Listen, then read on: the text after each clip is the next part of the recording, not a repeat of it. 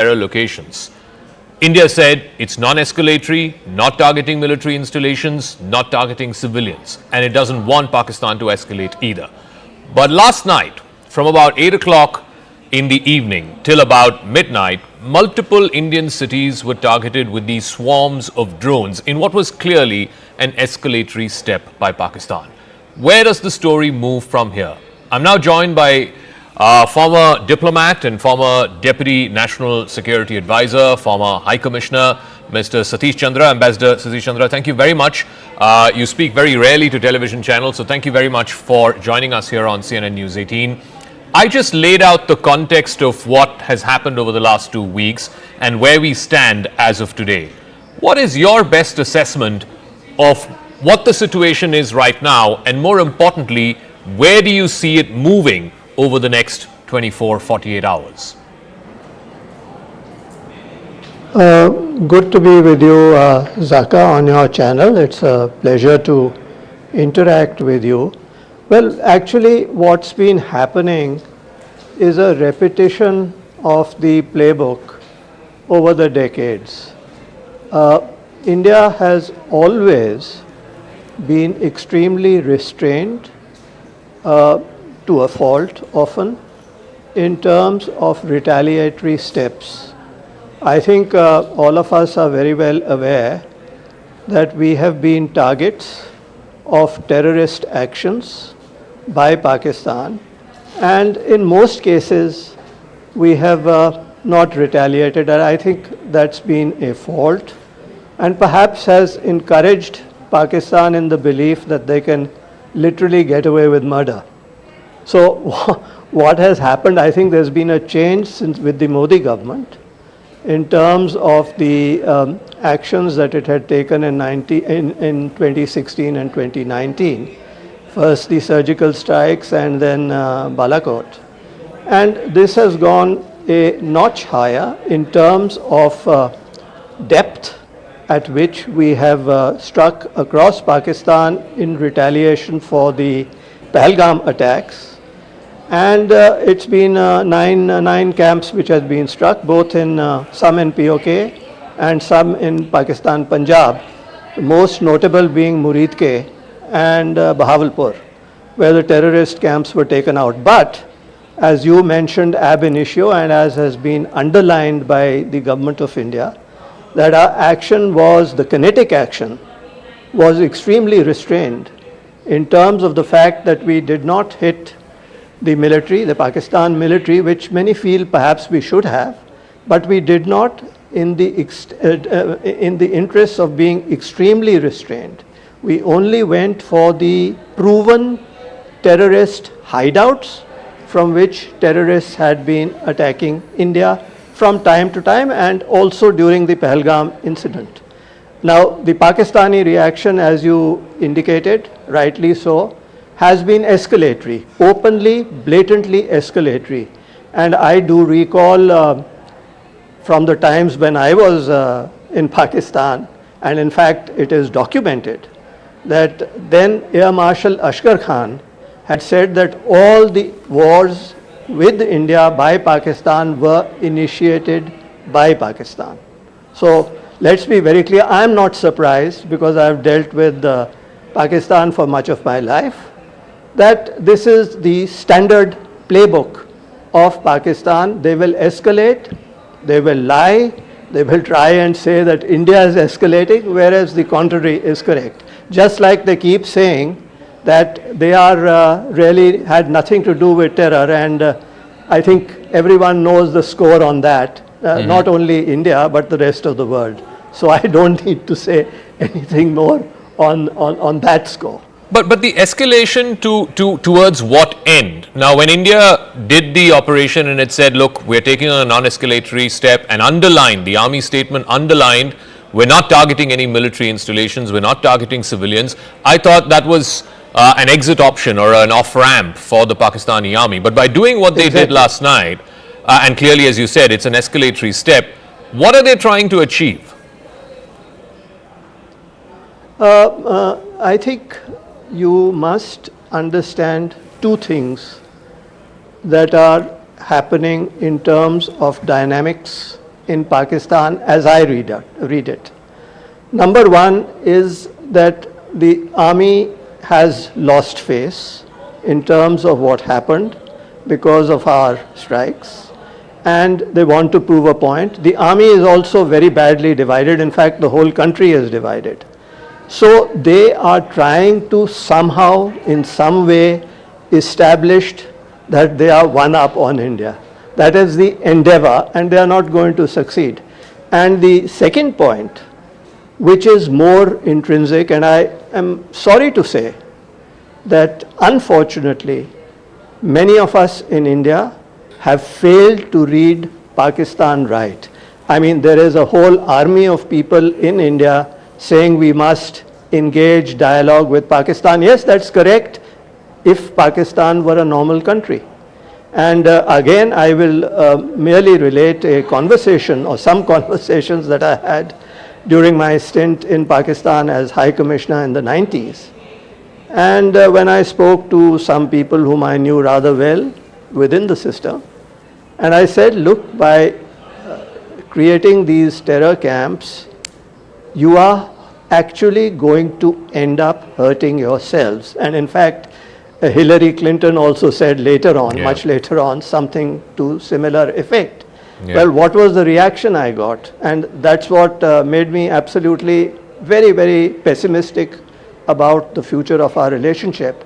The response was, we don't care as long as it hurts India. So that's the game that they are playing.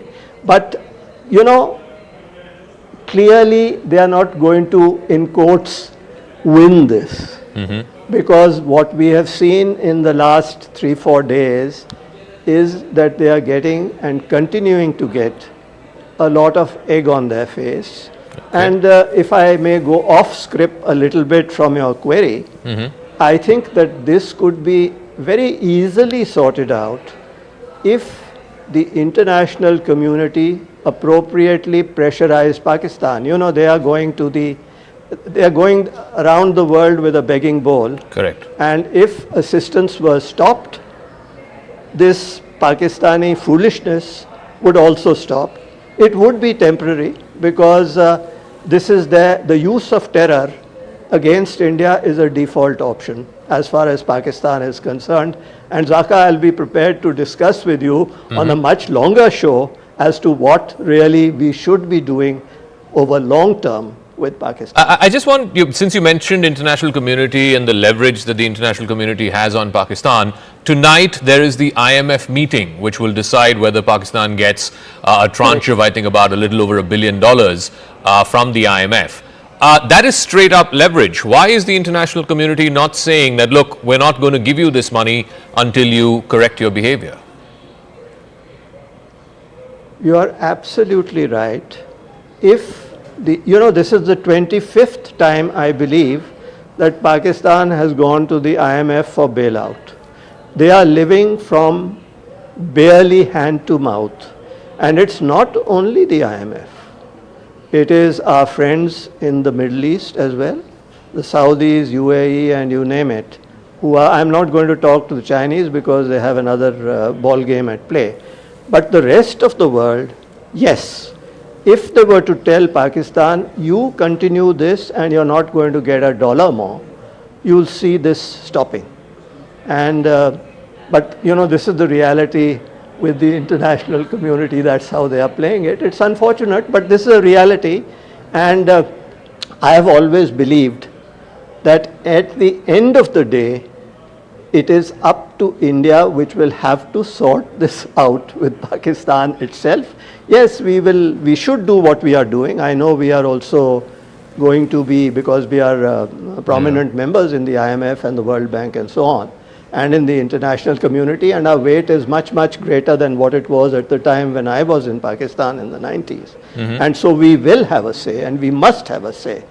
But I may also add something which people may not have paid so much attention to, which is what I have long advocated, that actually at the end of the day, we have used our Brahmastra, which is keeping the Indus Waters Treaty in abeyance. This is something which I have been advocating in somewhat similar form over 2 decades plus.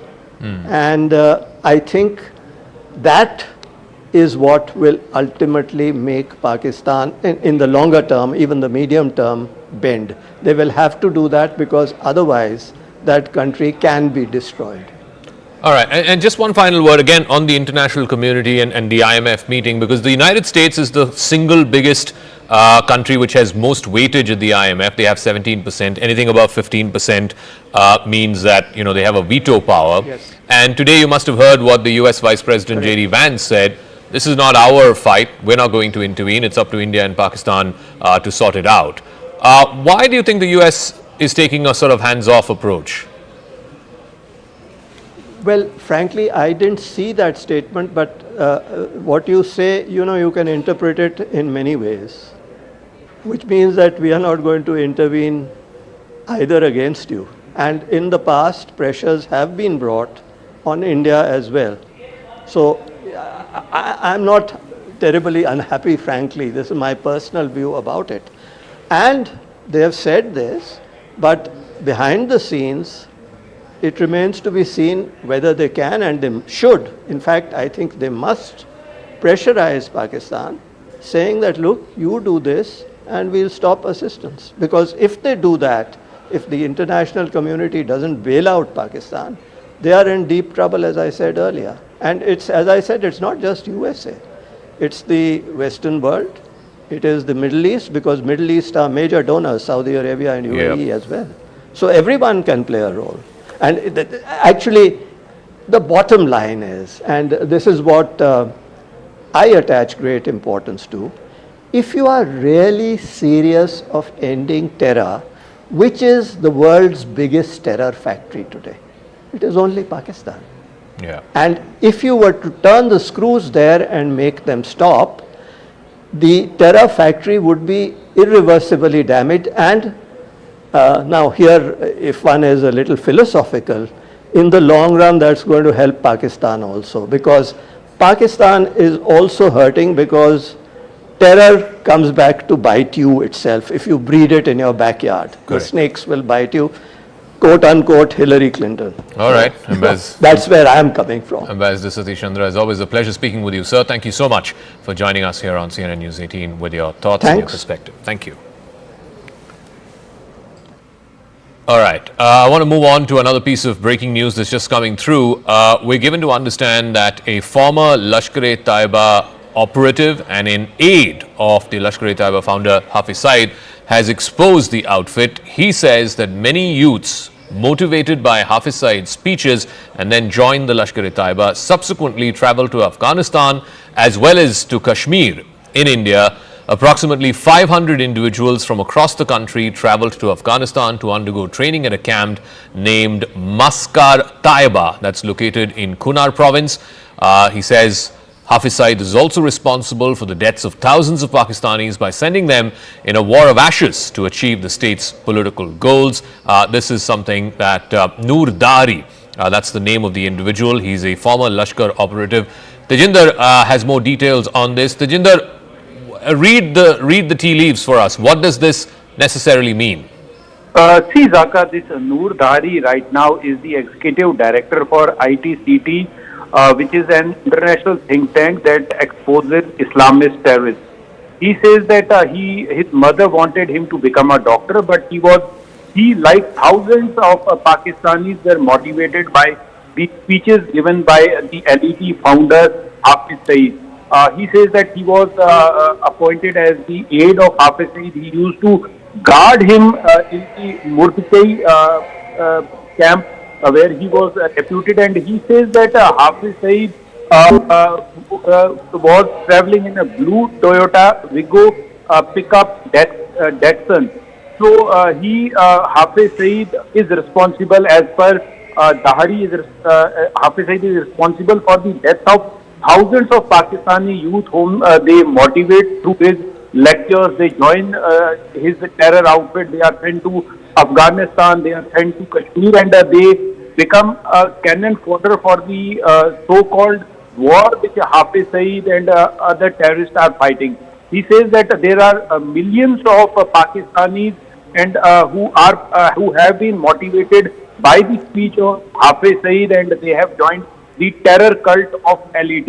He says that he took a decision finally because he saw that this will get him nothing, so he left LET, and he was made fun by the other LET members, saying that he was coward, that is why he was leaving it, but he realized that Hafiz Saeed would lead them to nowhere.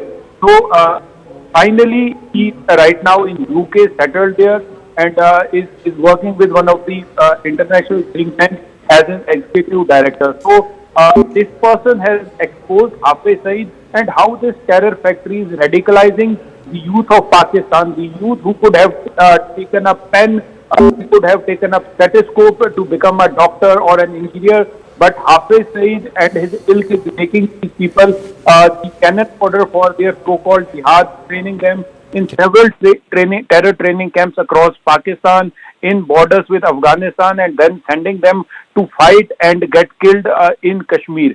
He says that thousands of Pakistani youth who are trained by Hafiz Saeed are sent across into Jammu and Kashmir to fight this so-called war, and 90% of them never return. They get killed by the Indian Armed Forces. So clearly exposing Hafiz Saeed and his terror factory. Yes, Zaka. Jinder, we'll leave it at that. Thank you very much. So that's a former operative of the Lashkar-e-Taiba exposing the founder and the chief architect of one of the most dreaded terror organizations, an organization that's wanted for numerous terror attacks here in India. His headquarters, of course, was bombed in Operation Sindoor a couple of days ago. Meanwhile, let's bring you up to speed with where things are as of right now. In the last 24 hours, Pakistan has made multiple attempts to breach India's air defense systems, but the good news is India's air defense has prevailed against Pakistani missiles and drones. The army has managed to neutralize the air defense system in Lahore after Pakistan attempted to engage a number of military targets in northern as well as western India. When Pakistan made failed attempts to send a swarm of drones across at least half a dozen, if not a dozen places along the line of control and the international border, over 40 to 50 drones, and this is what the Indian Army statement said earlier today, over 40 to 50 drones were successfully neutralized in a 3-4 hour period from about 8:30 in the evening yesterday all the way up to about midnight. The engagement involved extensive use of the L-70 guns, the Zu-23 Shilkas, and of course other advanced counter-UAS equipment, including of course the S-400s and the indigenously built Akash surface-to-air missiles. It also showed the Army's capability to counter these aerial threats. So what are these weapon systems, these air defense systems which were activated yesterday and managed to avert what could have been a big sort of barrage of attacks by the enemy on Indian soil? The L-70, it's developed by Bofors, it's produced under the license here in India. It's a 40mm gun, modernized with radars, electro-optical sensors, and also auto-tracking systems. It can fire anywhere between 250 to 300 rounds per minute. It's got a range of up to 4,000 meters, about 4 kilometers or so. The L-70 excels in anti-drone warfare, saturating the sky with predictive fire, making it effective against a swarm of drones and also trying to evade the tracking of these aerial systems. So that's the L-70, it's a short-range gun. Then you have the Shilka, which is a self-propelled system, self-propelled gun. It's got 4 23mm autocannons that are guided by radar detecting targets, and it can detect targets up to 20 kilometers away. So that's again a short-range weapon. It can unleash about 4,000 rounds per minute, and it's been upgraded with proximity fuse ammunition as well as advanced fire control systems to tackle drones that are becoming smaller and smaller. The Shilka's rapid fire and radar precision make it lethal for UAVs, helicopters, light armored vehicles. The Shilka's dense curtain of rounds offers a last resort protection for air bases, military convoys, sensitive installations, much of which are now currently under elevated levels of threat because of the ongoing situation between India and Pakistan. All right, let me go across to Lieutenant General retired P.J.S. Pannu, is former DG of the Integrated Defence Forces, and also Professor Brahmacharani, Strategic Affairs expert, who's now joining us. General Pannu, let me start with you first.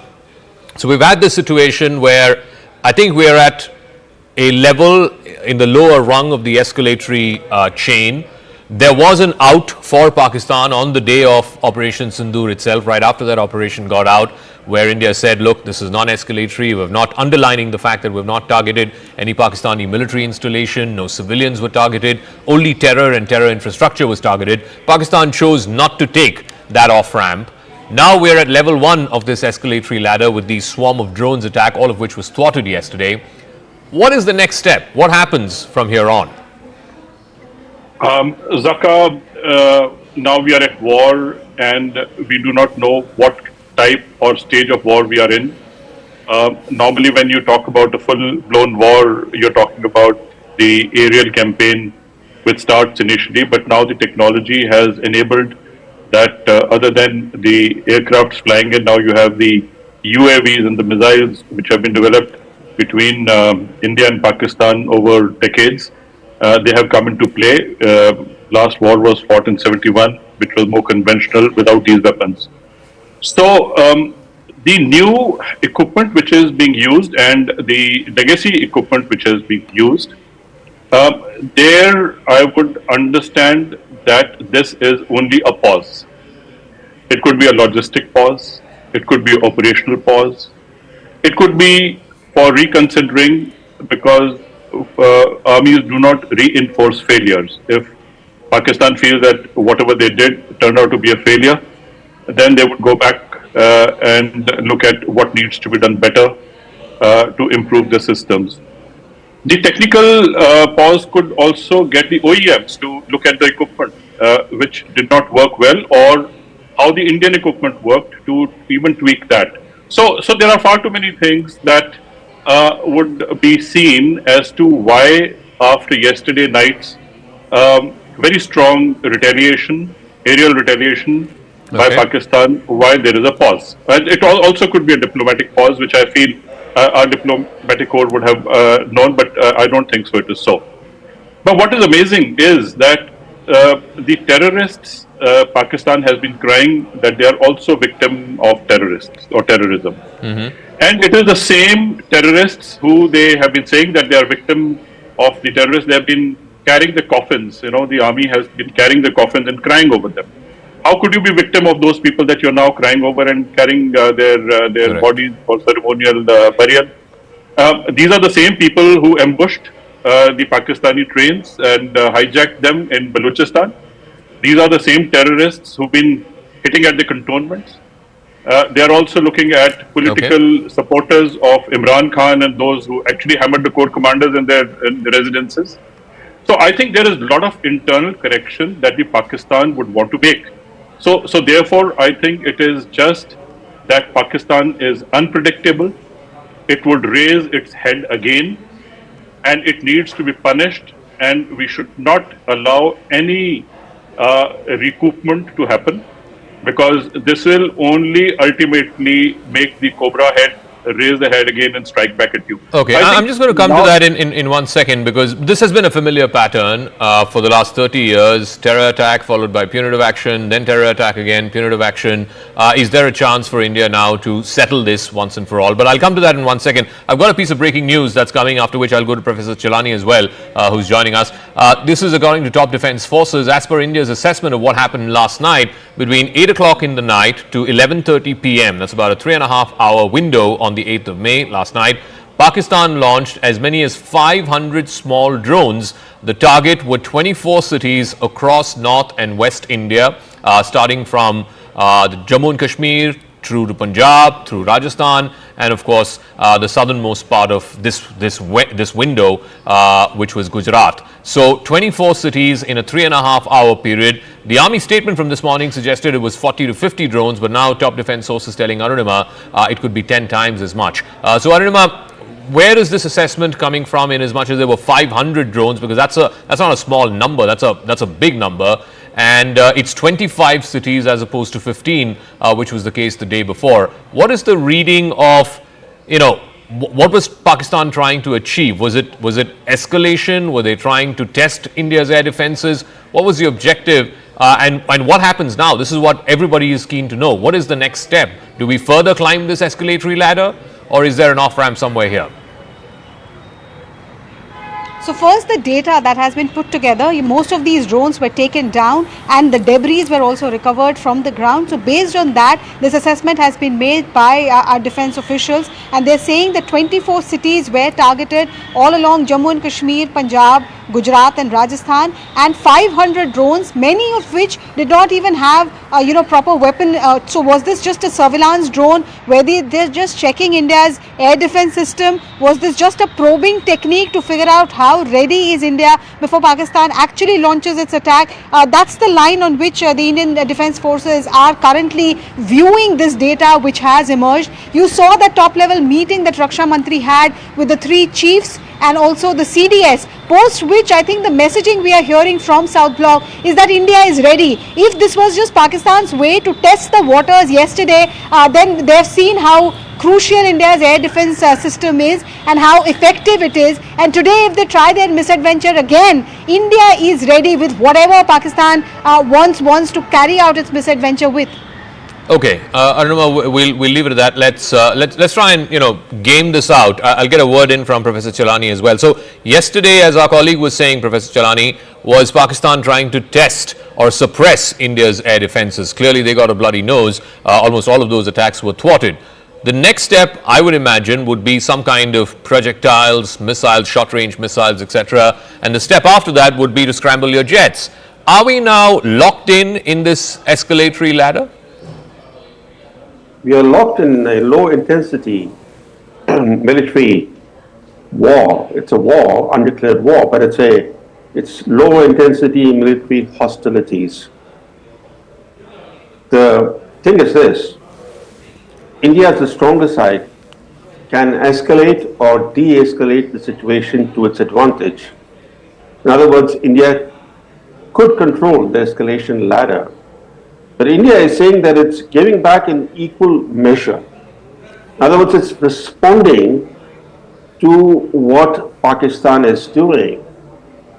For example, the statement yesterday said that India responded in the same domain and in the same manner.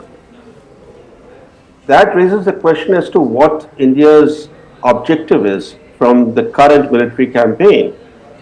Because if we are responding in the same domain and in equal measure, then we could be giving control of the escalation ladder to the other side.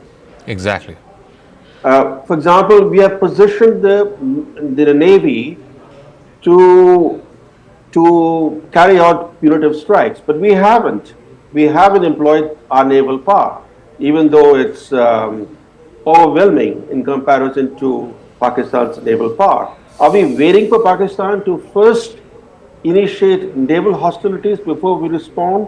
Again, I'm not sure, because I'm still not sure as to what our final objective is. I think General Panun is absolutely right that we need to punish Pakistan. We need to punish Pakistan in such a way that this ends Pakistan's reliance on proxy warfare.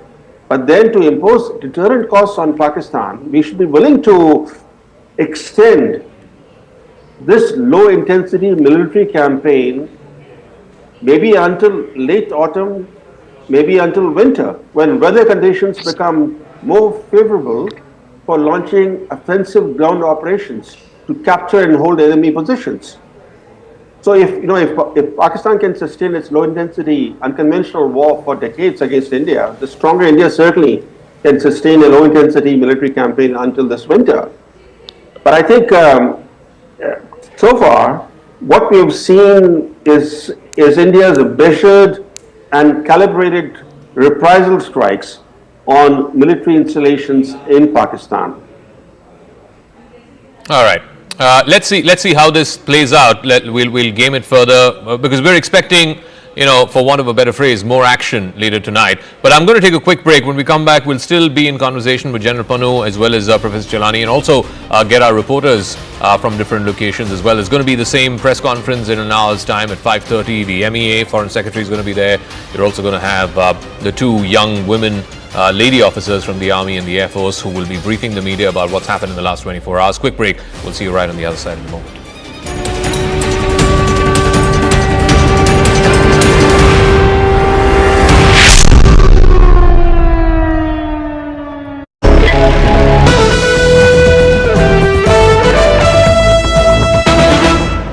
one more threat against India.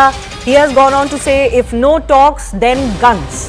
This is what Khwaja Asif has said. He's been at the forefront of making inflammatory statements against India, but the Indian intelligence agencies see this only as a sign of desperation. It also depends on what side of the bed he wakes up in the morning, because some days he talks about stopping the escalation where it is, that if India stops, we will stop. Then another day he wakes up and threatens India with nuclear weapons. This is the same man who has, of course, gone on international media to accept that Pakistan was doing the dirty job of the US and the West for 30 years when it was funding, training and harboring terror groups inside its territory. My colleague Anand is also joining us to break this down further for us. How seriously are we to take Khwaja Asif? Well, Bharat is not taking Khwaja Asif seriously because he's highly discredited himself by the comments that he's made. But there is a picture behind the picture. Khwaja Asif is worried about his political constituency, that is Sialkot. Sialkot has undergone some heavy pummeling and punishment with the air defense systems, reportedly also totally damaged because of Bharat's counter reaction to Pakistan's military strikes. What one needs to listen carefully when we listen to Khwaja Asif speak is, he says that we cannot afford to carry this on for long. He's trying to put words and project it in a way that Pakistan is at a position of strength, but in that line itself emerges Pakistan's vulnerability. Pakistan does not have the faculty, the funds, nor does it have the fortitude to be able to continue an intense engagement with Bharat. And that is something that is coming through from Khwaja Asif and his nervousness. So much so that he is contradicting himself within 12 hours of his interviews between one media platform to another. So that is the reason why, because the Pakistanis don't know what's hit them. The other part is that being the defense minister of Pakistan, he's actually come across as clueless and quite literally kept in the dark by the military establishment.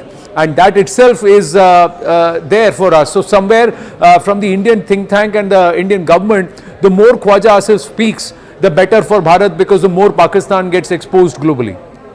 Absolutely. Ananda, we're getting an excerpt of his latest statement, I believe. Let's just play that out for our viewers. Direct talks नहीं होती इस वक्त हमारे NSS की, हमारी government की और India की गवर्नमेंट की, और वो नहीं सुनते, तो फिर क्या अगली बात, अगर टेबल पे बात नहीं होती, तो क्या अगली बात बंदूक पे होगी, बंदूक के जरिए होगी? जी बिल्कुल, that is the only option left to us. दिनों में पाकिस्तान को फैसला करना होगा, घंटों में करना होगा, और we still have the luxury कि अच्छा एक दो हफ्ते और देख लेते हैं चीजें बने. We do not have the luxury of waiting for days. मैंने plural इस्तेमाल किया. We do not have the luxury to wait. This patience will cost us. So we have to stop them right now in the tracks. कि ये चीज जो acceptable नहीं है.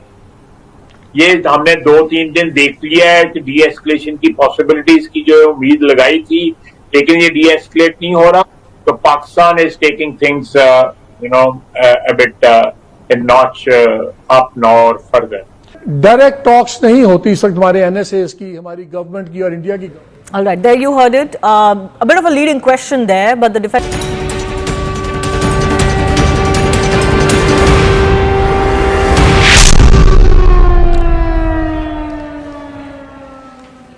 Welcome back to our continuing coverage of the heightened tensions between India and Pakistan. We are, without officially declaring so, for all practical purposes, in a state of war.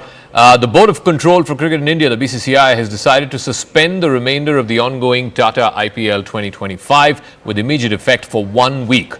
Further updates regarding the new schedule and the venues of the tournament will be announced in due course of time after a comprehensive assessment of the situation in consultation with relevant authorities and stakeholders.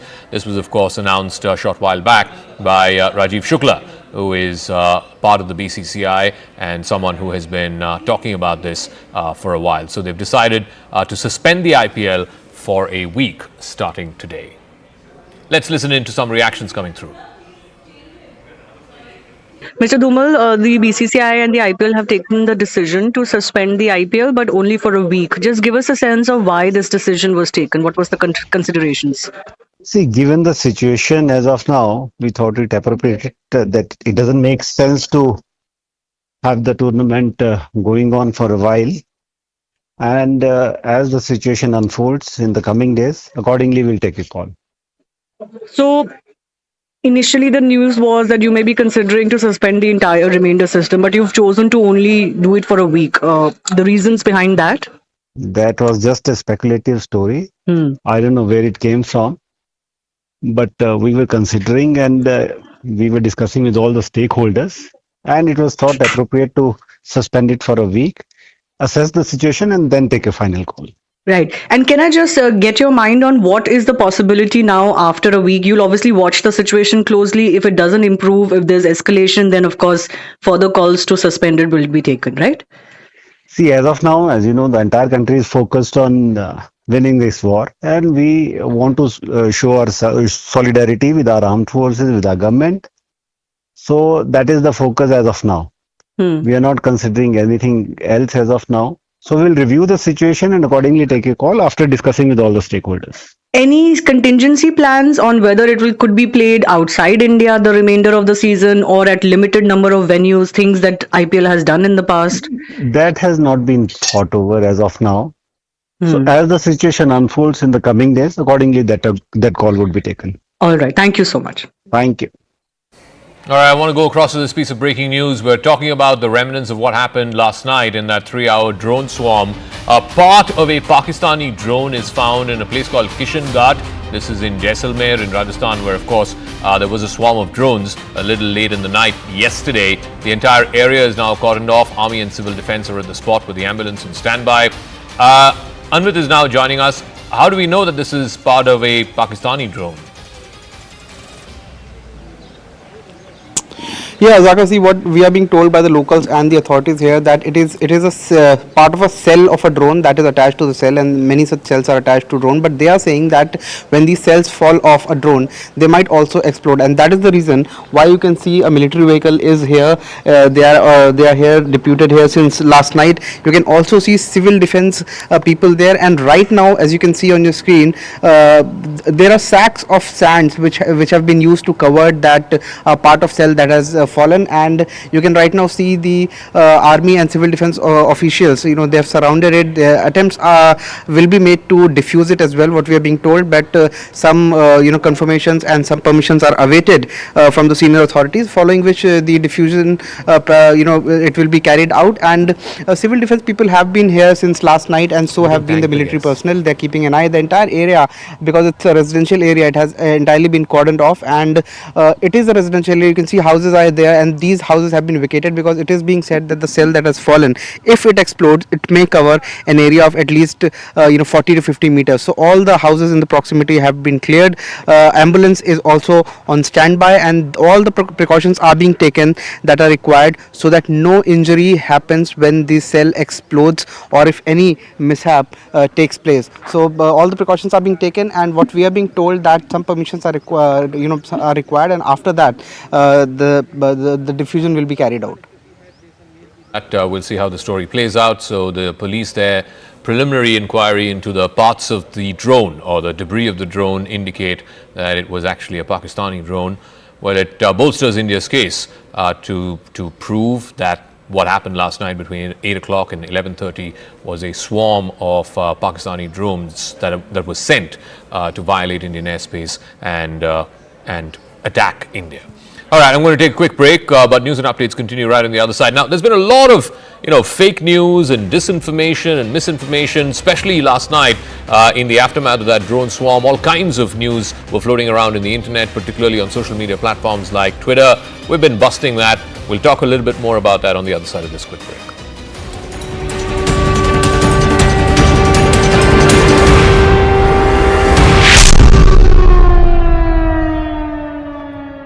Smart है thank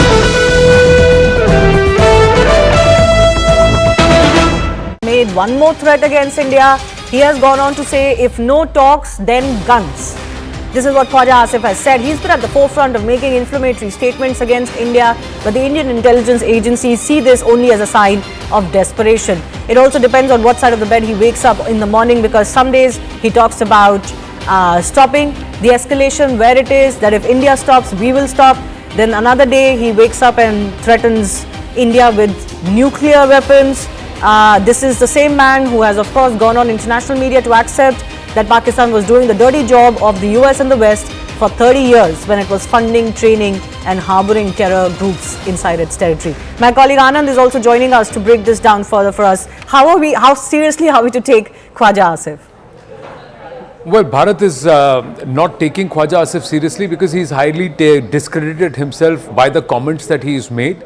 But there is a picture behind the picture. Khwaja Asif is worried about his political constituency, that is Sialkot. Sialkot has undergone some heavy pummeling and punishment with the air defense systems, reportedly also totally damaged because of Bharat's counter reaction to Pakistan's military strikes. What one needs to listen carefully when we listen to Khwaja Asif speak is, he says that we cannot afford to carry this on for long. He's trying to put words and project it in a way that Pakistan is at a position of strength, but in that line itself emerges Pakistan's vulnerability. Pakistan does not have the faculty, the funds, nor does it have the fortitude to be able to continue an intense engagement with Bharat. And that is something that is coming through from Khwaja Asif and his nervousness. So much so that he is contradicting himself within 12 hours of his interviews between one media platform to another. So that is the reason why, because the Pakistanis don't know what's hit them. The other part is that being the defense minister of Pakistan, he's actually come across as clueless and quite literally kept in the dark by the military establishment. And that itself is there for us. So somewhere from the Indian think tank and the Indian government, the more Khwaja Asif speaks, the better for Bharat, because the more Pakistan gets exposed globally. Absolutely. Ananda, we're getting an excerpt of his latest statement, I believe. Let's just play that out for our viewers. Direct talks नहीं होती इस वक्त हमारे NSS की, हमारी government की और India की गवर्नमेंट की, और वो नहीं सुनते, तो फिर क्या अगली बात, अगर टेबल पे बात नहीं होती, तो क्या अगली बात बंदूक पे होगी, बंदूक के जरिए होगी? जी बिल्कुल, that is the only option left to us. दिनों में पाकिस्तान को फैसला करना होगा, घंटों में करना होगा, और we still have the luxury कि अच्छा एक दो हफ्ते और देख लेते हैं चीजें बने. We do not have the luxury of waiting for days. मैंने plural इस्तेमाल किया. We do not have the luxury to wait. This patience will cost us. So we have to stop them right now in the tracks. कि ये चीज जो acceptable नहीं है. ये हमने 2-3 दिन देख लिया है कि de-escalation की possibilities की जो उम्मीद लगाई थी, लेकिन ये de-escalate नहीं हो रहा. So Pakistan is taking things, a bit a notch up now or further. Direct talks नहीं होती इस वक्त हमारे एनएसएस की, हमारी गवर्नमेंट की और इंडिया की. All right, there you heard it. A bit of a leading question there, but the defense minister certainly approving what was asked, that if there are no direct talks, then there will be guns. In other ways, he's saying that Pakistan will lose its patience and escalate further, because he's painting it out to be that India is not de-escalating. But India has given them a route off this escalation ladder at every step. Thrice now. After the Pahalgam attack, India conducted very surgical strikes on terror camps, but Pakistan retaliated. Then we hit back only in retaliation, in proportion, but they tried their misadventure again last night. Air Marshal B.K. Pandey and Brigadier Vinod Datta both continue to be with us. Thank you for your patience, gentlemen. Brigadier Vinod Datta, how do you see this bravado from the Pakistani establishment? I mean, they've not won a single war with India. They possibly cannot sustain themselves in a conventional war with India even today, but the bravado is endless. Yeah, I agree with you because this kind of pseudo confidence which they have, the kind of trust they have on false claims, the kind of destiny they have with having tall claims like even 65 and 71 war, 65.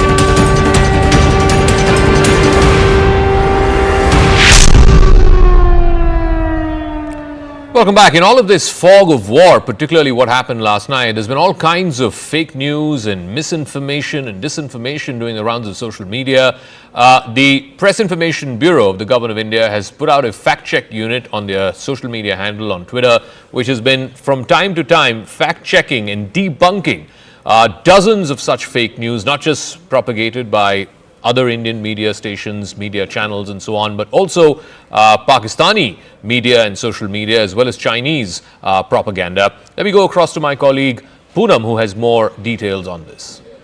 Right, Zaka. So like you've been pointing out, there have been several of these social media posts that have been doing the rounds. There's a narrative that's being built, all of which is false, is what the government has now come out and said. The PIB fact-checking machine is working overtime. Let me take you some of those tweets that have now been flagged as fake posts by the PIB, by the government of India. This one here is about a video which was put out. It claimed that this video was from Jammu and Kashmir over the last 48 hours, but the government has now come out and said that this is an old video. It's not even from India or from Jammu and Kashmir. In fact, this video is from Dhaka from February of this year and has nothing to do with what's transpiring in the conflict between India and Pakistan in the last couple of days. There's another video that was put out. There's another post that was shared. It was about a Sukhoi 30 that the Pakistani military had allegedly brought down. That was the post. That too is untrue. That is false and fake. That is what the government has come out and said. The Sukhoi 30 MKI of the Air Force crashed in 2014. That was the picture that was used in this particular post to claim that it was brought down by Pakistan. Again, a false claim that has been countered by India. Another tweet that we're talking about is a video that was doing the rounds. The video claimed that this was Pakistan launching its missiles, but that claim is completely false and untrue. This is a video from a video game, is what PIB has now come out and said, that this has nothing to do with what the events that have transpired along the line of control or the international border in the last couple of days. This is part of a video game. This is not a multi-rocket launcher system as this particular post had claimed. Now, these are certain videos and posts that are doing the rounds as far as the conflict is concerned. But amidst all of this, we're also seeing a kind of narrative between China, Pakistan and India. There's this one particular post that was shared by China Daily, which said that there were 3 Indian jets that had crashed 2 days ago in Kashmir. That too is completely false, is what PIB, the government of India, has now come out and said, that this image is from an earlier incident in 2019, has nothing to do with what we're witnessing in 2025. So the government of India is making it very clear that this kind of narrative building that is happening on social media, that has to be countered with facts, which is exactly what they're doing and which is what we're putting out for you here on CNN News 18 as well. It is time for a quick break though, but our coverage will continue.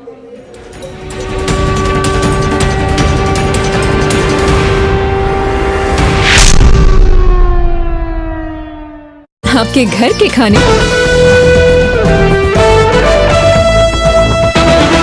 made one more threat against India. He has gone on to say, if no talks, then guns. This is what Khwaja Asif has said. He's been at the forefront of making inflammatory statements against India, but the Indian intelligence agencies see this only as a sign of desperation. It also depends on what side of the bed he wakes up in the morning, because some days he talks about stopping the escalation where it is, that if India stops, we will stop. Then another day he wakes up and threatens India with nuclear weapons. This is the same man who has, of course, gone on international media to accept that Pakistan was doing the dirty job of the US and the West for 30 years when it was funding, training and harboring terror groups inside its territory. My colleague Anand is also joining us to break this down further for us. How seriously are we to take Khwaja Asif? Well, Bharat is not taking Khwaja Asif seriously because he's highly discredited himself by the comments that he's made. But there is a picture behind the picture. Khwaja Asif is worried about his political constituency, that is Sialkot. Sialkot has undergone some heavy pummeling and punishment with the air defense systems, reportedly also totally damaged because of Bharat's counter reaction to Pakistan's military strikes. What one needs to listen carefully when we listen to Khwaja Asif speak is, he says that we cannot afford to carry this on for long. He's trying to put words and project it in a way that Pakistan is at a position of strength, but in that line itself emerges Pakistan's vulnerability. Pakistan does not have the faculty, the funds, nor does it have the fortitude to be able to continue an intense engagement with Bharat. And that is something that is coming through from Khwaja Asif and his nervousness. So much so that he is contradicting himself within 12 hours of his interviews between one media platform to another. So that is the reason why, because the Pakistanis don't know what's hit them. The other part is that being the defense minister of Pakistan, he's actually come across as clueless and quite literally kept in the dark by the military establishment. And that itself is there for us. So somewhere from the Indian think tank and the Indian government, the more Khwaja Asif speaks, the better for Bharat, because the more Pakistan gets exposed globally. Absolutely. Ananda, we're getting an excerpt of his latest statement, I believe. Let's just play that out for our viewers. Direct talks नहीं होती इस वक्त हमारे NSS की, हमारी government की और India की गवर्नमेंट की, और वो नहीं सुनते, तो फिर क्या अगली बात, अगर टेबल पे बात नहीं होती, तो क्या अगली बात बंदूक पे होगी, बंदूक के जरिए होगी? जी बिल्कुल, that is the only option left to us. दिनों में पाकिस्तान को फैसला करना होगा, घंटों में करना होगा, और we still have the luxury कि अच्छा एक दो हफ्ते और देख लेते हैं चीजें बने. We do not have the luxury of waiting for days. मैंने plural इस्तेमाल किया. We do not have the luxury to wait. This patience will cost us. So we have to stop them right now in the tracks. कि ये चीज जो acceptable नहीं है. ये हमने 2-3 दिन देख लिया है कि डी एस्केलेशन की पॉसिबिलिटीज की जो उम्मीद लगाई थी, लेकिन ये डी एस्केलेट नहीं हो रहा. तो Pakistan is taking things a bit a notch up now or further. Direct talks नहीं होती इस वक्त हमारे एनएसएस की, हमारी गवर्नमेंट की और इंडिया की. All right, there you heard it. A bit of a leading question there, but the defense minister certainly approving what was asked, that if there are no direct talks, then there will be.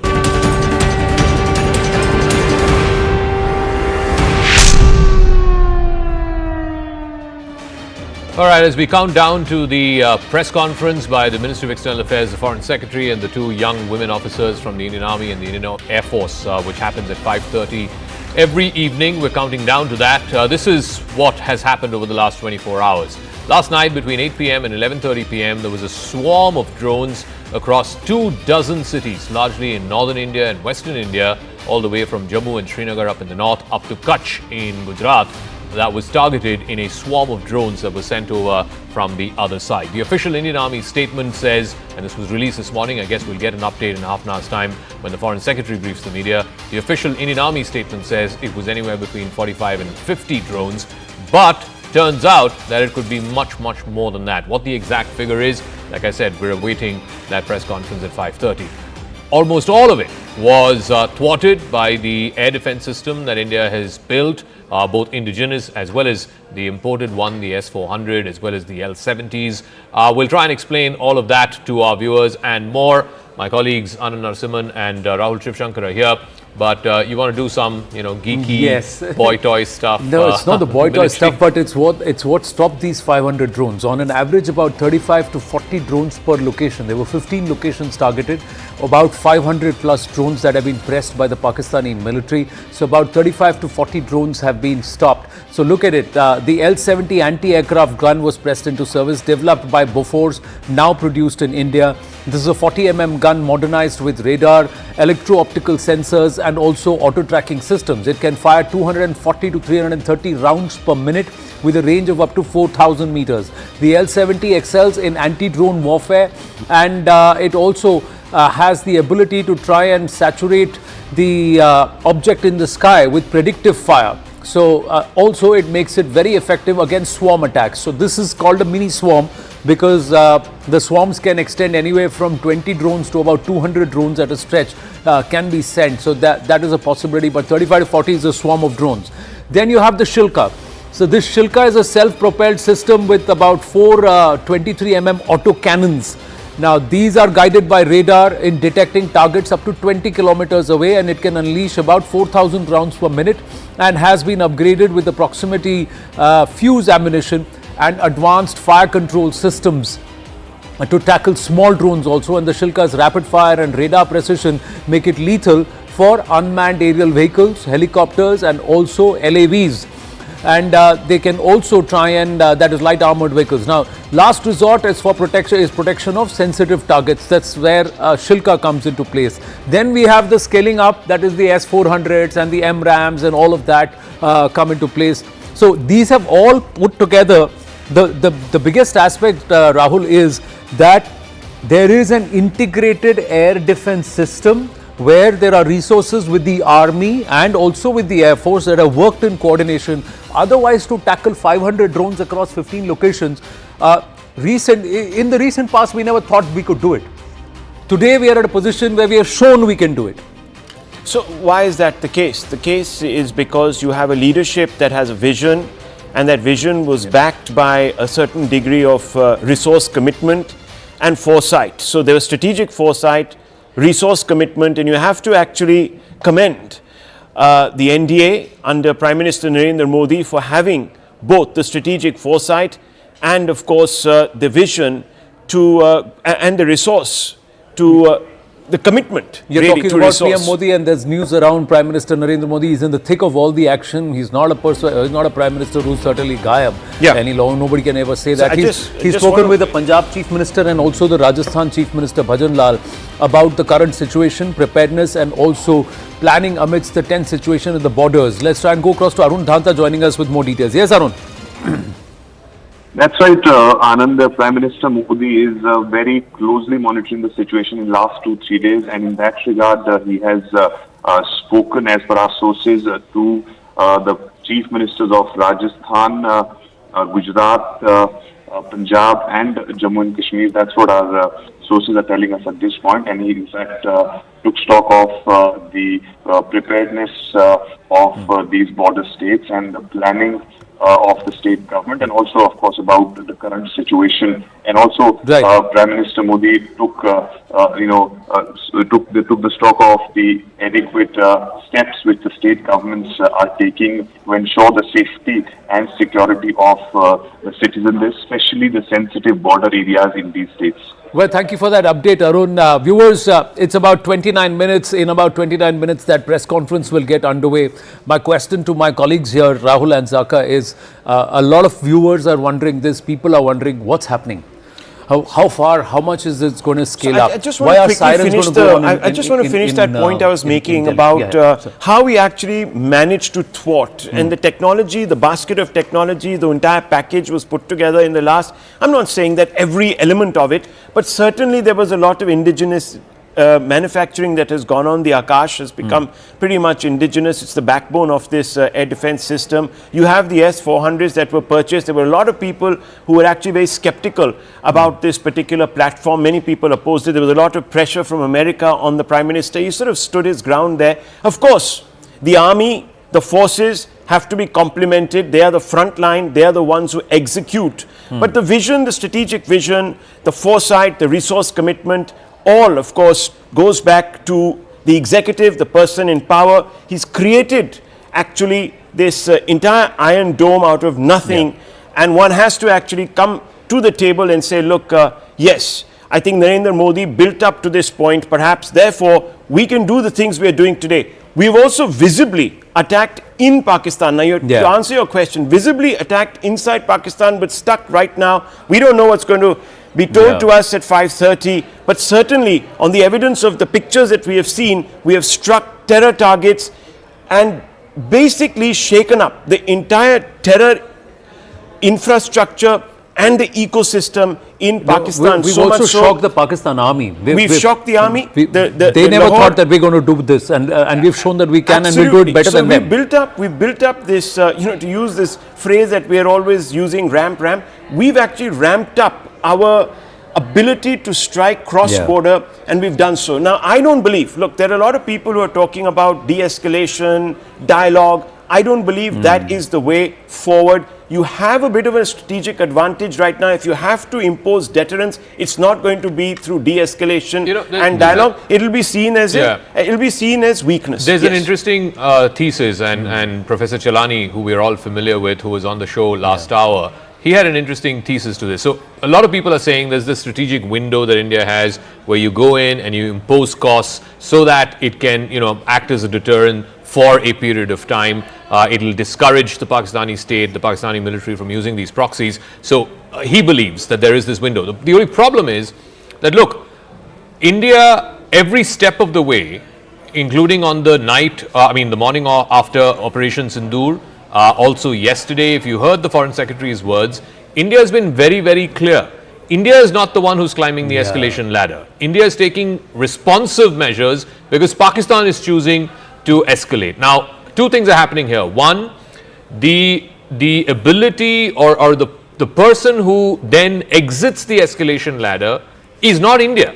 At least the onus is not on India. The onus is on Pakistan because it's Pakistan who's climbing the escalation ladder. That's what, if you believe what the Foreign Secretary is saying, our steps are non-escalatory. Our steps are retaliatory in response to Pakistan. So when we see what the Prime Minister speaking to the various states, when we see Delhi, central Delhi testing its sirens, it's not that the war is coming closer to our doorstep or it's spreading across the board. It's in anticipation that the person who's at the helm of all of this over across the border, Asim Munir, his ego is so bloated and he's so far down that road where he's the point of no return. Unless he has a win to score to go back to his constituency, his position itself becomes untenable because he is surrounded by nothing but failures. Balochistan failure, Jafar Express huge embarrassment, Pakhtunistan failure, Sindh failure, POK failure, and his ability to deal with the Americans failure. Now with Bharat, this entire post-Pahalgam Operation Sindoor failure from the Pakistan point of view because 9 targets hit with precision.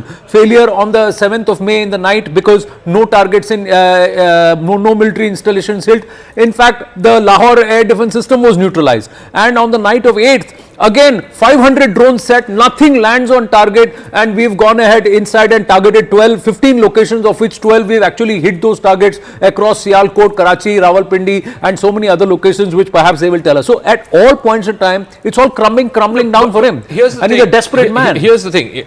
I agree with everything that you've said. The problem then is you cannot, maybe they're doing it for public consumption. You cannot on the face of it to the public say that, look, we are not escalating. We are only responding to the escalation that the other party is taking. We urge them not to escalate. And at the same time, you're not giving him an off-ramp. So be very clear about the objective. Once again, let me finish. The objective of this operation that India has undertaken on day one was we've hit limited targets. We wanted to go after the terror infrastructure. We've done that. No military, no civilian, no escalatory, right? And then we're backing off. But the other party has chosen to escalate. Now you have to respond to that escalation. Correct. Now, the problem with that is you do not control the various rungs of the escalation ladder. It's the other party who's controlling the various rungs of the escalation ladder. And that is not something that you want to do when you're trying to do what Rahul has said.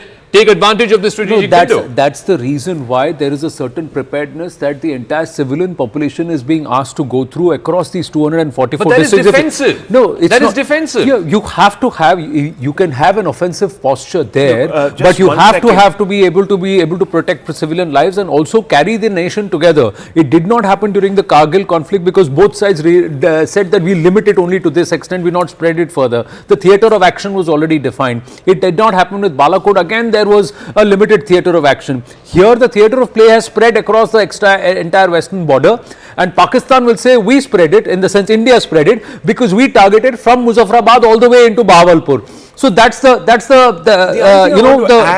give and go. So we've got to realize that, and as a nation we've got to support the government and say, all right, let's be prepared. So there is some preparedness, there's preparedness, that's all it is. So I want to add to that point. Why should we act in haste? Yeah, they've thrown a lot of stuff at us. Do they dictate the timing of our response? No, we dictate the timing of our response. So if Pakistan has hit our military targets or made an attempt to hit them, or even certain strategic assets, then we've already established the baseline. Correct. They've come over, they've tried to do it. Now we have to choose the moment of our response. And if you've noticed, what is the Prime Minister doing? He's meeting a large number of people from different states. All the chief ministers have been already spoken to. You have the Home Minister who's talking to the CIFS. You have the Home Minister who's talking to the BSF. We are readying ourselves for the long haul. Yeah. This is not a 1 day, 2 day, 5 day, tick, tick, tick, tick. That suits Pakistan actually. A shorter, quick escalation suits Pakistan.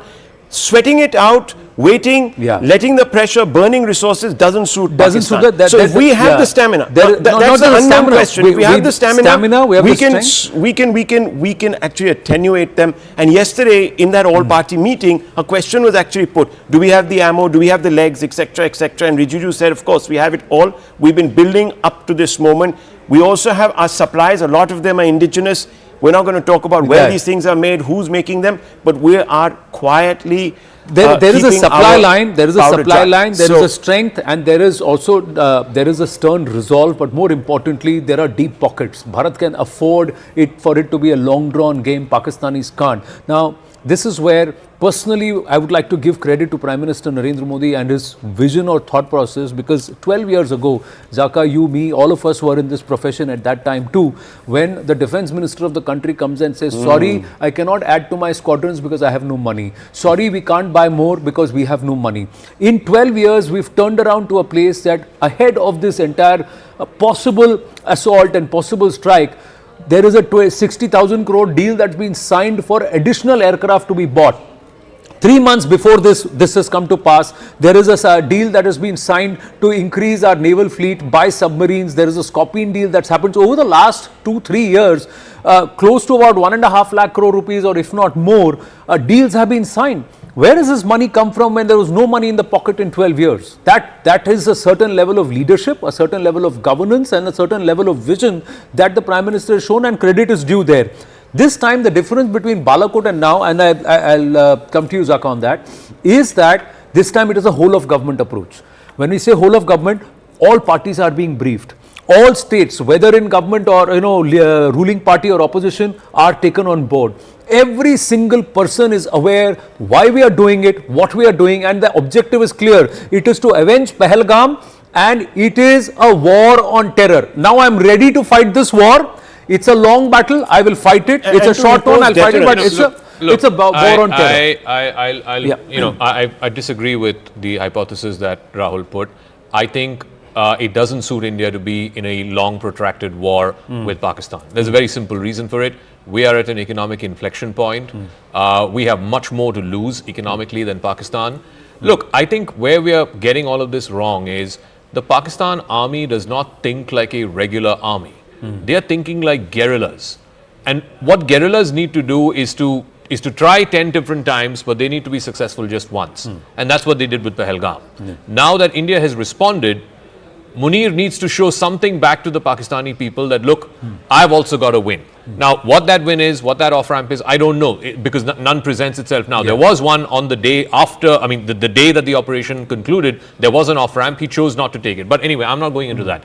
I'm making the very simple point that I don't think it is in India's interest to have a 6-month war. Because in 6 months, what are foreign investors going to do? Already today, the markets have shut 1% down, right? One second, let me just finish. Correct. My point is, the economic stakes for India are much, much higher than it is for Pakistan. Pakistan today is going with a begging bowl to the IMF. They don't have money.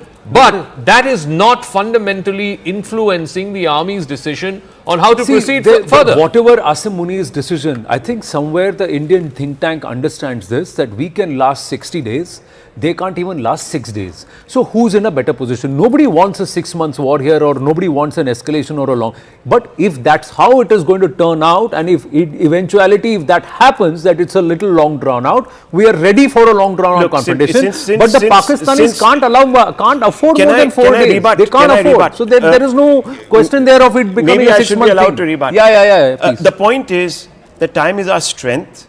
The costs that we are incurring. Look, this is not a full-scale war, first of all. We haven't even begun.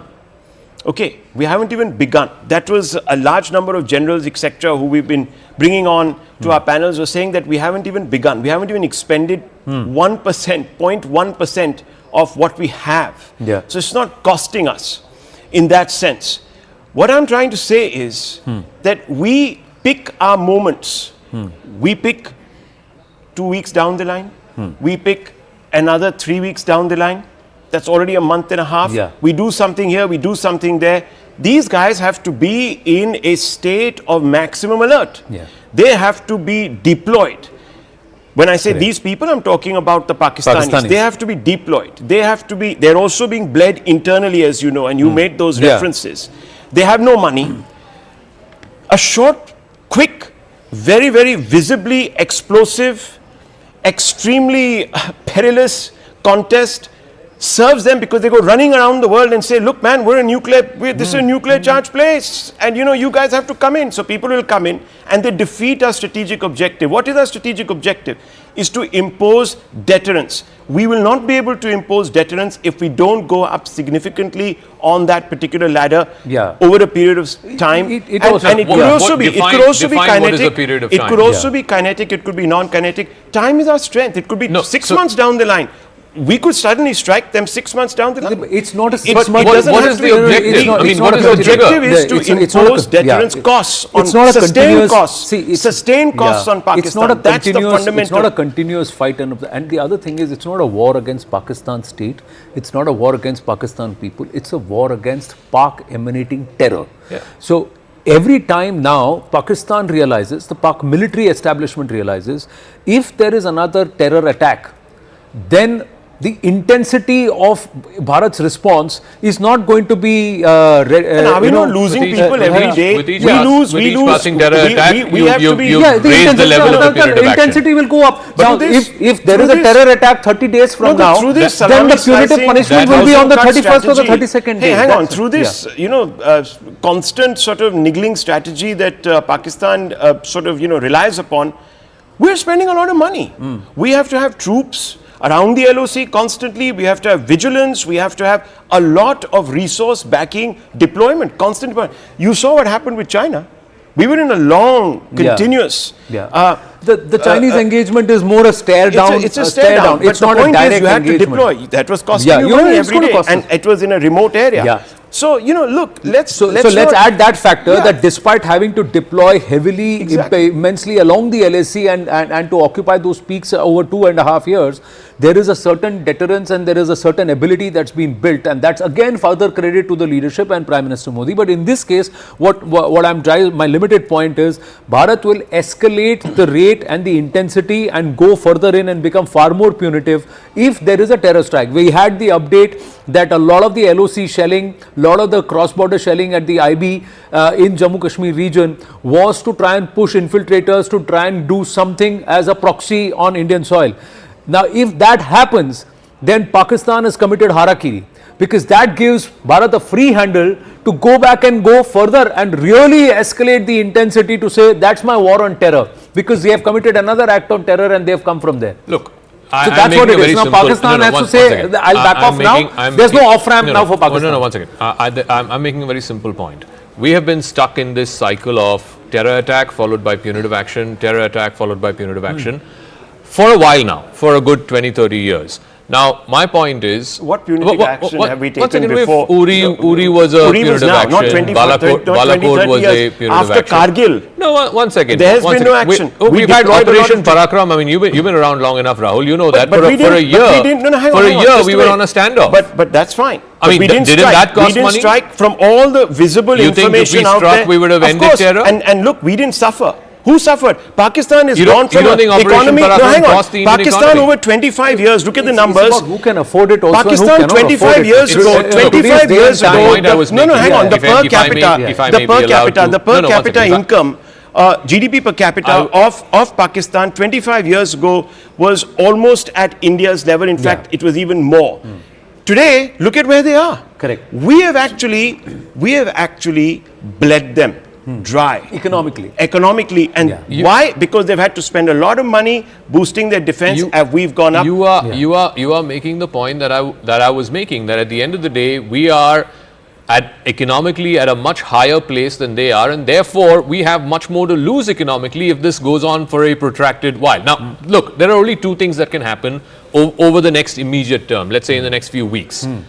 There's either of two things can happen. One, somehow there is this face-off that's going on, this back and forth that's going on for the next few days, and somewhere in this escalatory ladder, Munir gets an off-ramp and he says, okay, I've got this win, and we call it off for now. This is one option.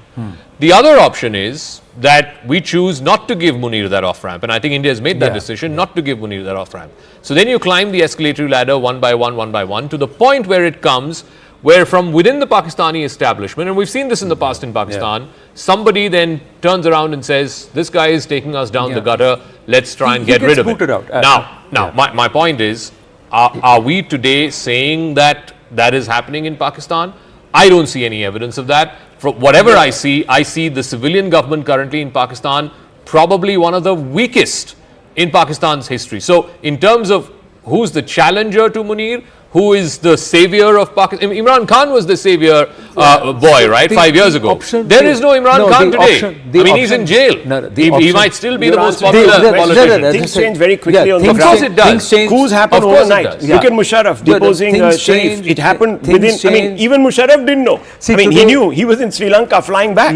Let's remember Pervez Musharraf or even Qamar Javed Bajwa or even Asim Munir when he was DGISI, there was a certain unity within the armed forces. With Asim Munir, Faiz Hamid, thereafter, the rank and file are totally divided. There is a huge division within the Pakistani army, and there is a huge Munir has gone after generals. Correct, and there is a huge number of people who don't want this escalation because they know Pakistan can't afford it. See, Pakistan is only going to get further dismembered or further in disarray if this conflict or if this continues to escalate with Bharat. Bharat will lose, yes, but the bigger loss is going to be Pakistan because the shape of Pakistan will change if Asim Munir continues to go and the Pakistan military establishment allows Asim Munir to continue down this road. We got more news and we'll come back to this.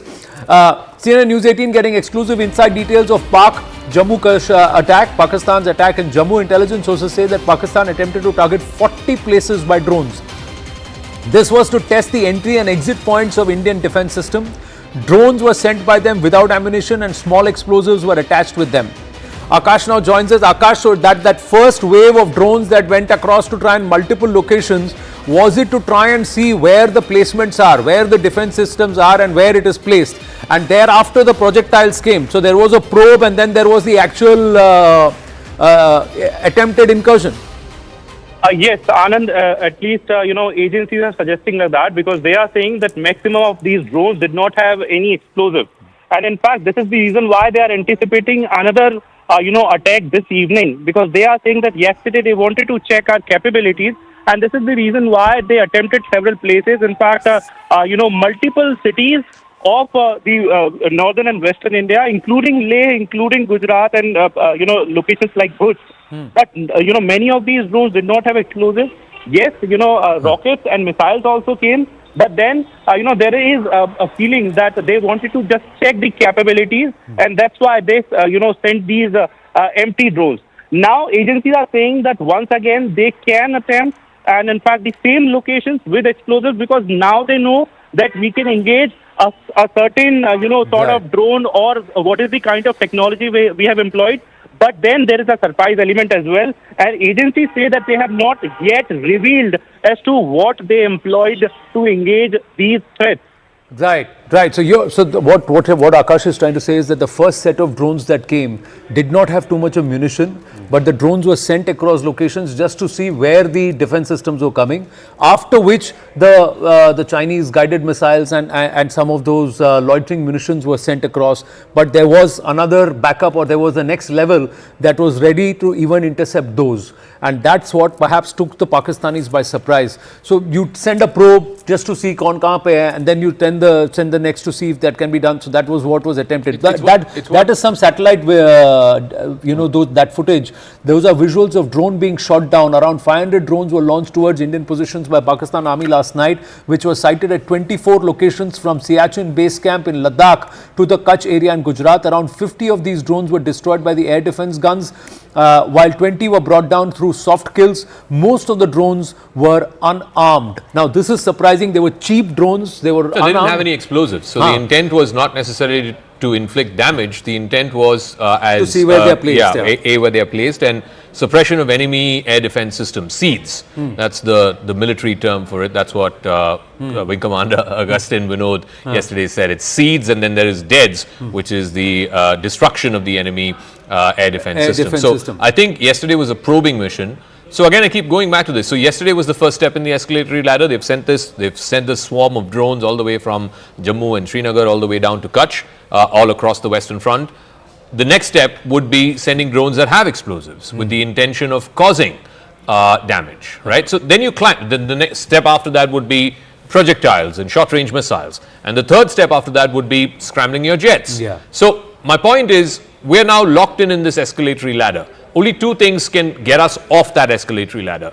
Either Pakistan and General Munir gets a face saver and exits, or India decides that it's not Pakistan who gets to decide how to escalate and when to escalate and which step to escalate. India then turns the tables on Pakistan and decides that we are the ones who are going to escalate. I don't see that happening I think that flip is one misadventure by the Pakistanis away.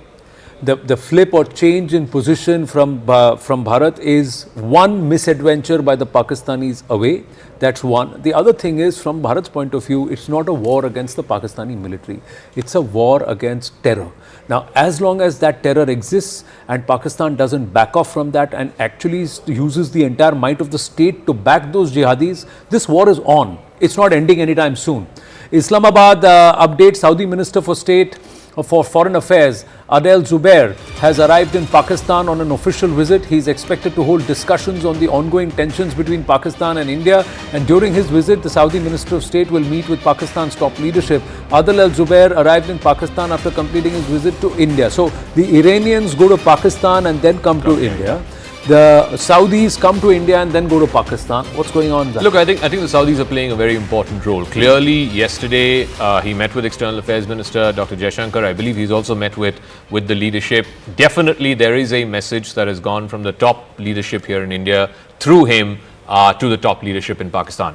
The other problem, and Rahul, you can weigh in on this, is that we're not talking. We're certainly not talking at the levels of the NSAs. We're not talking directly at the levels of the foreign ministers. We're certainly not talking at the levels of the two prime ministers.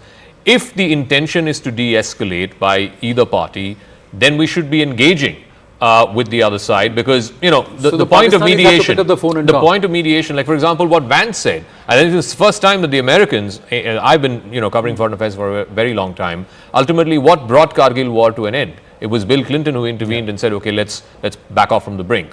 What stopped India from going full throttle after 26/11, other than the political leadership sort of vacillating? There was also conversations that the Americans had with the political leadership at that time. Even in 2019, when Balakot happened, it's been documented in Mike Pompeo's book. He had multiple conversations with Sushma Swaraj, and it sort of pulled both sides back from the brink, which, by the way, was also the Trump administration. This time around, and I'm quite surprised by what Vice President Vance said and what President Trump said earlier, that look, it's not our problem, it's up to Pakistan and India to figure it out. You could read it in two ways. One, we don't care, it's their war, they've been fighting for thousands of years, let them figure it out. Or the second is that if India chooses to escalate further, maybe the Americans will look the other way. So it depends on how you want to read it. Well, see, the onus now, I think the person who's got to pick up the phone is Shehbaz Sharif. There's nobody else, or it is Asim Munir. So in this case, Asim Munir's position is untenable as far as Pakistanis are concerned. Any more terrorists and jihadis operating out of Pakistan is untenable as far as Bharat is concerned. So this is where the current situation is. Actually, Anand, I slightly differ with you on this one point. Look, if you have to enforce deterrence, you have to go after the mindset. These terrorists that we're eliminating are expendables. They read out of a book, a playbook. That playbook is presented by people who are in the deep state of Pakistan, the ISI, the army. Till you don't impose costs on the army, they'll just find a new set of actors, they'll build a new mosque or a new camp, and they'll send these people across. So if you don't go to the root of the problem, you're going to be constantly shellacked. You're going to be constantly harried. You're going to be constantly bled. So I think if you have to impose deterrence, remember what the Prime Minister says, unimaginable punishment. Okay? On whom? Not just the terrorists, but their backers. He didn't name anybody. He didn't name the state of Pakistan. But look at what's happening. Over a period of the last 24 hours, several of our diplomats are not just talking to other diplomats. They are for the first time, and I haven't seen this in a while, okay, going into studios of Western media. And what are they saying? They are linking Pakistan's state to terror. Yeah, they're hyphenating Pakistan so with terror. They're hyphenating it to, the state to terror. They're saying that this country as a whole supports, exports, and worse, nurtures terror. And they have taken several examples. Now, why are they doing this? Because they're creating the rationale for the actions that we are taking. The the non-kinetic action of reducing water flow, suspending the treaty is not against a terror group. It's against the whole state of Pakistan. And it's a terror, the FATF, IMF, there's going to be a strong lobbying. Precisely. So that is against the state. Now, how that translates into kinetic action, look, I'm not a military expert. I can't tell a P1 or PL or whatever from a Puljari, to be honest. Okay. So, I mean, those are, other people who've covered defense, etc. I'm not even going to go there. That's why I like people like you guys who know your armaments, you know your triggers from your whatever, and you can tell the difference between a crow and a drone. I can't tell the difference between any of these things. So I'm just saying the kinetic options have to be on the table. Now, whether you do it in quick succession, if Zaka thinks that is the best way, we'll get away with imposing quick costs and establishing deterrence. Well, those are calls that are probably being taken. Or you go for the long, let's hit them one after the other, find an excuse, bang here, bang there, keep them at this level,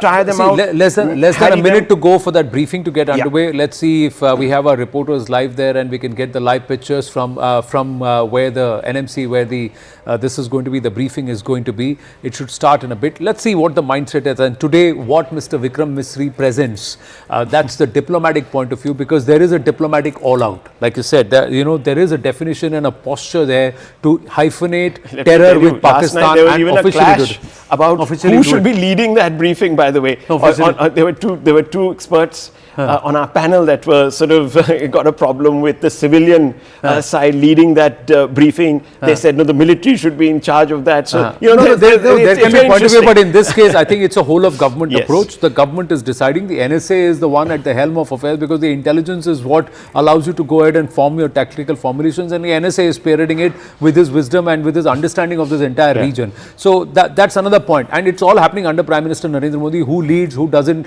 I would love to see a short video of the stage. Have they? We'll see. I don't think the pictures.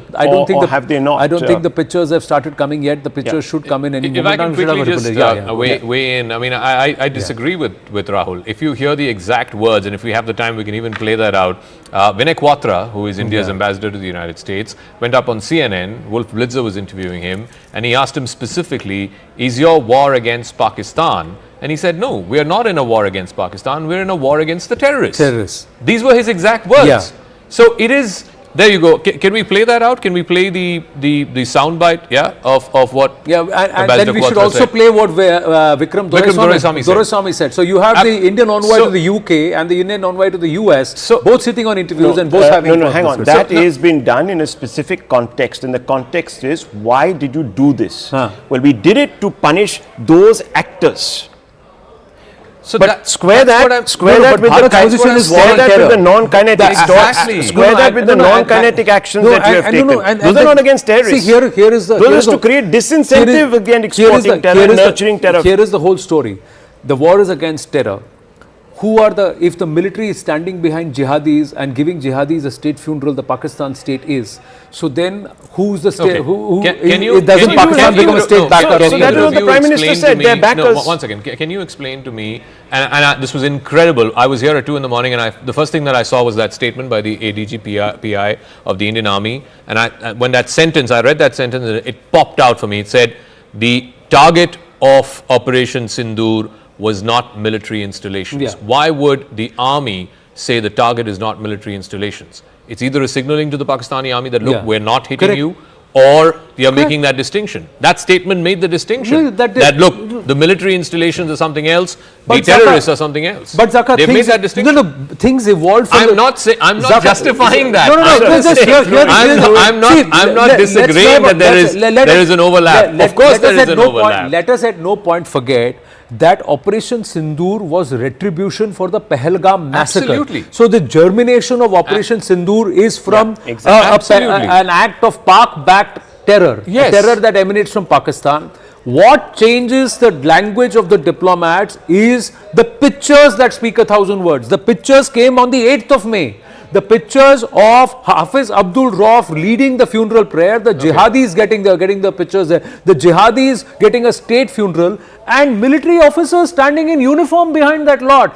That's the picture the diplomats have shown, and say now the position changes because Pakistan as state has decided that they will back jihadis, they will back terror groups and terror tanzeems. I mean, why are they they've attacking always us? been. It's, Why are they attacking us? Yeah. I'm not. Why I'm are they not- picking We attack the terrorists terror infrastructure, innocent and the civilians? Pakistan military is attacking our military installations. So they are the ones I'm who are saying we are backing jihadis and jihadis are our It is the government soldiers. of India that has made that distinction, and it is there in pen and But paper. why? It Because is we wanted there to in give him an black. off ramp.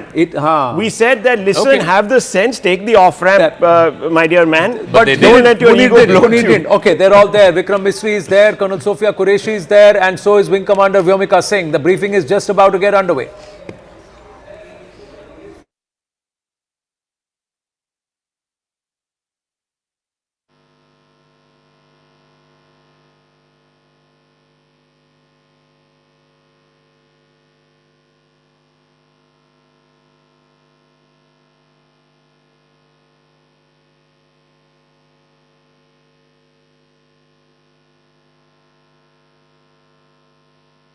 Do switch off your mobile phones before I begin. Good evening, ladies and gentlemen. I welcome you to this press briefing by Foreign Secretary Shri Vikram Misri on the ongoing developments around Operation Sindoor. We are also joined by Colonel Sophia Qureshi and Wing Commander Vyomika Singh. With that, I hand over the floor to Foreign Secretary. Sir, over to you. Thank you Randeep. नमस्कार, good afternoon, आप सबका स्वागत है। और मैं सबसे पहले अनुरोध करूंगा कर्नल सोफिया कुरैशी से कि वो आपको आज तड़के सवेरे से हुई घटनाओं से अवगत कराएं। Colonel Qureshi. Thank you sir. नमस्कार। 8 से 9 मई 2025 की मध्य रात्रि को पाकिस्तानी सेना ने सैन्य बुनियादी ढांचे को निशाना बनाने के इरादे से पूरी पश्चिमी सेना पर भारतीय वायु क्षेत्र का कई बार उल्लंघन किया। यही नहीं बल्कि पाकिस्तानी सेना ने नियंत्रण रेखा पर भारी कैलिबर वाले हथियारों से गोलीबारी भी की। अंतर्राष्ट्रीय सीमा और नियंत्रण रेखा पर लेह से लेकर सरक्रीक तक 36 स्थानों पर 300 से 400 लगभग ड्रोनों का इस्तेमाल घुसपैठ का प्रयास करने के लिए किया गया। भारतीय सशस्त्र बलों ने काइनेटिक व नॉन काइनेटिक साधनों का उपयोग करके इनमें से कई ड्रोन्स को मार गिराया। इतने बड़े पैमाने पर हवाई घुसपैठों का संभावित उद्देश्य वायु रक्षा प्रणालियों का परीक्षण करना और खुफिया जानकारी इकट्ठा करना था। ड्रोन के मलबे की फोरेंसिक जांच की जा रही है। प्रारंभिक रिपोर्ट्स से पता चलता है कि वे तुर्की के असीस गार्ड सोंगर ड्रोन्स हैं। इसके उपरांत रात में पाकिस्तान के एक सशस्त्र यूएवी ने भटिंडा सैन्य स्टेशन को निशाना बनाने की कोशिश भी की, जिसे पकड़ा गया और उसे निष्क्रिय कर दिया गया। पाकिस्तानी हमले के जवाब में पाकिस्तान में 4 हवाई रक्षा स्थलों पर सशस्त्र ड्रोन्स लॉन्च किए गए। इनमें से एक ड्रोन एडी रडार को नष्ट करने में सक्षम रहा। पाकिस्तान ने जम्मू कश्मीर के तंगधार, उरी, पुंछ, मेंढर, राजौरी, अखनूर और उधमपुर में भारी कैलिबर आर्टिलरी गन और सशस्त्र ड्रोन्स का उपयोग करके नियंत्रण रेखा के पार गोलीबारी भी की, जिसके परिणाम स्वरूप भारतीय सेना के कुछ जवान हताहत हुए और घायल हुए। भारतीय जवाबी कार्रवाई में पाकिस्तानी सेना को भी बड़ा नुकसान पहुंचाया गया। इसके अलावा पाकिस्तान का गैर जिम्मेदाराना व्यवहार फिर से सामने आया। 7 मई 2025 को रात 8:30 बजे एक असफल अकारण ड्रोन और मिसाइल हमला करने के बावजूद पाकिस्तान ने अपना नागरिक हवाई क्षेत्र बंद नहीं किया। पाकिस्तान अपने नागरिक विमानों को ढाल के रूप में इस्तेमाल कर रहा है, जबकि उसे अच्छी तरह से पता है कि भारत पर उसके हमले से हवाई रक्षा की तीव्र प्रतिक्रिया होगी। यह भारत और पाकिस्तान के बीच अंतर्राष्ट्रीय सीमा के पास उड़ान भरने वाले अंतर्राष्ट्रीय उड़ानों सहित नागरिक विमानों के लिए सुरक्षित नहीं है। यहाँ स्क्रीन शॉट में पंजाब सेक्टर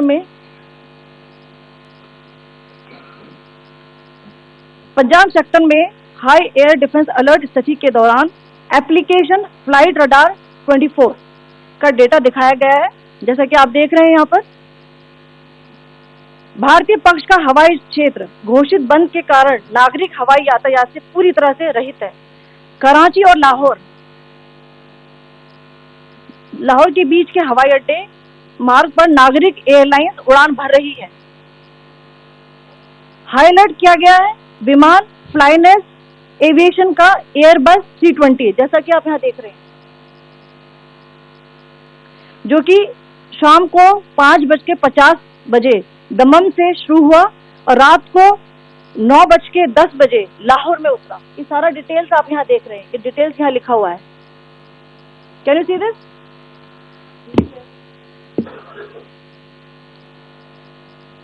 भारतीय वायुसेना ने अपनी प्रतिक्रिया में काफी संयम दिखाया और इस प्रकार अंतर्राष्ट्रीय नागरिक विमान सेवा की सुरक्षा सुनिश्चित की। धन्यवाद। जय Hind.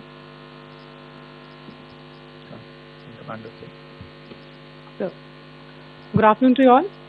On the intervening night of 8th 9th May 2025, Pakistan military carry out multiple violations of Indian airspace along the entire western border with an intent to target military infrastructure. Pakistan military also resorted to firing of heavy caliber weapons along the line of control. Along the international border and line of control, drone intrusions were attempted from Leh to Sar Creek at 36 locations with approximately 300 to 400 drones. Indian Armed Forces brought down a number of these drones using kinetic and non-kinetic means. The possible purpose of these large-scale aerial intrusions were to test the AD systems and gather intelligence. Forensic examination of the drone debris is being undertaken.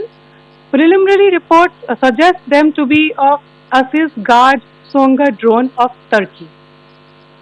Later in the night, an armed UAV of Pakistan attempted to target Bhatinda military station, which was detected and neutralized. In response to the Pakistani attack, armed drones were launched at 4 air defense sites in Pakistan. One of the drones was able to destroy an AD radar. Pakistan also carried out artillery shelling across the line of control using heavy caliber artillery guns and armed drones at Tangdhar, Uri, Poonch, Mendhar, Rajouri, Akhnur and Udhampur in Jammu and Kashmir area, which resulted in some losses and injuries to Indian Army personnel. Pakistan Army also suffered major losses in Indian retaliatory fire. Additionally, Pakistan's irresponsible behavior again came to fore. Pakistan did not close its civil airspace despite it launching a failed unprovoked drone and missile attack on 7th May at 8:30 hours in the evening.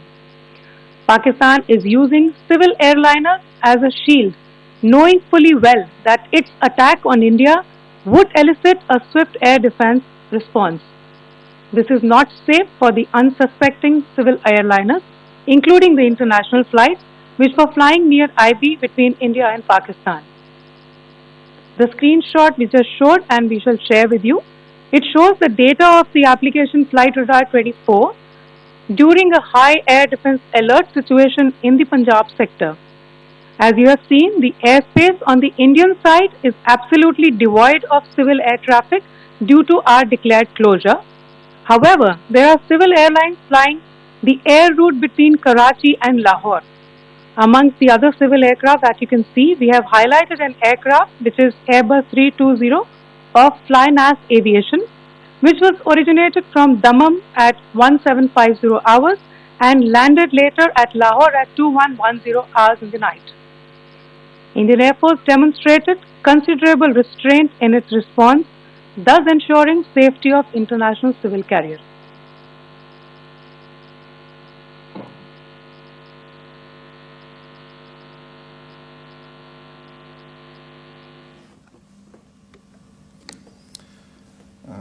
Thank you, Colonel Qureshi, Wing Commander Singh. I have just a few points to share in addition. कल रात की पाकिस्तानी सेना की कायरतापूर्ण गतिविधियों से आपको colonel Qureshi और विंग कमांडर सिंह ने पहले ही अवगत करा दिया गया है.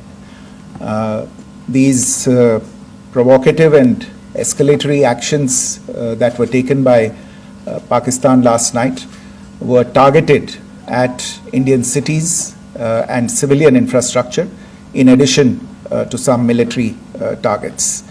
The Indian armed forces responded proportionately, adequately and responsibly. ये जो हमले हुए कल रात को भारतीय सैन्य इकाइयों ने पर्याप्त रूप से और एक जिम्मेदाराना रुख अपनाते हुए इन हरकतों का उत्तर दिया.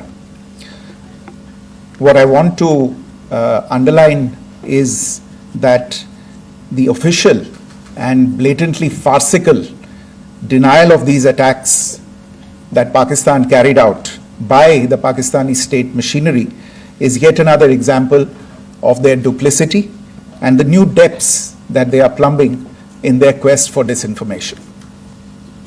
The other point in the same vein is Pakistani claims that they did not target or attack any religious places. You would recall that yesterday I shared with you an incident related to the attack on a Gurdwara in Poonch. Instead of owning up to these attacks, Pakistan made the preposterous and outrageous claim that it was the Indian armed forces and the Indian Air Force that was targeting cities like Amritsar and trying to put the blame on Pakistan. This is nothing but a desperate attempt by Pakistan to disown its acts of aggression, but it is also true to type in its effort to deceive and mislead the world. It will not succeed. The Gurdwara in Poonch in particular was attacked by Pakistan, and some local members of the Sikh community, including a Ragi of the Gurdwara, lost their lives in this incident, as I shared yesterday. TV पर आप इस हमले के चित्र देख सकते हैं. In addition, that we would attack our own cities is the kind of deranged fantasy that only the Pakistani state can come up with. Perhaps they do it because they are well versed in such action, as their history would show. The last point I wanted to make this evening is again this disinformation that is coming from Pakistan about India targeting the Nankana Sahib Gurdwara through a drone attack. This is again yet another blatant lie and part of Pakistan's disinformation campaign. As we saw in the Pahalgam attack, Pakistan is again trying desperately to impart a communal hue to the situation with an intention to create discord. Again, we are not surprised. India's steadfast unity in itself is a challenge to Pakistan. Let me stop there. I have time only for a few questions and be happy to try and answer them. First, I call Siddhant. Siddhant, please. Hi, sir. I'm Siddhant from Beyond. So this is Siddhant, behind, please. The other Siddhant. Yes. Hi, sir. I'm Siddhant from CNN News 18. Sir, I only want to know from you the status of Kartarpur corridor. Is it open or not? You can. I think you're all aware of the situation along the entire India-Pakistan border and the areas around the line of control. In view of the existing security scenario, the services of the Kartarpur Sahib corridor have been suspended till further directions. We'll update you as and when there is a change in the situation. You have a question here, Rishabh? So, good evening, Rishabh from Times Now. So, you spoke about religious places being hit in Jammu. There's another religious place, which is Caroline Nun Church that has been hit. What do you have to say about it? If you can explain it. Yeah, actually, we do have some information about this extremely regrettable and condemnable incident during heavy shelling across the line of control in the early morning of 7th May. A shell fired from Pakistan landed just behind the Christ School run by the Carmelites of Mary Immaculate congregation in Punch. Tragically, the shell fired from Pakistan hit the home of 2 students of the Christ School. Both students unfortunately lost their lives and their parents were severely injured. Another Pakistani shell struck a Christian convent of nuns belonging to the congregation of the Mother of Carmel, damaging water tanks and destroying solar panel infrastructure. Several priests, nuns, school staff, and local residents took refuge in an underground hall beneath the Christ School during the shelling by Pakistan. The school happened to be closed at the time, fortunately. Otherwise, more losses would have occurred. Again, we have seen the Pakistani side targeting and shelling places of worship with a particular design. This includes gurdwaras, these convents and temples. This is a new low even for Pakistan.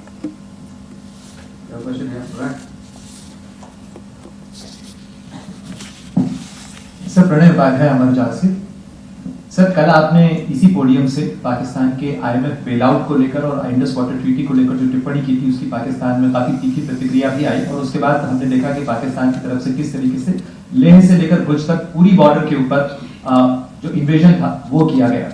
मौजूदा situation के अंदर पाकिस्तान के bailout package को लेकर और पाकिस्तान के attempts को लेकर आपका क्या असेसमेंट है? और दूसरा ये भी जानना चाहेंगे कि पाकिस्तान की तरफ से ये जो अटेम्प्ट किया गया था उसका भारत ने अभी तक उस तरीके का कोई जवाब नहीं दिया गया है, तो क्या भारत इसका जवाब देगा जो कार्रवाई हुई है बीते 24 घंटों में? देखिए प्रणय, जहाँ तक इंडस वाटर्स ट्रीटी का सवाल है, मैंने कल विस्तार से उसके बारे में इसकी चर्चा की है। Indus waters treaty is in abeyance and as such I have nothing further to add to the decision that was announced by the cabinet committee on security. जहाँ तक IMF bailout का सवाल है, आपको ज्ञान होगा कि IMF की आज मीटिंग हो रही है। हम वहाँ पे अपना पक्ष रखेंगे और जो हमारा मत है इन चीज़ों को लेके वहाँ पे साझा करेंगे दूसरे मेंबर्स के साथ। ये बोर्ड पे निर्भर है कि वहाँ पे क्या निर्णय होता है। और जहाँ तक जो कार्रवाई हुई है उसका जवाब देने का जो आपने जो प्रश्न उठाया है, जो आज ब्रीफिंग हुई है, जो आपको सूचना मिली है, मैंने भी कहा है कि जो आज सवेरे तड़के सवेरे जो गतिविधियाँ हुई, भारत ने उनका एक जिम्मेदाराना पूर्ण तरीके से और एक पर्याप्त तरीके से उसका जवाब दे दिया है।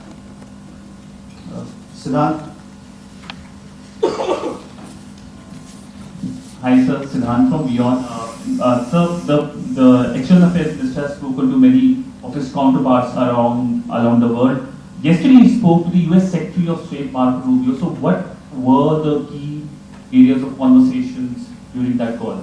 Yes, the minister had a conversation with the US Secretary of State. As you can imagine, the focus of discussions was the terrorist attack in Pahalgam and the response that India mounted after that on the 7th of May.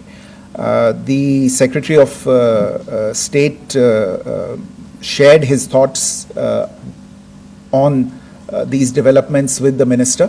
The minister deeply appreciated the US's commitment to work with India in the fight against terrorism, and he also underlined the targeted measures that India had taken in connection with Op Sindoor.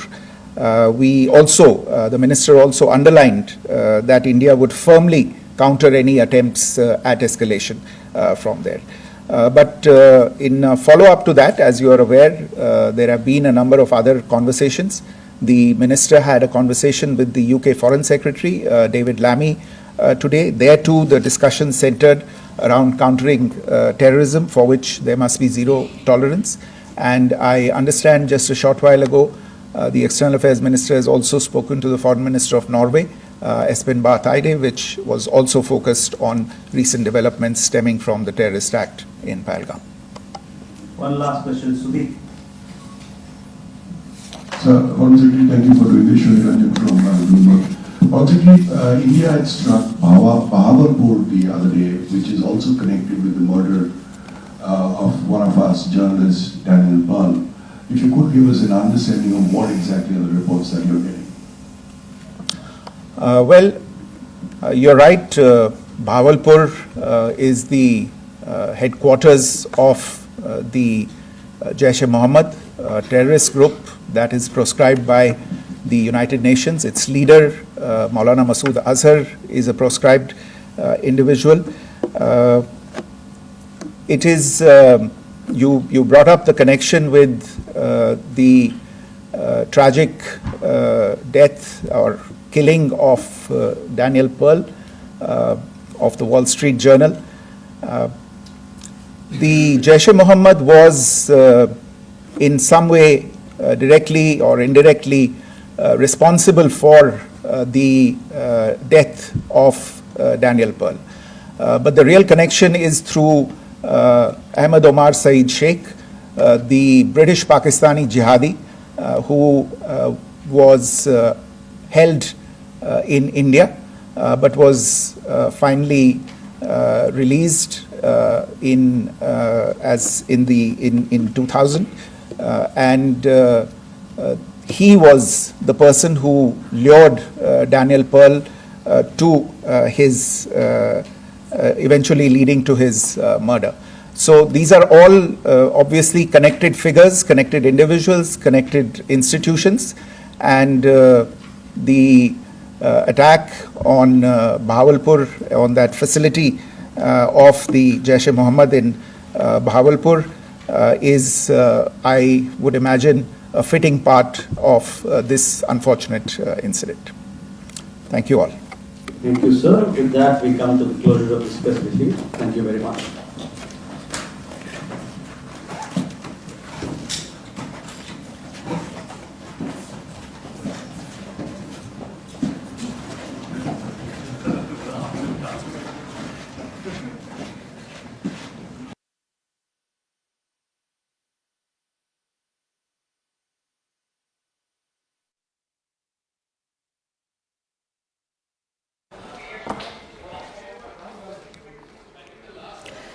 So that was the MEA and the MOD press conference, once again not just detailing the action that was done by Pakistan last night and also the retaliation from the Indian side, but also of course talking about the farcical denial by Pakistan as far as that action is concerned. As many as 500 drones and missiles were fired into India military bases and others were attacked. My colleague Siddhant Mishra was at that press conference. Siddhant, India calling out the farcical denial by Pakistan as far as that attack is concerned last night, calling it their duplicity and also the attempts to foment communal strife in India. Well, yes, that's absolutely right. In fact, that is exactly what Foreign Secretary said a short while back at a media briefing in New Delhi. And in fact, he said that what they are doing is that they are putting blame on India. Perhaps they're blaming India for attacking Indian cities. Perhaps they're saying that all is being done by India. But the fact is that there was an air intrusion yesterday, and in fact, Indian air defense systems very effectively brought down all the drones and missiles which were fired by the Pakistani side. And in fact, this was the third briefing that government of India did today in the national capital, perhaps giving out more details about Operation Sindoor. And in fact, there are indeed some tactical perhaps details which government does not want to talk about at this point in time, because the operation is still on. So Siddharth, if I have it correctly, the question about how India responded to Pakistan's escalation was asked. What was the response exactly on that question? Well, as far as India's response is concerned, then Foreign Secretary also highlighted that how there has been a shelling on the religious places in the border areas. In fact, a Christian school was targeted. There is also other religious sites which have been targeted. In fact, the intention of Pakistan is to hit a communal chord. In fact, Foreign Secretary also called Pakistan's action provocative and escalatory in nature. And in fact, the official denial of Pakistan shows their duplicity. This is what Foreign Secretary said. Just Siddharth, stay with me. I've also got Akash Sharma joining us. Akash, of course, not much details as to India's retaliation that have come to light. If India has indeed attacked certain cities in Pakistan, of course we know that certain defense systems in Pakistan were targeted in a retaliatory manner, non-escalatory manner, but not much else details that have been given by the MOD or the MEA as of now. So it is possibly because they are still anticipating some sort of attack once again, maybe, because last night whatever we saw was maximum of these drones did not have any explosive. So possibly they are assuming that it was to check the capabilities, and once again we can have something coming from Pakistan, and that's the possibly the reason why they haven't revealed any sort of detail on our retaliation. But yes, we have confirmation from several sources that how India retaliated, and in fact several targets were there. I would leave it that, because we will of course wait for the official confirmation. But 2-3 things, Shivani, that I want to highlight here. First one, that these drones were Turkey-made drones. Second one, that Indian Army Jawans have got injured. And third one, that they were taking, in fact, they were using their civil airlines as shield. Yes. This is somewhere exposing Pakistan. They talk about professionalism, Shivani, and this is something that is exposing them. Flight radar data is somewhere showing that how at that point in time several flights were operated, and in fact were being operated from Lahore and from different other cities where they have their crucial air defense radars and structures. And at this point in time what we have been told is that army Jawans are also injured, which is for the first time that has come to light, because till now we were under an impression that it was nowhere they have hit our targets. But yes, their artillery came in fact to our territory. Not only it has hit our armed forces, the personnel, but civilians have also got injured, and possibly this is the artillery fire that Colonel Sophia Qureshi was talking about, that our army Jawans are injured. We have been discussing about air defense, and we are talking about the air defense of Indian Army and Indian Air Force.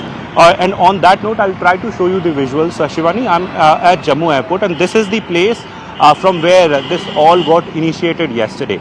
At around 8 p.m, this is the place. Rajesh ji will show you. This is the airport. At 8 p.m. yesterday, we saw that several drones were sent to the airport, and soon after that, the armed forces, specifically the Indian Air Force, that is basically taking care of the security of this particular Air Force particular airport at this point in time, came into action. In fact, CRPF and Jammu Kashmir Police and Indian Army are also there, and they reacted. AD guns were there. They started firing using AD guns and thwarted all those attempts. So all of when we talk about these 24 cities which were targeted, different military infrastructure and the locations, so none of these attacks were successful. But yes, their targets were predefined, and they knew that where we have our military installation. Of course, it's an age where everything is available on the internet.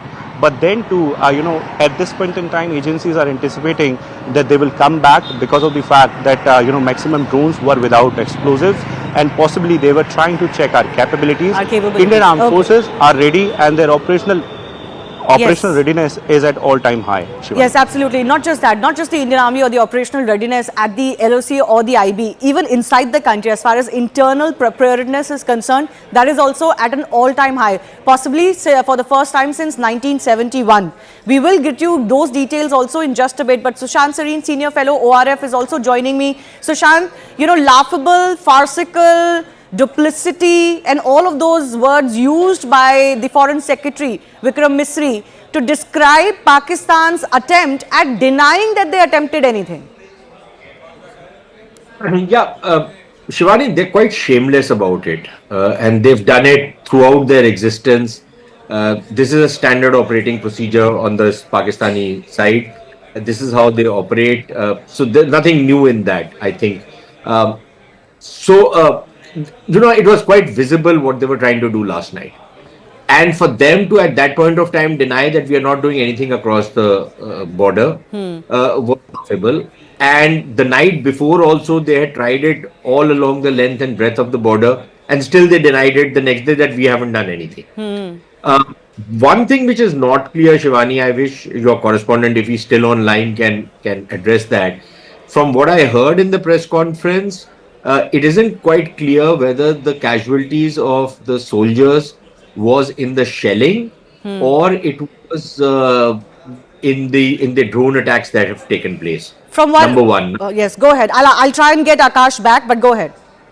Yeah, and Akash says that people were injured, soldiers were injured. But from what the word I heard was hatahat, which means killed. So I wanted there's some clarification. Okay, so wait a second. Let me just bring Akash. He's with me. Akash, can you clarify on that front? I believe you had talked about injuries as far as the Indian Army and the BSF is concerned. Do we know more? Are there any fatalities? So I was talking about injuries only, and these injuries are because of the artillery fire that we have at the LOC and in fact, at the international border yesterday. Because as far as these drone attacks are concerned, so we have been given to understand that none of these was successful. Yes, Colonel Sophia was mentioning about Bhatinda military station, but even in the press conference was not made very clear whether we had any sort of injury there at Bhatinda military station, Shivani. Okay, thanks a lot for that, Akash. Sushant, so you got your clarification there. No casualties on the Indian Army or BSF front, but yes, there are injuries at least across the LOC. We've seen the kind of heavy artillery that Pakistan has been using, not just yesterday, but for a couple of days now, in response to Operation Sindoor. Major Malik Jolly, defense expert, is also joining us. Major, how do you look at the fact that India is not revealing too much officially about what our response was? So it is a very strong move. That is, I mean, given the overall strategy of how you conduct a war, that is how you do it. The thing is, Pakistan has a little habit of, chest thumping. They get a little gorilla-ish once these things start. And they start to announce everything we have done. Even if 10% of that is true, but they go ahead and start declaring everywhere, start making false claims. That is their, that is the backbone of their propaganda to keep everybody confident. Whereas they also know on ground they are suffering badly. India, on the other hand, acts a little mature in that manner, that there is no point revealing armed forces when they get into conflict. Secrecies and surprise, those are one of the biggest assets that we have. If we start disclosing and start getting into that chest thumping, unnecessary jingoistic manner, we'll get into a very immature stance. So it is good that these press conferences are very mature, they are very professional. They are there to give sense to the citizens of the nation that this is the overall of what has happened. Rest everything is under control. What you should know is we have situation under control. Majority of drones were shot down. There have been hardly any injuries as Pakistan had expected. And I think that is how it should be done. We need not get into the mechanics and the semantics of basics at who is firing where, what is doing that. That is how a mature, authoritative armed force acts, actually. Right. So, job well done, actually. MJ Vinod is also joining us, Group Captain MJ Vinod. How do you look at the fact that India came out with not a lot of details otherwise from what was already in public domain, but they did make one detail very clear, that a lot of these drones that Pakistan used were Turkish made. Significant, you think? And absolutely. In fact, yesterday, I think, in the morning, with the other three panelists of yours, that is Rahul, Anand, and Zaka, we on your very channel showed cargo aeroplane coming from Turkey to Yes. Karachi and the other areas, where I had raised this concern. I'm sure a lot of imported drones were flown in directly from Turkey. Be that as it may, I am slightly trying to read in between the lines of what being shown on the screen, which is about this Flynas aeroplane coming from Dammam to Lahore. Why they have specifically shown this or any other civilian movement during the hot war condition could be that this Flynas came very close to being taken out, is my understanding. And it is imperative that, companies like Flynas or any other foreign operators fly into this hot zone when air war is going on. At that time, you can become the collateral damage is the information that is being put out to the world. So I think the air carriers will take a note of it and not fly into a hot war condition where you could be, or highly possible, you may be misidentified, not only by us, maybe by Pakistan themselves, and they'll shoot them down and blame it on us. But Shivani, about this briefing, Manik and I are good friends, but I have a slight bit of disagreement in this. I'm not saying don't chest thump, but I am saying that you reveal more than what you did to the world as well, and to the public of India, because they want to listen to things that we have done and done successfully. For example, we completely decimated the air defense of Lahore, completely decimated the air defense of Sialkot. That should have been brought out loud and clear. Today, with no air defense cover, and with on Sialkot or Lahore, and our forces absolutely ready. Boots on ground is something that is a very high possibility. We are restraining from doing it. I don't know why. I think, I've been saying this for a while. Outskirts of Lahore is where we should be to get Munir on the table. Okay. Be that as it may, we should say that we have that option available on the table to put some fear of God into this man called Munir and his country called Pakistan. No, I get your point. I'm going to come back to all of you in just a bit. We're also awaiting one of our other guests to join us. What is it that India is doing, can do? Why is it that it's not revealing much of its strategy? All of that will be debated in just a bit. But remember, India has come out strongly, not just naming and shaming Pakistan for its escalatory action along the entire western border last night, but it has also called farcical their attempts to wash their hands off it. Pakistan actually tried to deny any drone and missile attack on their part. Indian Foreign Secretary Vikram Misri said that it's preposterous and desperate from Pakistan to allege that India targeted its own cities. It is a deranged fantasy that only Pakistan can come up with, is how he summed it up. Remember, Pakistan fired up to 500 drones and missiles, but Indian forces not only thwarted all of them, have also showed great restraint in its conduct, is also what this briefing said. It focused on restraint in its conduct. Across the LOC, Pakistan also targeted civilian areas with heavy artillery and even damaged a Gurdwara and Christian convent school. Let me also break down some of the other top developments that we're tracking as far as this entire escalation is concerned. Defence Minister Rajnath Singh earlier today chaired a high-level meeting to review the security situation along the border and operational preparedness of the Indian Armed Forces with CDS and the three armed services chief. Home Minister Amit Shah met DG BSF, DG CISF and MHA officials and other senior officials of the ministry to review border situation and airport security arrangements. Union Health Minister JP Nadda chaired a high-level meeting to review emergency health systems preparedness with senior officials. External Affairs Minister Jai Shankar spoke to UK Foreign Secretary today. The discussion centered around countering terrorism, and he told his counterpart that there must be zero tolerance. Pakistan continues to breach ceasefire. 2 more civilians have been killed in this firing. Jammu and Kashmir LG Manoj Sinha visited Uri, in fact, earlier and met the injured. On another note, BCCI has suspended the IPL for 1 week with immediate effect. They say nothing above the country right now. Pakistan launched as many as 400 drones to target 36 locations. Pakistan used Turkish drones to attack and used civil airlines as shield, as mentioned just now. Border Security Force foiled a major infiltration attempt along the international border in Jammu and Kashmir, Samba, killing 7 terrorists affiliated with the Jaish-e-Mohammed. Pakistan Defence Minister made a laughable comment earlier today saying Pakistan did not shoot down Indian drones fired in retaliation because they didn't want to reveal their own locations. And India is set to present its case before the International Monetary Fund, urging the body to review the financial aid extended to Pakistan. Pakistan attempted to escalate these tensions by targeting as many as 36 locations, but all of those attempts were negated. Let's take a quick check of where all of these actions were taken. All of them neutralized. There's Jammu, Srinagar, Rajouri, Uri, Avantipura, Udhampur, Satwar, Pathankot, Jalandhar.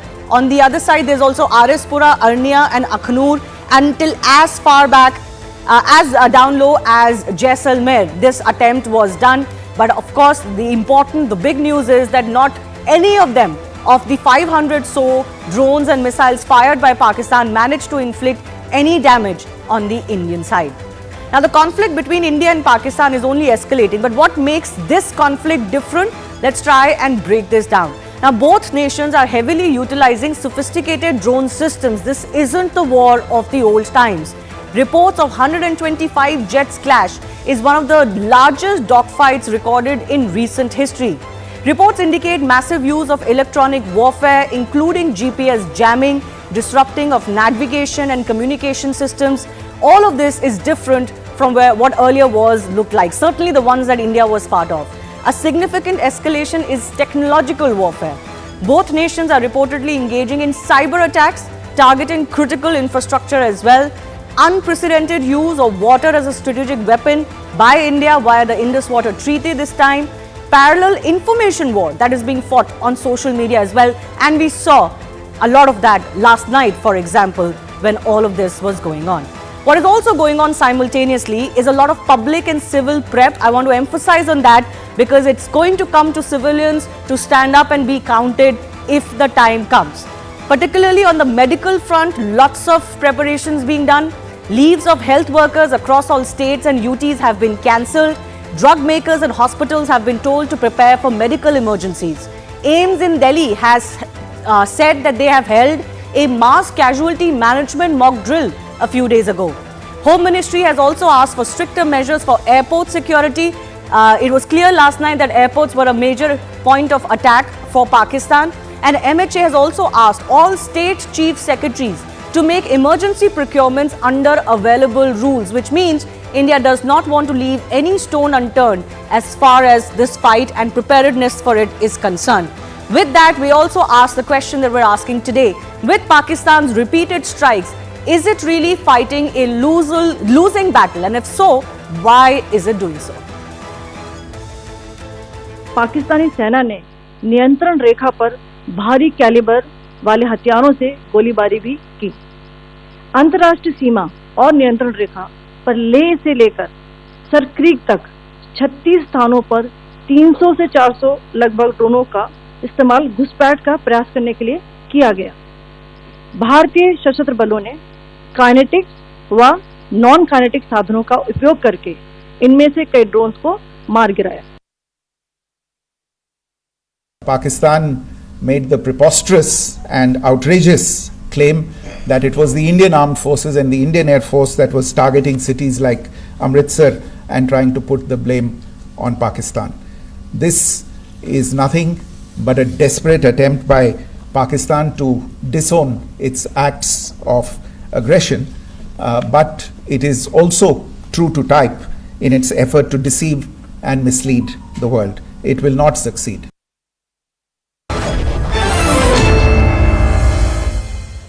Pakistan will not succeed. That's the message really written loud and clear for it. The writing's on the wall, but somehow Pakistan is not getting that message. Lieutenant General Rakesh Sharma, former Adjutant General and former GOC 14 Corps of the Indian Army, is also joining us. The rest of our guests also continue to be with us. Why is Pakistan going down this road? Lieutenant General, that's my first question. What do you think is going on? Thank you for inviting me. Unfortunately, I can't see the screen. So I do not know what visuals you are showing, so I am without that. Okay, now, we'll try and fix that for you, sir. Yes, go ahead. Naturally, what Pakistan has tried out in yesterday night, it's important to know that they have gone right up to Leh, which is not easy. To go to Leh, one has to go from Baltistan, maybe taking off from Skardu, which is a very long distance off. So the effort required to go from Leh to Leh is immense, and Sir Creek is also not an easy phenomena. So I would say that they have engaged the entire border since they found out that day before yesterday that the airfields which they tried day before yesterday, 15 of them were not approachable for various reasons because of the umbrella of air defense around the airfields. When you start counting Avantipura to Bhuj, they were only trying the airfields day for yesterday night. Yesterday night, they went beyond the airfields because the success rate was poor. They spread across to military cantonments. And when you go to the military cantonments and other places, the kind of AD cover which is available at an airfield is not available. For example, at places like Leh, or places like Udhampur and all that, the S-400s are actually scanty. Even the other ones, Akash Tir or Spider and all, are not available. Most of the other locations will have AK guns, which are the Zeus or L-70s being fired. So there is possibility of targeting military locations other than the airfields is tremendously more than then there is a possibility of hitting the airfields, because airfields are protected in any way. So it is obvious that they tried these 300-400 drones across into these cantonments like Bathinda. The Bisiana is a little far away, but Bathinda is one of these places, and many others. I think their lack of success, and I'm not very sure if all 400, if they were trying, all 400 were down by us, or some of them got through, because it's actually well nigh impossible to hold on to all 400. Even the Israelis are not able to do so. So exact information, there's still fog of war. Exact information is not coming across as to what when you see. Can I just come in, sir? Can I just come in? We're also learning that most of them were dummies. But decoy drones is part and parcel of the game that we play. When we throw drones, a swarm of drones, there are a large number of decoys that are sent, so that there is ammunition being wasted, including missiles if they are using it to down decoy drones, and that kind of ammunition get wasted. So sending decoy drones is part and parcel of the military operation being carried out. How many decoys, this is all part of it. So I don't think you could carry this issue further in discussion as to why decoys were used and why decoys were not used. This is part of the game.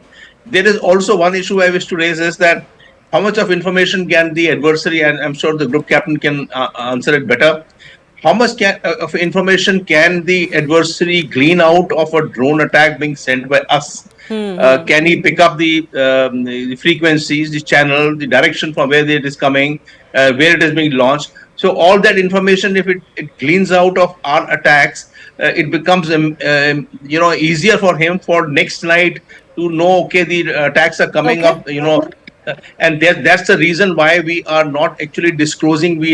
The social media says we went to Attok, or we went to many other places which Pakistani social media is showing. But all this is not being told, because once you make a commitment officially that we attacked a particular place, you can say which side it is coming from, which frequency it uses, how can it be downed. So, the keeping quiet is a good idea. And I'll add a last issue.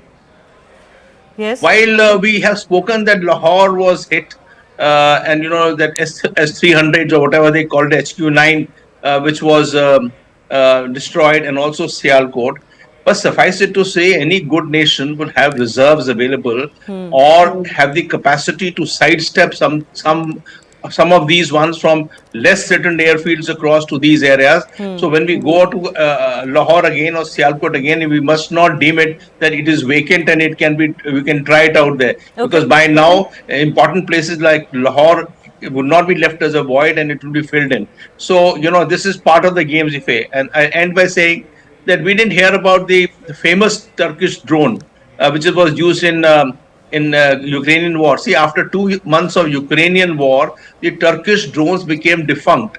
They were non-useful because the Russians were able to find the measure to drop these Turkish drones. So Turkish drones were not used after, say, May, June of the starting of the war. So how do we react to Turkish drones is also an issue that we need to be saying. Can I take your query to Group Captain Vinod, who's with us?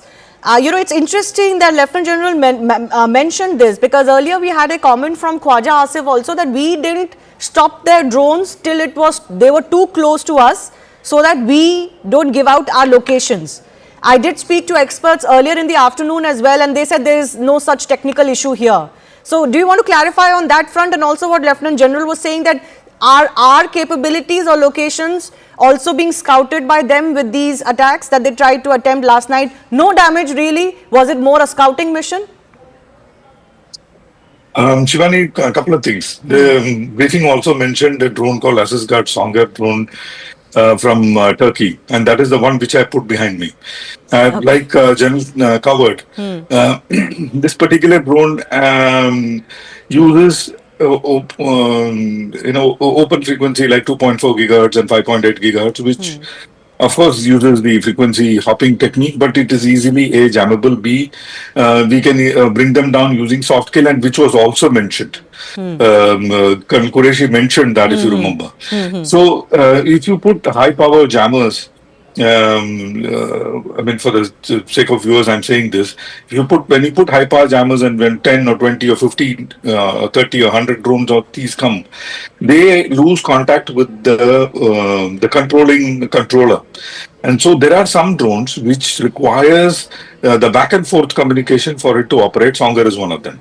The drones that we send, Harop or any other advanced drones which is going into Pakistan, are electronically silent. You cannot jam them because they have onboard intelligence. For example, Harop was launched. It's called a loitering munition, and rightfully a loitering munition. It goes without a target. Can you believe it? It does not have a target. It goes without a target, and whenever the target pops up, it checks with its library and goes and hits. So there is difference in the way we conduct drone warfare currently. Whether we go down this route or not, I really don't know. But currently, our drone warfare is different from the drone warfare that they are doing. We also intercepted some Mavic, DJI Mavic off-the-shelf drones also being launched by them using some makeshift hook in which they put some Pow Giloka bomb. So these are things I thought in this press briefing we could have exposed, because we have captured them, and it is officially being shown on the social media and otherwise. So I'm not saying just thumping, but I'm saying feel good factor would have been good. Group Captain Vinod, just to simplify this for the layperson, I think what Lieutenant General said is a key question to ask. What did Pakistan achieve by throwing so many drones at us when not one of them has even exploded? Some of them have fell and not exploded. There's also visuals of a Chinese missile which didn't explode and has been found in full one piece. Again, his question was, did we give away anything in retaliation to these drones? The counter question is, do we do what Khwaja Asif said, that we don't retaliate at all? That is a counter question. We have to, because we don't know what they're carrying.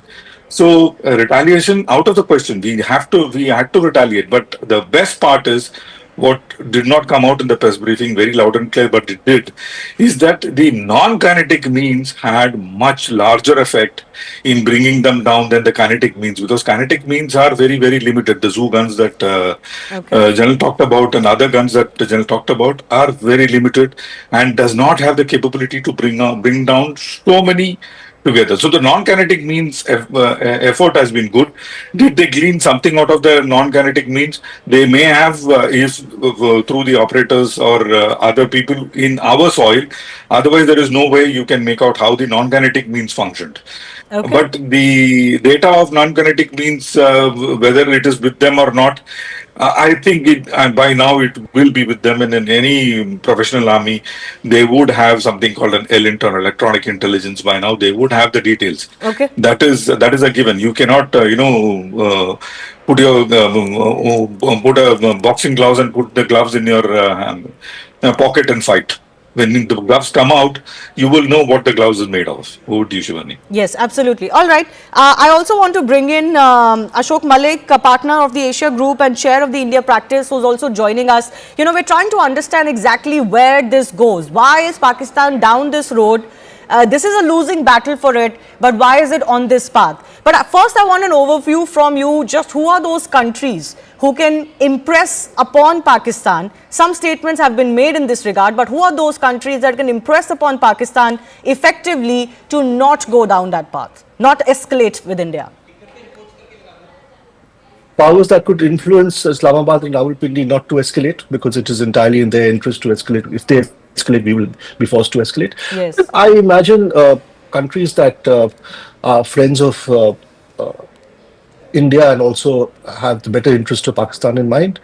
Countries such as Saudi Arabia, which is a friend of India and has been an old patron of Pakistan. Countries such as the US, which still counts for a lot in Pakistan. I don't know what the Chinese will be saying. I don't think the Chinese want to get involved directly, to be honest, in a conflict with India. They are quite happy to see Pakistan do a bit, but not beyond a certain point. But more than other countries, I think good sense has to prevail within Pakistan itself. Because in the end, it's Pakistan's organic decision that what steps do you want to take to, and what will be the outcome of those steps for your own country? That is the question Pakistan has to ask itself. No other country can ask that question on behalf of Pakistan. Right. Sushant, coming to you as well. How far do you think Pakistan is willing to go? It has shown that in the aftermath of in Operation Sindoor, it has attempted twice at least to target directly our military installations. They have not shied away from that. Denial is a separate issue. How far do you think they're willing to go? Shivani, I think the question to be asked is how far is India willing to go? And quite honestly, I think things are de-escalating. We have decided, if I make sense of the press briefing today correctly, then I think it is very clear that we've said, okay, fine, they hit 36 places, 500 drones, and we attacked some 4 places and we hit 1, and that's it. We haven't escalated beyond that. So I think this whole thing is winding down. That's my impression, and I'm afraid I don't agree with people who say that we should keep quiet, we should keep everything under our chest, hide it behind some kind of a cloak and dagger stuff. There is a psychological degradation of the enemy that you have to do. You do not have to give him any kind of a face saver. You have to rub his bloody nose in the dust. And if you're not going to be able to do it, then that fellow, given his DNA, given his mental makeup, given the kind of shamelessness he represents, and the kind of brazenness he exudes, he is going to claim some kind of victory. And you have to deny him that. And my question is, have we done it? We keep talking about, we are a very professional military. We have shown a lot of restraint. Why have we shown restraint? Please tell me. If they are shelling my civilians in Poonch and in other parts of Jammu and Kashmir, what is stopping me from targeting their civilians and flattening them out? I enjoy the advantage of topography. I have my weapon systems in place. I have, in virtually 90% of the LOC, I have the advantage. Why am I not flattening them out? Why am I not making them scream in pain? I don't know. That's a question, a legitimate question to ask. For somebody to say to me, no, but we are Gandhian followers of Gandhi, so we cannot do this. We will only fight in a very chivalrous manner. I'm all for chivalry, but I'm not for chivalry with barbarians. Maybe. I'm just hazarding a guess. I'll allow our other guests to take on that question because, I am one of those people who tweeted yesterday that I don't understand Indian restraint sometimes. And maybe this is one of those situations. But Major Jolly, you want to weigh in on this? What are we waiting for? Yeah, no, see, we are not waiting for. The thing is, there is a lot of data that we don't know. I mean, including you, Mr. Sareen, me, and everybody here, we depend on the government information to come. And maybe we have flattened out some areas. Maybe our artillery response has been tremendous. Maybe there's a reason they are backing off. Maybe we have downed all their drones. But there's also, no, that is just your opinion. Where is the sign, Major Jolly, where is the sign they are backing off? Please tell me, where is the sign that they are backing off? Last night, if our briefing is correct, the spokespersons of the armed forces and the foreign office have told us that they attacked in 36 places from Leh to Sir Creek. They've attacked in 36 places and over 400 to 500 drones were fired, whatever the kind of drones were. How are they backing off? Did you hear I said maybe? I said we all are speculating, right? We just a thought exercise right now. What I'm trying to say is that if somebody is firing 400 drones, then the word maybe becomes redundant, sir. I know, I agree with you, but there's let's say the basic difference between your and mine thinking would be I come from a hardcore intelligence background. I'm never happy with information sharing. You are an analyst and a intellectual of this subject, so your thinking might differ for me, but that's all right. Another reason I would say we are not doing away with a lot of information is we are still in the operation. Sindoor is still going on. Whether we are on defensive, whether we are on offensive, whether we have held our ground, whether we are attacking, it does not matter. We are in middle of it. Any bit of information that is given out, let's say we took down your drone so and so by so. A certain kind of drone is taken down only by a certain kind of technology. A certain response is given by only a certain kind of weapon. A certain aircraft is countered by certain jammers or certain radars and certain aircraft and missiles. Every time we put out something in public, it's an indication of our capability. And fine, let's take it for granted they know a lot. But why should we give out? It's just a way in which wars are fought. You should have an absolute control on information that you give. We are not, and at least till the time our operation is over. We are in the middle of operation. Okay. There is no sense of giving out data at this point. Okay. That's a fair point. But Lieutenant General, yes, Sushant, yes, go ahead. Look, I am not saying give operational data. Yes, I am not saying give operational information. I am saying at least you say where all you have hit them.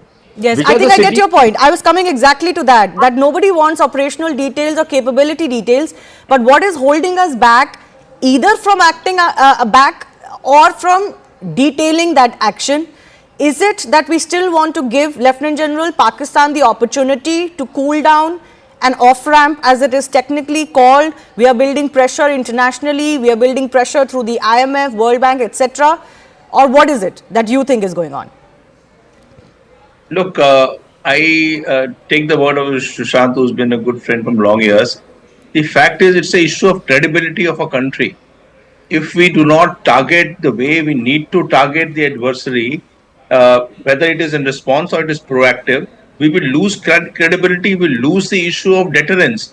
We have to, finally, it is not about retribution alone. It's also a question of creating some strategic deterrence. So, I know in the 30 years of firing that we have done on the line of control, we have extensive data and we would have been targeting places that you can't imagine. There are townships in Lipa Valley, townships on NH1 Alpha, larger villages. They do as much of tilling and agriculture along the line of control as we do. So to say that we are not targeting them, I think that will be impossible. You can't even hit a post on the opposite side without having some villages across not being hit. So, let's leave the villages alone.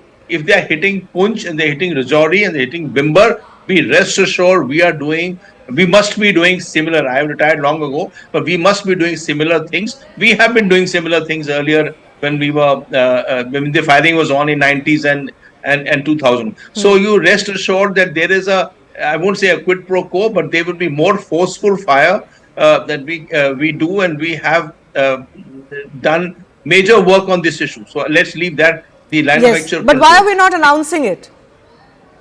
Absolutely. I mean, if they are not announcing, see, you take my word for it, they are doing it. But if they are not announcing it, does it hurt you? I mean, I would say No, so. I think that is centrally what Sushant is getting at, right? The mental degradation of the opponent. Allow me. Yeah. There is a small township in the Neelam Valley. We are hitting that township. There are school buses go from there for people or across T2R. School buses line up in the morning to take children across there. Why should if I'm hitting it? I don't know, but if I'm hitting it, why should I say that I'm hitting school buses? Yeah. Why do you want to know? I wouldn't like to say, yeah, we are doing this. We have earlier got larger number of their villages vacated when the firing was on our own self without nation coming to know. Right. But we did that now. It hurts them as much as they do it. Okay. No, I think we meant more. Yes, the point I want to make is that if we are hitting the plains area, now you're talking about the area of the IB sector. Yes, yes. Now, the IB sector. Now, if you see the social media, if Karachi is hit, then there is Karachi's things are available on the social media. Now you can follow it. So you might as well say, yes, we hit Karachi, we hit Attock, we hit Gujranwala, we hit Sargodha. Many of these things are available, and we can say so that the following were targeted. I don't think we should hesitate in saying it. It will elevate the morale of our nation, saying that we did. When we first day announced that we hit Bahawalpur and we hit Muridke. Muridke is new for the nation. Muridke is a new name. Muridke is a name that we have been rattling out from last 30 years. Every day in and day out in all war games, Muridke used to come up. So, we rest assured these names are not new to us, and the names are not the places. I mean, I'm sure they are being targeted. We can say so. We can say Muridke and Bahawalpur. We can also say we hit cantonments of Gujranwala, Sargodha, Shekhupura, Rawalpindi. I mean, we can name all these ones if we are targeting it. Okay, So, I mean, I understand. Differing views, but I think everybody has the same end goal in mind. We're just breaking on our screens that the PSL, which was going on, which is going on in Pakistan, is expected to be shifted, or Pakistan wants to shift it. Yesterday, one of their stadiums actually got hit. Those visuals we certainly got, but that was the afternoon action. From last night, we don't really have much of what India has managed, but what we're getting to know now is that the UAE Cricket Board will likely not approve Pakistan Cricket Board's request to hold the PSL in UAE, because that was the venue that was being considered. And one source is telling us that security concerns could potentially emanating from the rising tension between India and Pakistan could be the reason why they don't want to do this. And this brings me to the second part of my discussion today. The Indian government has certainly come out and named Turkish drones. You've got other countries that are standing with Pakistan despite knowing what Pakistan is up to and what it generally does against India. Has time come for us now to also tell other countries, and Sushant, you can come in on this, that if you do business with Pakistan, you don't do business with us? Shivani, I've been of that view for many, many years now. And I believe that, if India has some economic heft, then we must start learning to use how this economic heft has to be deployed to penalize or take punitive action against enemy countries.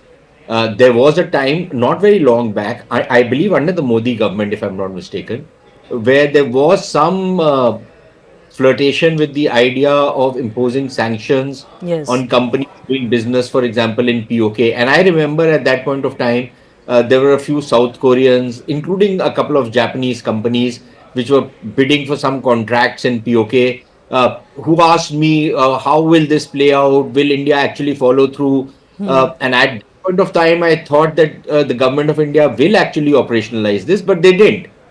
But you can be rest assured that many of those companies would never venture into POK or even for that matter Pakistan if India was to have some kind of a coherent policy to close itself to business to these kind of companies. Because after all, what are they going to get from the Pakistani market? Indian market is far more lucrative, far more beneficial for them.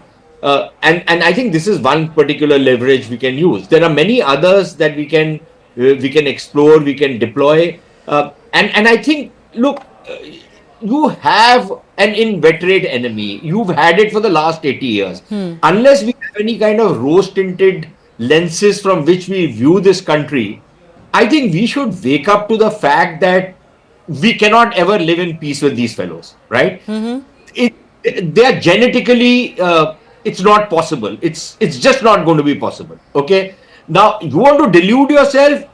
By all means. You want to go to Anarkali Bazaar for that 10 rupee damn thing which somebody gives to you free? Be my guest. You want to have a free rickshaw ride because some lowlife in Pakistan is saying, okay, you've come from India, you are my brother, I'll give you a free rickshaw ride, and you want to make your policy on that basis? Be my guest.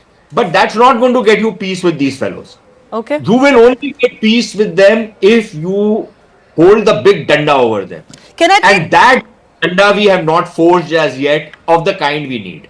Let me take that economic question to Ashok Malik also, because, some experts may say that all of this funding, keeps going to Pakistan. It's too big a country or too dangerous a country to fail because of its nuclear capabilities. We know of some pressure that India is trying to build on the IMF, for example, to reconsider its loan to Pakistan. Do you think it's finally time that the international community should come on the same page on this? See, there are two things here. One, I think Pakistan's utility to the West, to America, for instance, has declined. It has not fallen to absolute zero, but it has declined since the American troops withdrew from Afghanistan in, 2021, 22, 21 and 22, when they withdrew from Afghanistan. And you're seeing that in the American response to Pakistan this time. Yes, Pakistan is a very strategically important geography, connecting South Asia and Central Asia. Yes, it has nuclear weapons, which gives us a certain blackmailing capacity. But there is a limit to how far that can take you. And it's a country that has continuously placed itself in the hands of one superpower or the other, without caring for its own people and its own development. Yes. So, whatever assistance it gets, the question is, how does it use that assistance? Does it use it for its own people, or does it use it for its generals and their lifestyles? That's a question that Pakistan has never been able to answer honestly. And in terms of the economic impact, the economic steps we can take on Pakistan, today the Indian economy is much larger. It has business and trade linkages with many major economies in the region, in the broader Asian region, as well as in the West. It also has, it's also an important investment and business destination for big companies, big banks and financial institutions. In times to come, I'm sure we can use this to in our own way, impose sanctions against not all of Pakistan, but against certain entities in Pakistan that are clearly linked to perhaps the army, because the army is a big business, it's almost a business house in Pakistan. It controls banks, factories. So we can impose sanctions on our own as India and attempt to get those companies and institutions that do business in India to in effect choose. Yeah. So there are steps we can take. There is the FATF that can be approached again. We approached it very effectively after 2008, after the Mumbai attacks. So there are economic steps we can take, and I'm sure the IMF meeting will also see a lot of argument. Yes, absolutely. I've got only a minute left. I'll give 30 seconds each to Manik Jolly. Yes, Lieutenant General, you want to come in, sir? I have limited time, 30 seconds to you. So, Steve, Witkoff's son, Zachary Witkoff, was in Islamabad last week as heading of a corporation on crypto, and he signed an agreement with the Pakistanis, including met the Prime Minister, he met the Chief of the Army, and they signed a major deal. His corporation is also supported by President Trump, and this was signed with a great fanfare. Large number of MOUs. They will develop the entire crypto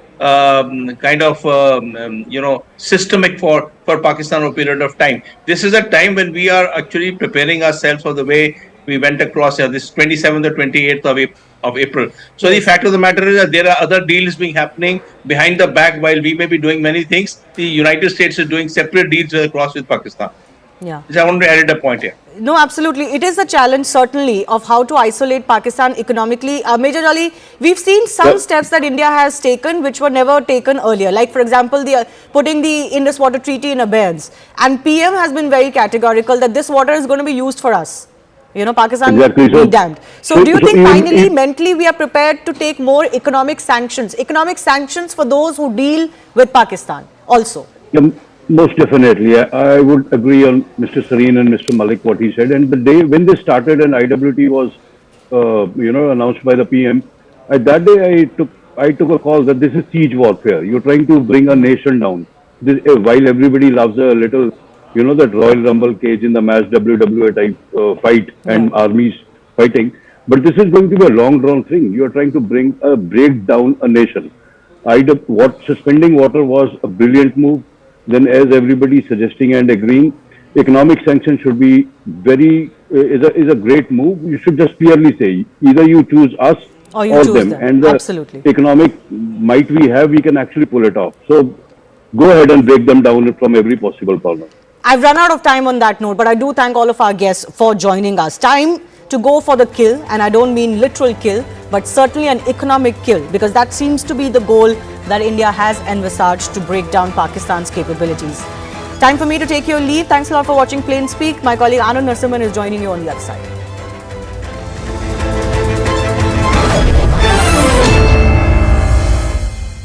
Co-powered by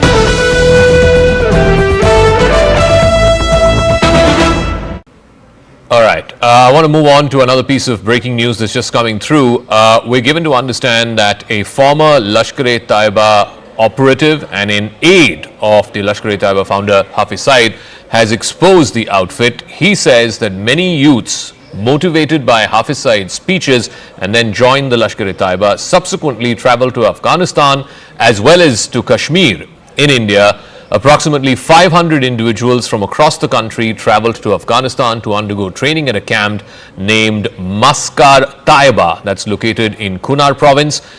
He says Hafiz Saeed is also responsible for the deaths of thousands of Pakistanis by sending them in a war of ashes to achieve the state's political goals. This is something that Noor Dari, that's the name of the individual. He's a former Lashkar operative. Tejinder has more details on this. Tejinder, read the tea leaves for us. What does this necessarily mean?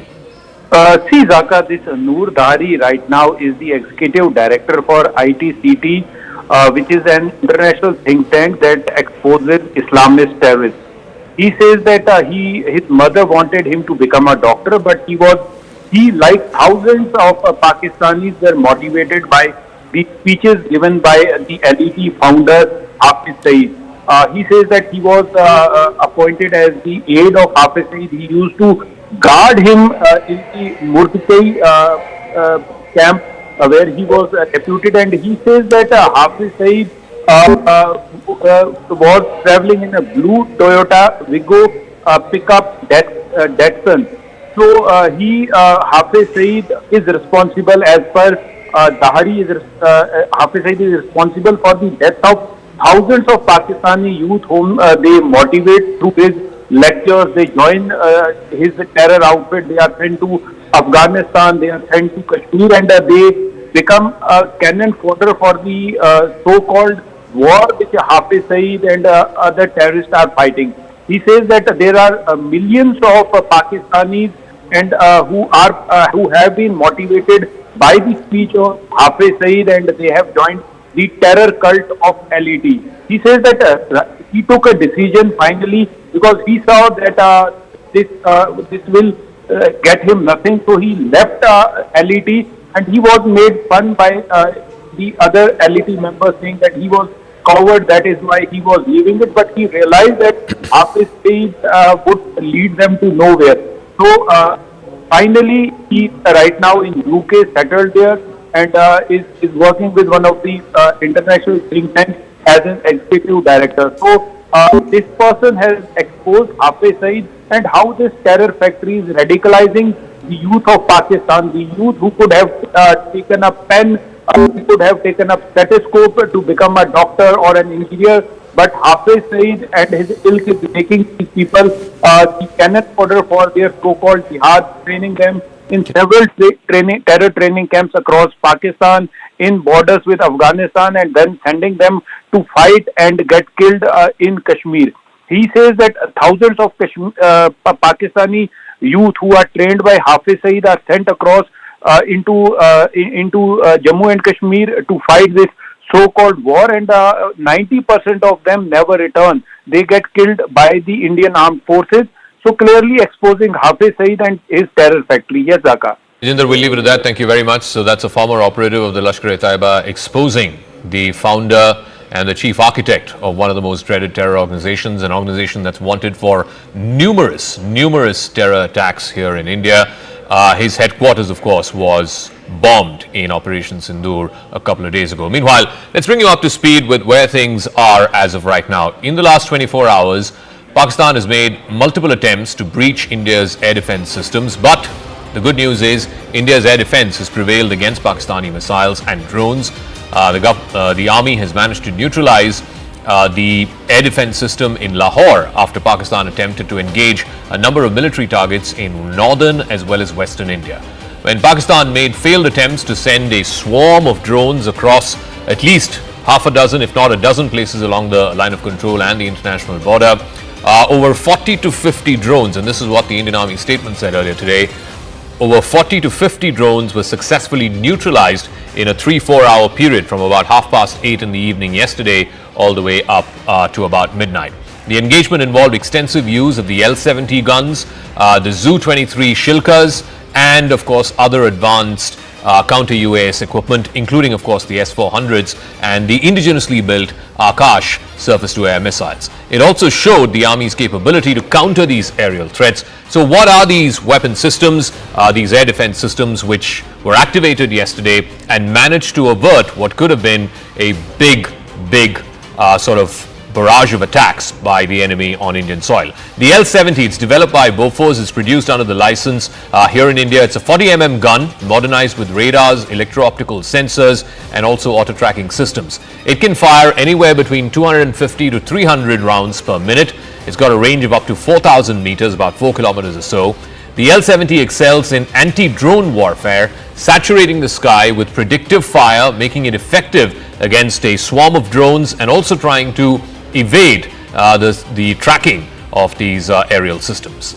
So that's the L-70, it's a short-range gun. Then you have the Shilka, which is a self-propelled system, self-propelled gun. It's got 4 23mm autocannons that are guided by radar detecting targets, and it can detect targets up to 20 kilometers away. So that's again a short-range weapon. It can unleash about 4,000 rounds per minute, and it's been upgraded with proximity fuse ammunition as well as advanced fire control systems to tackle drones that are becoming smaller and smaller.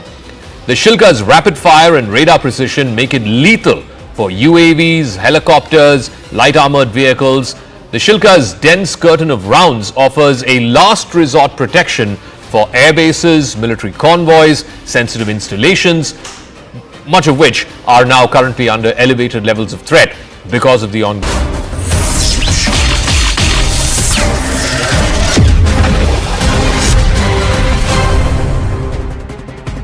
Namaste, Jai Hind, and thank you for staying with us here at CNN News 18 as we are on our continuous rolling coverage. And here on the right stand, we continue to train the focus on Operation Sindoor, the post-Pahalgam massacre retribution exacted by Bharat, and Operation Sindoor continues because Pakistan has decided that Bharat's counter-terror strike will be retaliated or responded to by the Pakistan state and its military by targeting Bharatiya military installations. Now we are into the 9th of May. And this seems to be continuing because Pakistan does not want to get off ramp. They don't want to back off. They want to continue up the escalation ladder. That's what it looks like. How long is General Asim Munir going to be able to continue on this vein, and how long is his position itself tenable as Pak Army Chief? It's all a matter of time. But Bharat is well prepared. Even as we speak, the Tri-Services Chiefs, after a briefing at 7 Lok Kalyan Marg, are just exiting the Prime Minister's residence after meeting PM Modi now in the national capital. Pak Army is resorting to ceasefire violations in Uri. So those are the pictures of the Tri-Services Chief exiting 7 Lok Kalyan Marg after their engagement with the Prime Minister and total debrief. We are given to understand that the army, the 3 wings of the armed forces, in fact all of them who are involved in defending our borders, have been given a free hand with respect to purchase and also emergency munitions and supplies, etc. They have been given direct leeway for the next 6 months, so they don't have to go through the bureaucratic red tape. That just frees the hands up of the forces. So Bharat is prepared for the long haul if Pakistan wants to push and continue to perhaps drag this entire war on terror. But on the other hand, can the Pakistanis really survive this and can they really last? We'll get to that also. Meanwhile, Bharat's army is retaliating effectively along the LC. There have been losses for us, civilian lives have been targeted, but Bharat, with video evidence that we've put out, is targeting only Pakistan military posts and their bunkers. Even as Pakistan bombed the Gurdwara in Jammu Kashmir's Poonch and attempted to strike Amritsar in Punjab, the Pakistani military lied about Bharat trying to hit Nankana Sahib Gurdwara in the Pak Punjab province. Another blatant lie by Pakistan and bid to spread misinformation has been exposed by none other than Vikram Misri himself during the 3rd briefing just earlier in the evening. The larger question is Bharat's unity a big challenge for Pakistan, or was Pakistan trying to find an off-ramp by blaming Bharat for a communal act? How bigoted, how far gone, how vile and devious can the Pakistan military establishment be is evident from this, that they tried to bomb Amritsar, the Harmandir Sahib, the Golden Temple in Amritsar, and then they were trying to work out their Khalistani goons and their cronies sitting across on foreign land to try and turn it around as a narrative that the Indian Air Force and the Indian forces themselves bombed Amritsar. That failed because of our defense system. So then they turned around and said that Bharat is sending drones across towards Nankana Sahib. So this is how devious the enemy is, and this is the enemy whom we are fighting. They will not learn a lesson till they have been really, really punitively punished. And somewhere Bharat seems determined to do that if the Pakistanis don't back off and they don't start cooperating in this war against terror, especially that which is emanating from Pakistan's soil. So from Operation Sindoor, marking the valor of Bharat, to 3 key press briefings represented by Vikram Misri, Lieutenant Colonel Sophia Qureshi and Wing Commander Vyomika Singh, Bharat's unity has been at play, dismantling Pakistan's communal fake factory. Let's listen into what the Foreign Secretary said a short while ago. Disinformation that is coming from Pakistan about India targeting the Nankana Sahib Gurdwara through a drone attack. This is again yet another blatant lie and part of Pakistan's disinformation campaign. As we saw in the Pahalgam attack, Pakistan is again trying desperately to impart a communal hue to the situation with an intention to create discord. Again, we are not surprised. India's steadfast unity in itself is a challenge to Pakistan. Lieutenant General KJS Dhillon, former GOC 15 Corps of the Northern Command Indian Army, is with us. We should have Tilak Devasharji, author and former member of the National Security Advisory Board, joining us. Tara Karta, former director NSCS, should also be joining us. But Ambassador Rajiv Dogra is already with us, former diplomat and Consul General to Karachi. My namaste and Jai Hind, gentlemen. Thank you very much. Let's start with this devious plot. General Dhillon, look at how vile the enemy is. They were trying to attack Harmandir Sahib after damaging the Poonch Gurdwara, killing 4 Granthis there, injuring innocent civilians, including a young Sikh boy. And then they were trying to conduct a drone attack on Amritsar and pin it on the Indian forces. Ab wo fail ho gaya, then they are trying to spread canards that the Indian forces are trying to bomb Nankana Sahib. Anand, good evening and good evening to your viewers and my fellow panelists. Pakistan can go to any extent and to prove their point or to drive their agenda. They can bomb any place of worship, and they have done it in the past, they have done it during this time also, and for them there are no qualms about it. You remember the Lal Masjid incident during Musharraf's time? Ji. So they have no holds barred policy as far as their agenda is concerned. Whereas India, we are a multicultural, multi-religious and very homogeneous society. we respect each faith, we respect each other's value system, and we are a different people.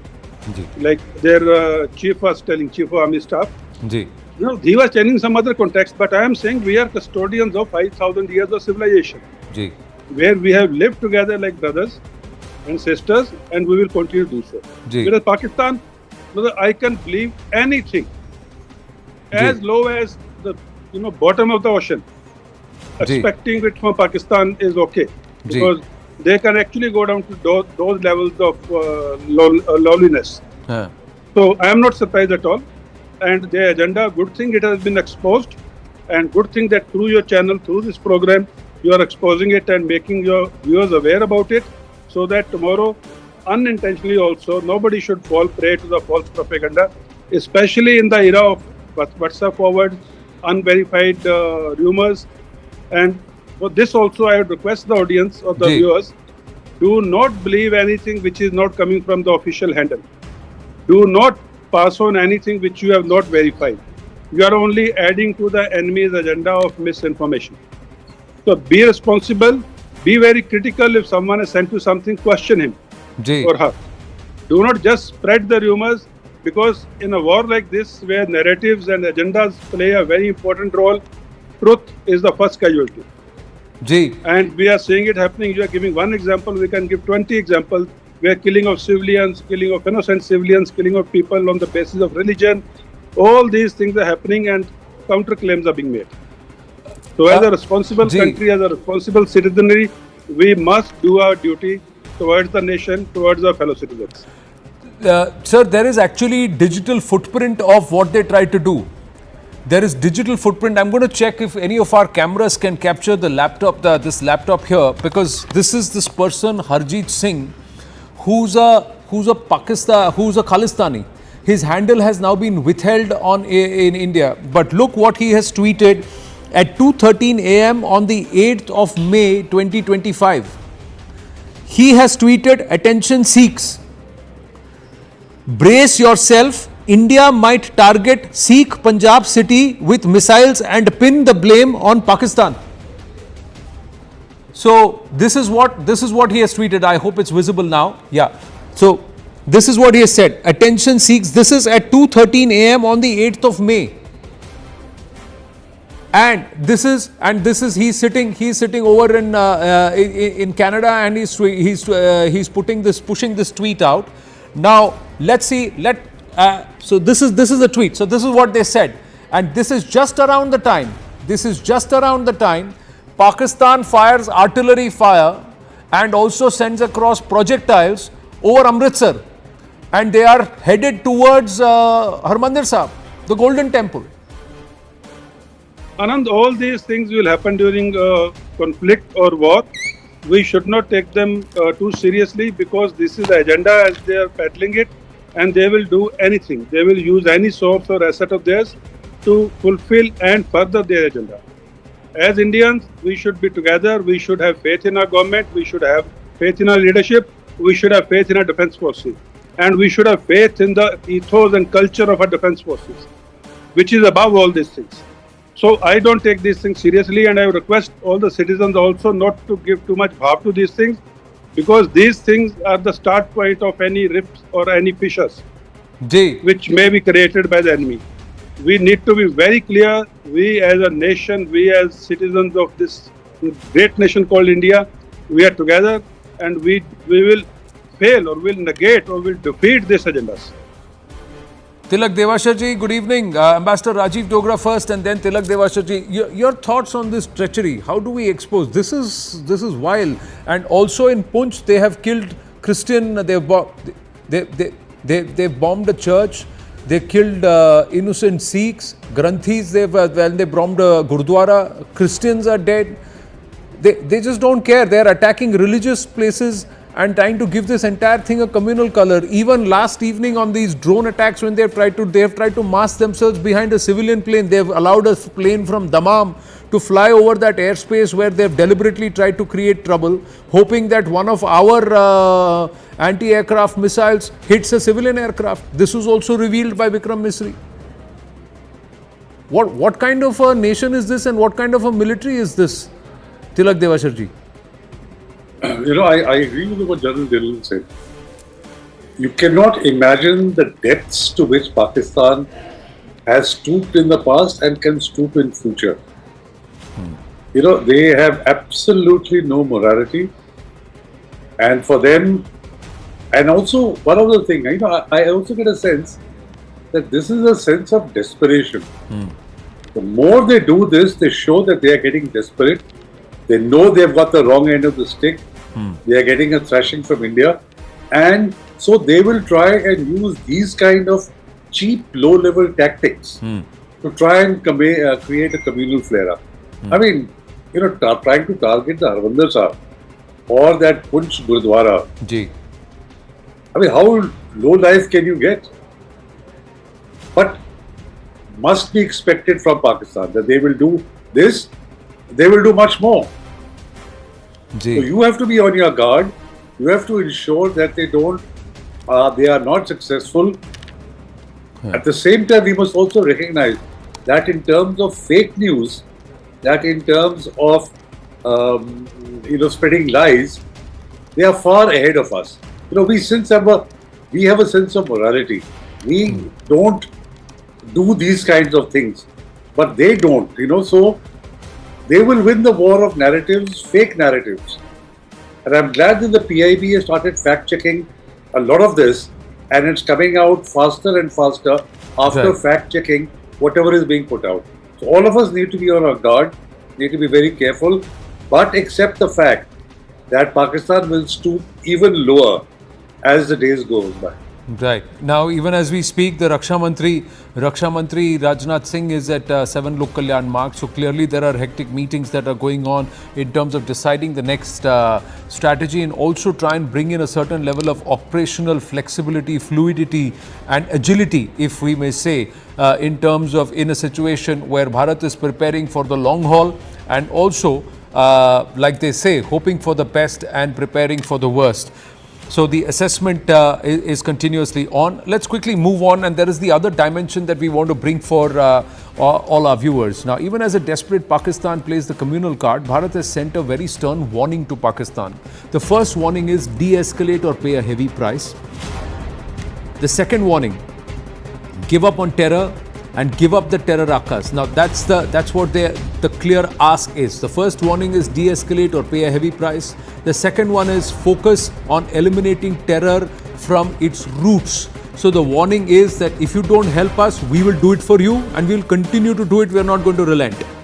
The third warning is targeted. Bharat has always targeted terror emanating from Pakistani soil, not military or civilian installations or facilities. So stop spreading lies. The fourth, the war preparedness is better on this side. We have superior tech, and the tech is indigenous.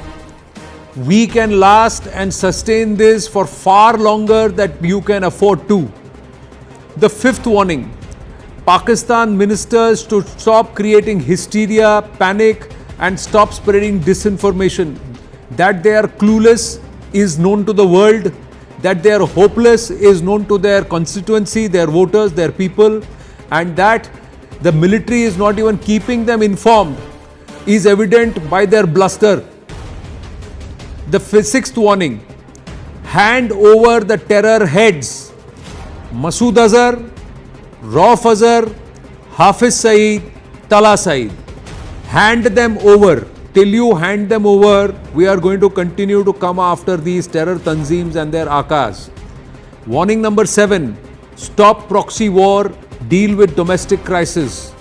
Stop trying to bleed Bharat with 1,000 cuts, otherwise we will just rip off the band-aid of you forever, and it will be very, very surgical. Dismemberment. That's the warning that's going through. And who are the people who we want, the most wanted, and why do we want them?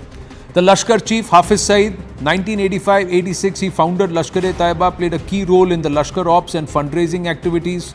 Leader of the terror outfit Jamaat-ud-Dawa, front of the Lashkar, most wanted in India and the United States. Bharat seeks his extradition. Pakistan has said no bilateral treaty, and that's why we won't bring him out. His son Tala Saeed is an active Lashkar member. 2005, sent Lashkar recruits to fight in various countries. 2006, oversaw management of terrorist camp. 2006, established the Lashkar office in Quetta, assisted Taliban ops in Afghanistan. 2008, mastermind of the 26/11 Mumbai attacks. Again 2008, labelled a specially designated US global terrorist by the United States. 2019 and 20, he was sentenced to 78 years in prison for terror financing by the Pakistanis, because that's the only way they could keep him close but still at an arm's distance in the eyes of the law and in the eyes of the world, to get out of that FATF grey listing. Jaish terror group chief Masood Azhar, radicalized in the Jamia Islamia Binori town in Karachi, influenced by the Harkatul Mujahideen, travelled to Afghanistan for arms training at the age of 21, linked to the 2001 parliament attack, designated global terrorist by the UN, orchestrated deadly Pulwama attacks in 2019. Jaish commander Abdul Rauf Asgar, Jaish chief Masood Azhar's brother, also known as Mufti Abdul Rauf Asgar, hardline cleric and jihadist, Jaish's supreme commander since 2007. 1999, orchestrated the IC-814 hijacking. 2001, linked to the parliament attack. 2002, linked to Daniel Pearl's murder. 2005, linked to Ayodhya temple attack. 2008, linked to Mumbai attacks. 2010, US designated him a global terrorist. 2016, involved in Pathankot airbase attack. 2019, involved in Pulwama attack. 2022, India moved to blacklist him by the UNSC, and it's been blocked by China. Now, before we go back to our guests, you have to listen to this. It's a stunning confession from inside Pakistan. When confronted, a local boy confirms jihadis are trained here and that terror training was done here. He was referring to Muridke, the Markaz-e-Tayyaba, the Lashkar terror hub that turned into rubble in Operation Sindoor. तो इन्होंने उन पर इल्ज़ाम लगाया कि ये सारे मिलकर ना हम पर हमला कर रहे हैं। तो उनको पता है यहाँ से ट्रेनिंगें होती हैं, यहाँ से सब कुछ होता है, वो जो मुजाहिद वगैरह तैयार होते हैं, तो उन्होंने इसको निशाना बना के रखा हुआ था। फिर उन्होंने ना बच्चों को छुट्टियाँ दे दी पहले कि कोई पता नहीं किसी टाइम भी वो हमला कर सकते हैं। You heard that? I would like to play that out again. Viewers, listen to it carefully. He's saying उन्हें पता है यहाँ ट्रेनिंग होती है जिहादियों की. Listen to this. तो इन्होंने उन पर इल्ज़ाम लगाया कि ये सारे मिलकर ना हम पर हमला कर रहे हैं। तो उनको पता है यहाँ से ट्रेनिंगें होती हैं, यहाँ से सब कुछ होता है, वो जो मुजाहिद वगैरह तैयार होते हैं, तो उन्होंने इसको निशाना बना के रखा हुआ था। फिर उन्होंने ना बच्चों को छुट्टियाँ दे दी पहले कि कोई पता नहीं किसी टाइम भी वो हमला कर सकते हैं।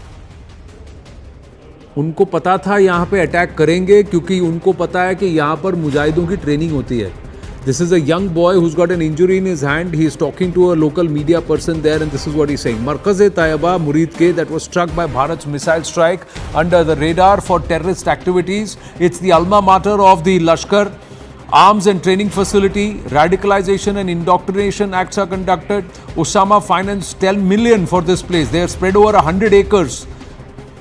26/11 attacker Ajmal Amir Kasab got intel training here. 26/11 plotters David Coleman Heddy, Tahavur Rana visited this facility.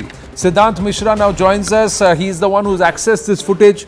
This boy is so nonchalantly saying उन्हें पता है यहाँ स्ट्राइक करेंगे.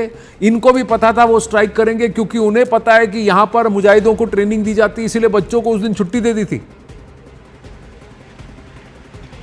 Correct, Anand. And you know, there is a reason that we are doing story on this video, Anand, because you know what Pakistan is doing, or perhaps have been doing from a very long time, that they take international press, international journalists to these sites, and you know, when they take them, they show that look, it is just a religious site, there is no terror camp going on, etc., etc.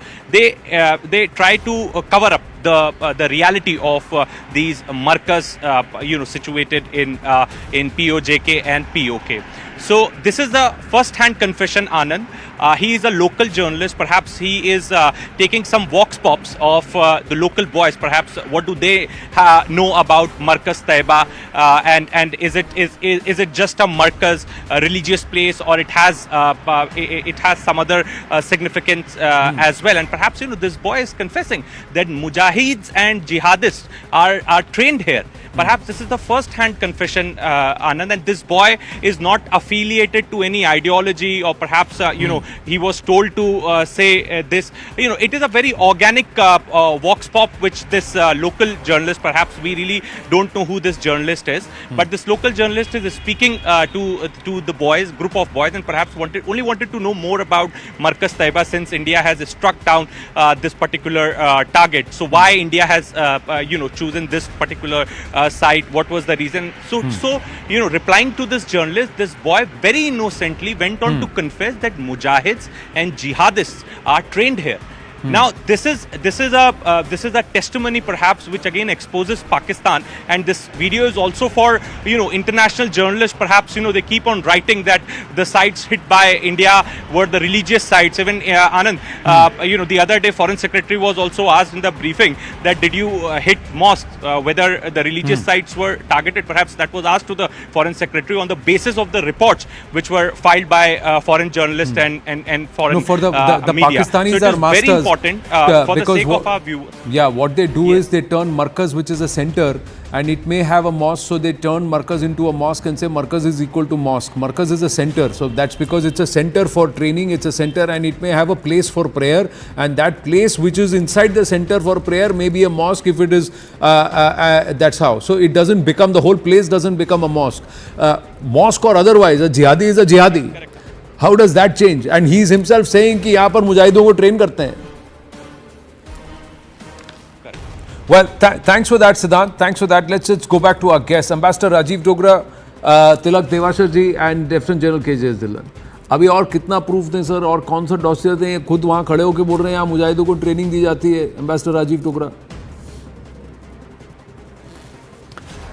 Well, a couple of points, Anand. Let me start by saying that we need to be patient, because there are some voices already coming up from informed circles within India that why aren't we retaliating, why aren't we doing much more than Pakistanis are doing to us. I think I would draw and urge everyone to remember two things. Number one, Foreign Secretary's briefing on the first day itself, where he said we will not give any operational details, and that we are going to stick to bare facts and also be correct in our information, so that there is no finger pointing, as has never happened with India. The second is that the end point is going to be the Prime Minister's speech at Madhubani. He had made the objective very clear, so let's be patient. I'll urge your viewers and our countrymen to be patient and wait, because a lot may be happening that we are not aware of. The second thing is Pakistan's desperation. You've listed chapter and verse about what they have done, and General Dhillon and Tilak have also pointed it out. The fact is that they are playing a very dangerous game, allowing a civilian flight when drones and missiles are flying all over the place to go from one end of Pakistan to the other end means playing with fire and playing with death, and they would have blamed it conveniently on India. So imagine the international outcry that India had shot down a civilian flight, knowing very well that there was a civilian flight going. So Pakistan is devious, uncaring for human life, and dangerous as an enemy. The third part is what you and other panelists have already elaborated upon. It shocks me that anyone in the senses could really try and attack Golden Temple with the idea of blaming it again on Indian forces. How low can a country get? So the entire thing goes back to General Munir's first statement to non-resident Pakistanis about Hindus. So Pakistani army, Pakistani ISI is following that script, just as the terrorists followed that script on 22nd April in Pahalgam. So I think we have to be very careful, but I am very confident that this time our forces are determined, and our Prime Minister has laid down an objective which he seems to be determined to fulfill. And let's give India a chance. Right. We've got more news coming through closer home now. Those are the people, locals in Muridke, accepting that Mujahids are trained at Markaz Taiba. But closer home, Prime Minister Narendra Modi has met a group of armed forces veterans. And this happened just a short while ago. He's currently meeting with the Raksha Mantri Rajnath Singh. He met the Tri-Services Chief before that. But before that, he's also met armed service veterans that include Air Force Chiefs, Army Chiefs, Navy Chiefs and other veterans who have extensively served the country. Let's go across to Aman to try and understand more. Aman, when did this meeting happen? Those are pictures there. This is a meeting of these are reference visuals. These are reference visuals. Yes, Aman, when did this meeting happen and how long did it last? See, Anand, what we are told, it was an extensive meeting earlier today where the Prime Minister has met the various chiefs of the forces, the veterans who have served as the chiefs of the Air Force, the Army and the Navy, as well as some other veterans. He has discussed at length various contours of the present situation with Pakistan, because these are the veterans who have a battle-hand experience, who have a first-hand experience of how to handle Pakistan. So the Prime Minister also wants a very, very detailed consensus from various people sharing their experiences, what India should do next, because the kind of attacks, especially that we have seen last night, these 200 to 300 drones coming into Indian territory, though none of them could hit the target and our air defense system could shoot them down. But this is also a new warfare, and the Prime Minister trying to discuss it with all the veterans and the former chiefs, and I think this is a part of that exercise. We saw in the earlier also today the territorial army also being told that they can also be inducted. So I think this is all a larger consensus exercise by the Prime Minister to get the experience of various people on board before India takes its next steps. True, and then there are also a set of veterans who have said that they are willing to come back and offer their services in the service of the nation when Bharat is in a state of war against terror, and there is a nation that is ready to give state and military backing to terror and terrorists on their soil. Thank you for your inputs, Aman. Let's just take this across to General KJS Dhillon. Your thoughts on the Prime Minister meeting the former service chiefs and perhaps the contours of this conversation, sir? Anand, it's a very good step, and I won't say more than that because I was one of the veterans who attended this meeting. I know that, sir. That is why I didn't directly ask you. I just wanted to understand. I wanted to understand from you what was the intent. If you could broadly share with our viewers, without going into the nitty-gritties of it. Yes, sir. The group of veterans who met the Prime Minister, since I knew most of them, it was a very small group, very cohesive group of about 17 veterans. And I was calculating, combined together, they had more than 650 years of military experience. Wow. So Prime Minister was trying to encash on that material experience, as also trying to get the feedback based on various timelines in the past. So that history repeats itself, and veterans gave some very wonderful ideas. The Prime Minister shared some very thoughtful things. Though I will speak only this much, unless Prime Minister's office releases some details. It was a very fruitful meeting, and I think probably first time in the history of India or independent India such a thing has happened. General Saab, how long did this last, sir? Prime Minister was very patient. He listened to everyone. There were multiple times also some veterans spoke, and he listened to everyone very patiently. It lasted, I think, more than about an hour and a half or maybe more. So, and just about 17 veterans.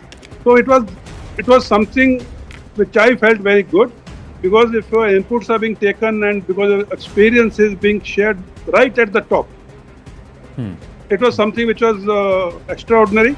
And he was so alive to the whole thing. Everything was listening very patiently. The staff was making notes, and I think and Prime Minister also complimented everyone for very positive inputs. And I think I can say only this much. Well, thank you for that. I'm going to request our team to list out what you just gave us a gist of. So, Lieutenant General KJS Dhillon, who's part of the broadcast right now, confirming that he was part of this close group of people. So there are a few points that he's listed out, and General Saab, you please correct me if I'm wrong.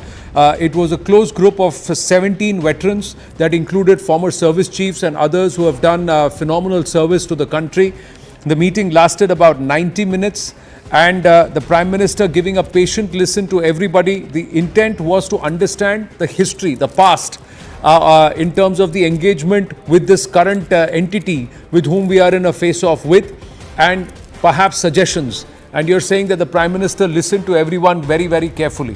Thank you. Thank you for sharing that with us. And beyond that, I'm not going to press you for anything. The only thing I want to ask you one more question is, what is the overall understanding in your wisdom?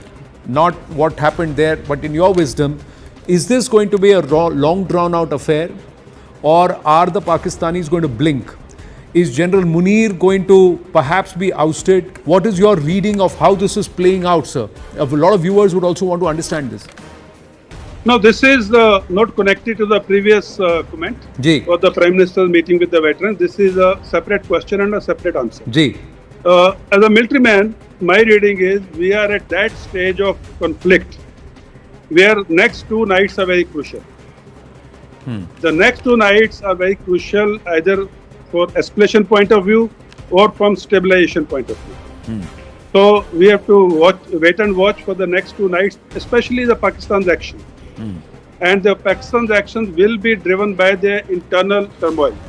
The turmoil within the army, turmoil within the society, and the politicians not having much say in the say of things, in the doing of things. So my understanding is next 2 nights Pakistan's actions one has to watch very carefully. Even today morning there have been air raid alerts in places like Chandigarh and all, Ambala. So let's see what mischief this enemy is up to. And I would like to comment only after 48 hours because it will be too premature to comment on an enemy like Pakistan who doesn't think through things.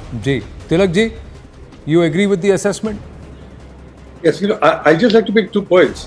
One, excellent initiative to meet with people with a combined experience of over 600 years. 650 years, dealing, that's what he said. The Yeah. 17 service, 17 I would veterans. like to, yeah, sorry. I would like to expand this if there is some system in government to even people from the diplomatic corps, from the foreign service, who have dealt with Pakistan, people from the intelligence community, who have dealt with Pakistan all their lives, and they could also provide very useful inputs at this stage on how to deal with an enemy like Pakistan. We have 2 of them sitting on the panel tonight. Yeah, so exactly. The other thing I want to say is, see, the government statement has been restrained, targeted only terror camps, avoided civilians, avoided the military installations. The questions I would like to ask and put on the table, we all agree that the head of the snake is the Pakistan army. You can kill 200, 300, 500 terrorists. It's not going to make a difference because the incubator, the facilitator, the creator is the Pakistan army.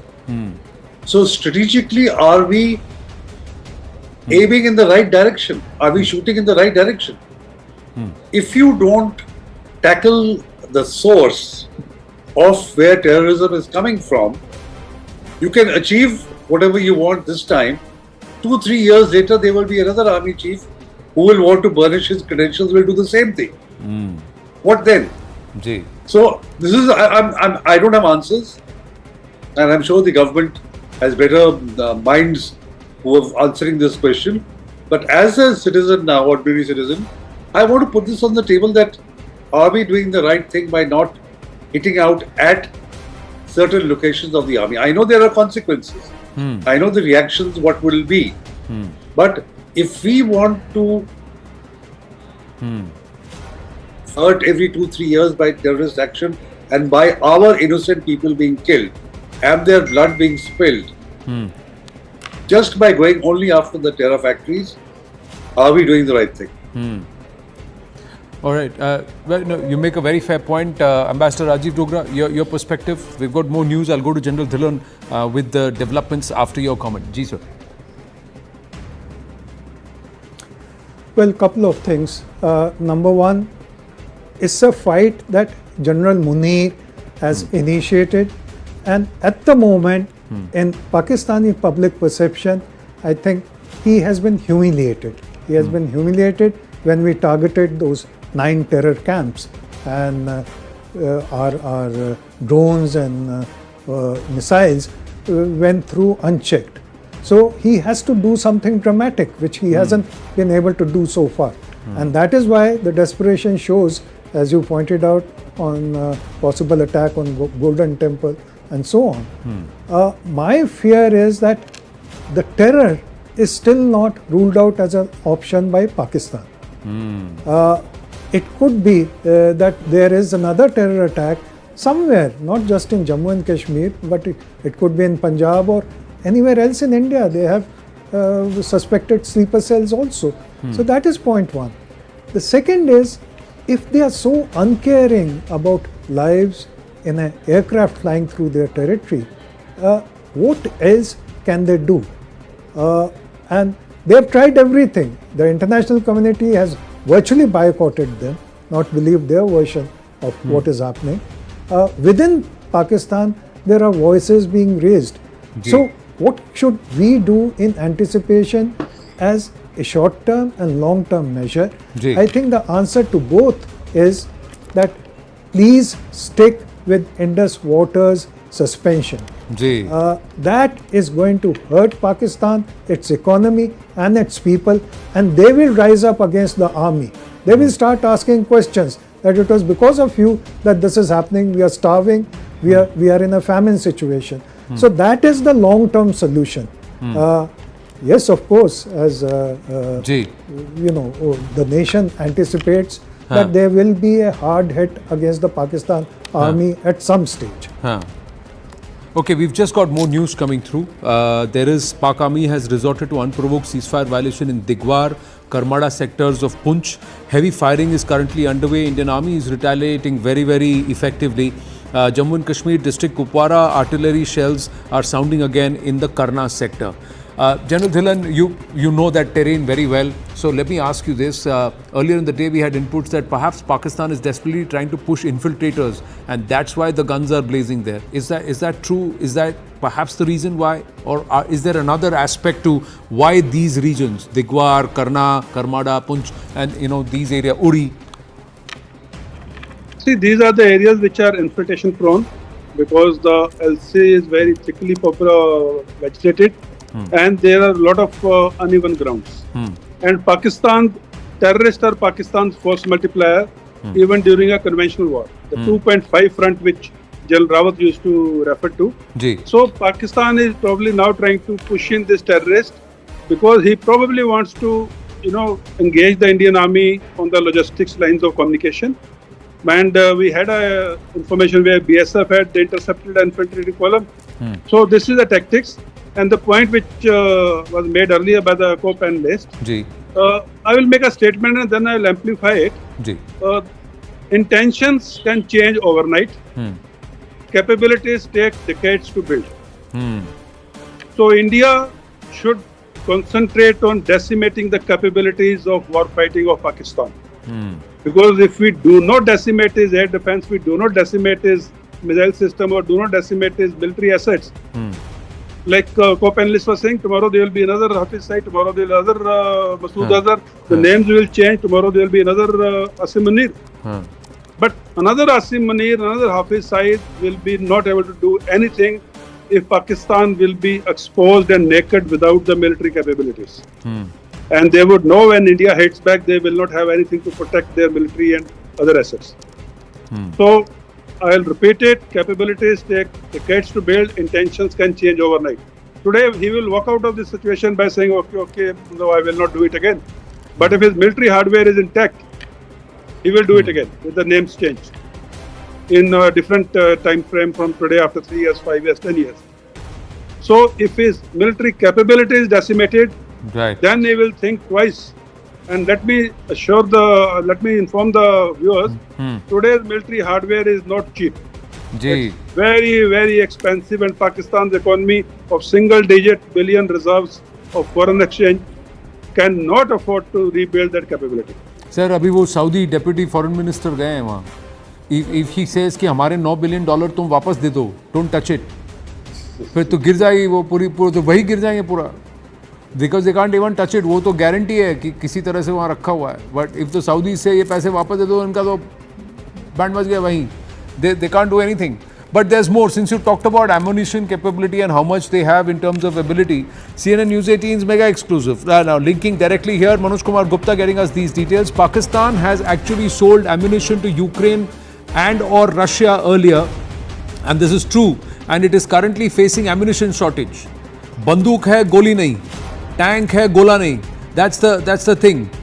Gun hai, gola nahi. That's their problem. This shortage will hinder its ability to sustain a prolonged war. In 2022 and 23, Pakistan had indirectly supplied artillery shells to Ukraine via third parties, US and the Eastern European states. These claims from Pakistan's large stockpiles of Soviet caliber ammunition was compatible with Ukrainian systems. Later, Pakistan claimed that it has a history of arms exports. Now, later reports came that Pakistan's deepening ties with China, which is a key Russia partner, and its reliance on Russian energy imports forced Pakistan to also send them some of this ammunition, that is to the Russians. Top defense sources say Pakistan has a sizable domestic defense industry producing small arms, artillery shells and tanks, but its capacity is limited compared to global powers like China, India or the US. Pakistan has economic instability like debt crisis, inflation that is going to strain its ability to modernize or stockpile advanced systems.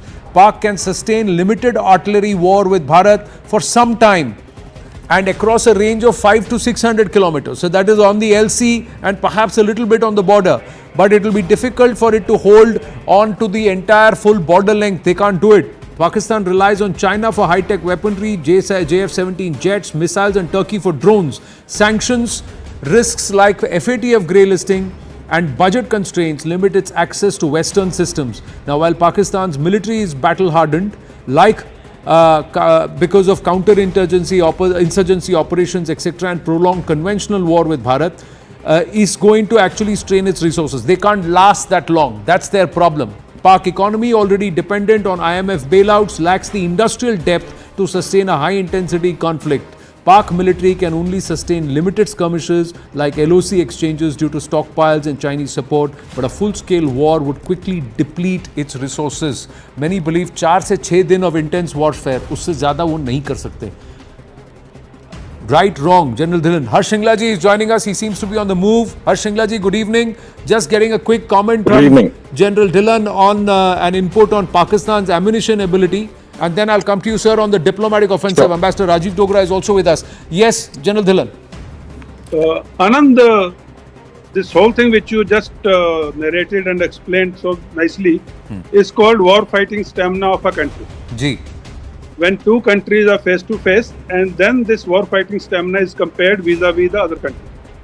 In our case, our war fighting stamina is much higher than the Pakistanis. For 2-3 reasons. One is we are a mightier military, we are bigger economic park, and we have the military industrial base which is domestic much better than Pakistanis. As also our relations with our suppliers are much better than with Pakistan. We have multiple countries who can supply to us, and we have the money even to buy it during the conflict. Whereas Pakistan's supplies are limited to Turkey and China, and it does not have the money to buy those things which are very expensive when the hostilities are going on. So war fighting stamina, I agree with you, is very low in case of Pakistan, and if the war or the conflict continues for a longer duration with a higher intensity, it is advantage India. Harsh Shingla ji, your thoughts, sir? And also, what is the diplomatic posture? What is your reading? Based on what Foreign Secretary Vikram Misri has said, Vinay Kawatra ji has said, Vikram Doraiswamy is saying, what is the posture? Is it the effort or a slow calibration towards hyphenating Pakistan with terror state? Well, as far as we are concerned, we have always made it clear that our response has been calibrated and precise and responsible. I believe Foreign Secretary today also said that we will not, escalate if there is no further escalation from the Pakistani side. So, in a certain sense, we have also made it clear that we have no desire to take this conflict forward. We have achieved our aim of targeting terrorists and terrorist infrastructures, particularly those who are responsible and behind the Pahalgam incident attack. So from that perspective, I think we are fairly clear that while we don't want an escalation, we are prepared for any situation.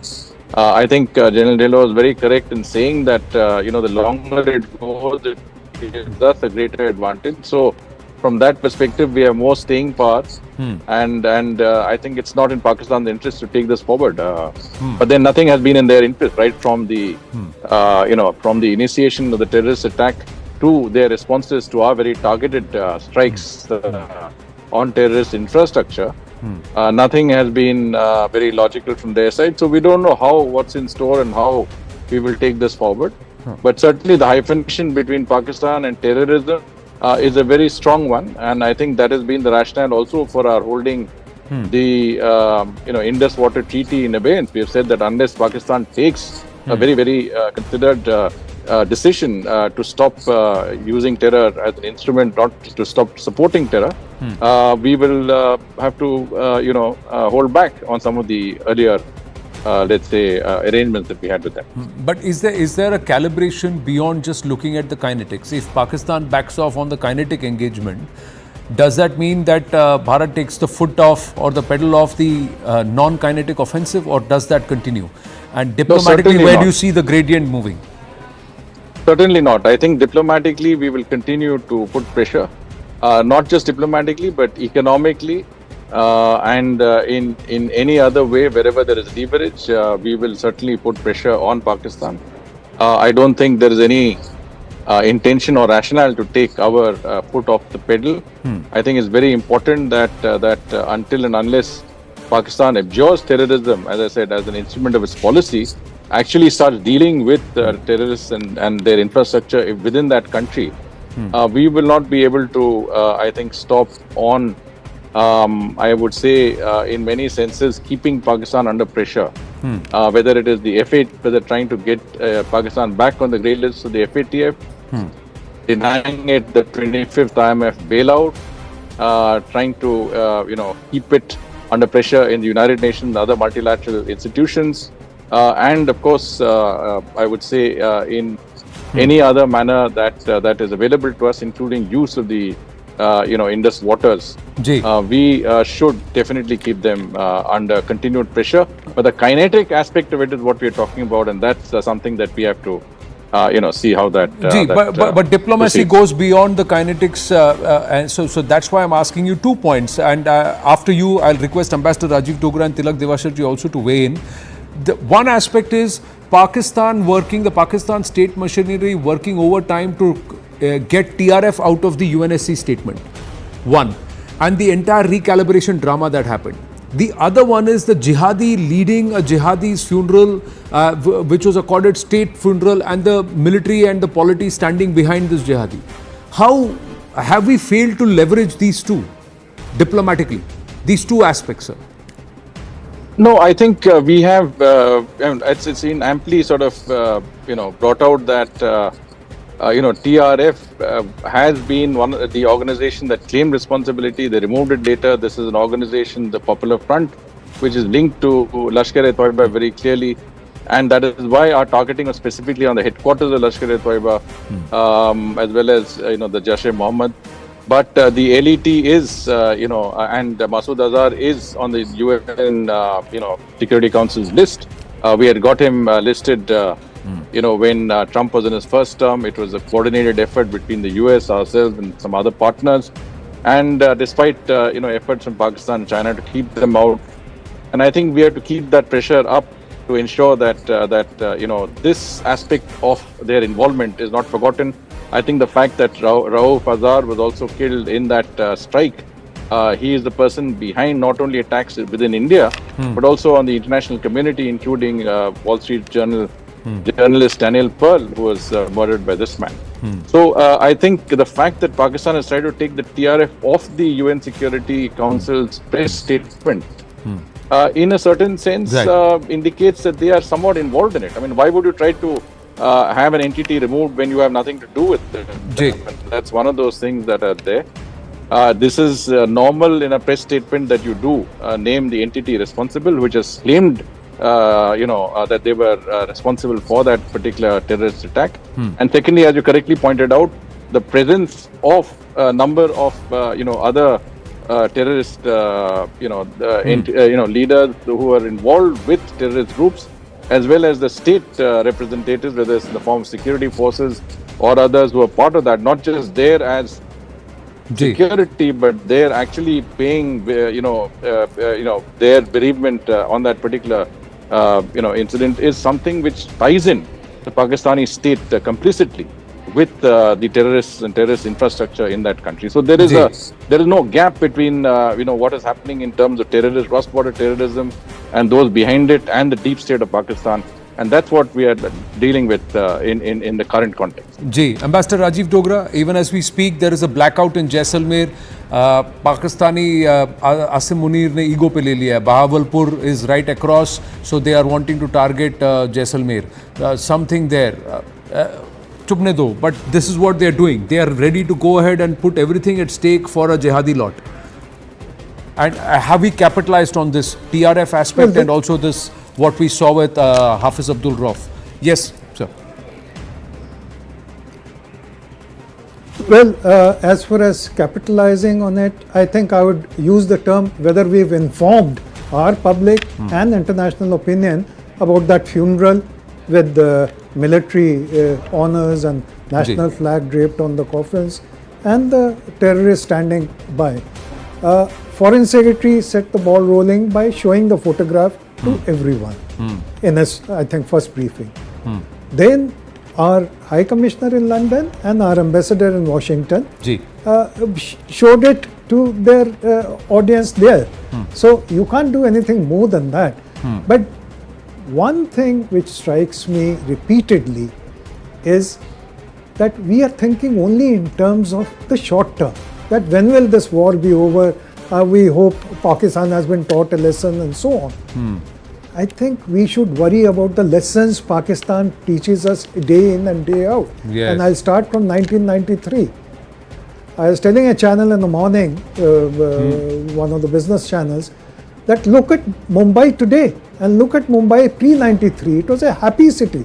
Today, every shop, major shop, mall, school, college, business establishment, government office, not just in Mumbai but all over India, must have a security guard. And the annual expenditure that India incurs on that is $11 billion. That is how Pakistan is bleeding us economically. So we have to find a permanent solution to this. Otherwise, 1 year on, they will again attack us one way or the other. Sir, there will be sorry, Pulwamas. Sorry, sir. I'm about a minute and a half over. I didn't want to interrupt you, but I have to. I am compelled to. But let's hope that the Prime Minister calls for a meeting with minds like you, Tilak Devasarji, also after meeting the service chiefs and the army and the service veterans. Thank you very much. Always a pleasure speaking with you, gentlemen. Thank you so much for bringing in so much of perspective and engagement on the conversation. Thank you so much. Jai Hind, sir. Namaste.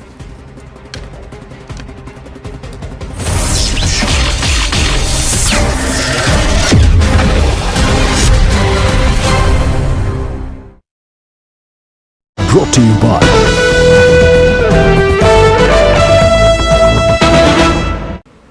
All right. I want to move on to another piece of breaking news that's just coming through.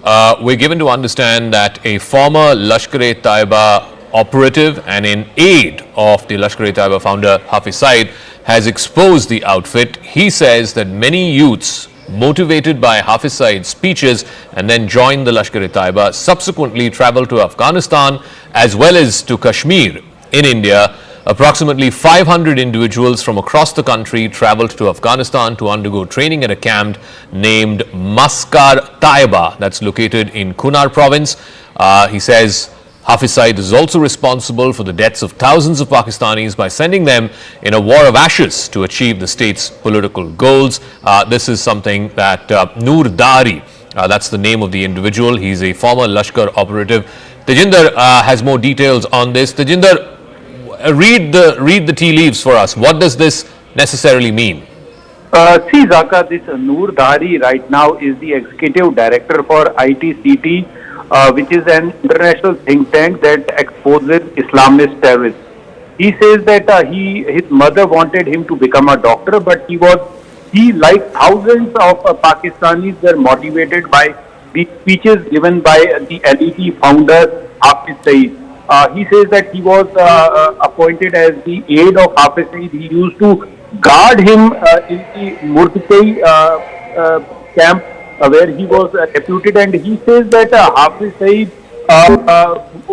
was traveling in a blue Toyota Wigo pickup Datsun. So Hafiz Saeed is responsible, as per Hafiz Saeed is responsible for the death of thousands of Pakistani youth whom they motivate through his lectures. They join his terror outfit. They are sent to Afghanistan. They are sent to Kashmir, and they become a cannon fodder for the so-called war which Hafiz Saeed and other terrorists are fighting. He says that there are millions of Pakistanis and who have been motivated by the speech of Hafiz Saeed, and they have joined the terror cult of LET. He says that he took a decision finally because he saw that this will get him nothing, so he left LET, and he was made fun by the other LET members, saying that he was coward, that is why he was leaving it, but he realized that Hafiz Saeed would lead them to nowhere. So finally he right now in UK, settled there, and is working with one of the international think tanks as an executive director. So this person has exposed Hafiz Saeed and how this terror factory is radicalizing the youth of Pakistan, the youth who could have taken a pen, who could have taken a stethoscope to become a doctor or an engineer, but Hafiz Saeed and his ilk is making these people the cannon fodder for their so-called jihad, training them in several terror training camps across Pakistan, in borders with Afghanistan, and then sending them to fight and get killed in Kashmir. He says that thousands of Pakistani youth who are trained by Hafiz Saeed are sent across into Jammu and Kashmir to fight this so-called war, and 90% of them never return. They get killed by the Indian Armed Forces.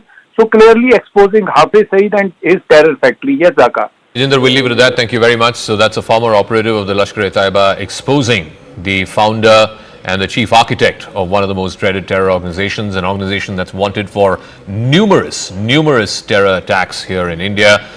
His headquarters, of course, was bombed in Operation Sindoor a couple of days ago. Meanwhile, let's bring you up to speed with where things are as of right now. In the last 24 hours, Pakistan has made multiple attempts to breach India's air defense systems, but the good news is India's air defense has prevailed against Pakistani missiles and drones.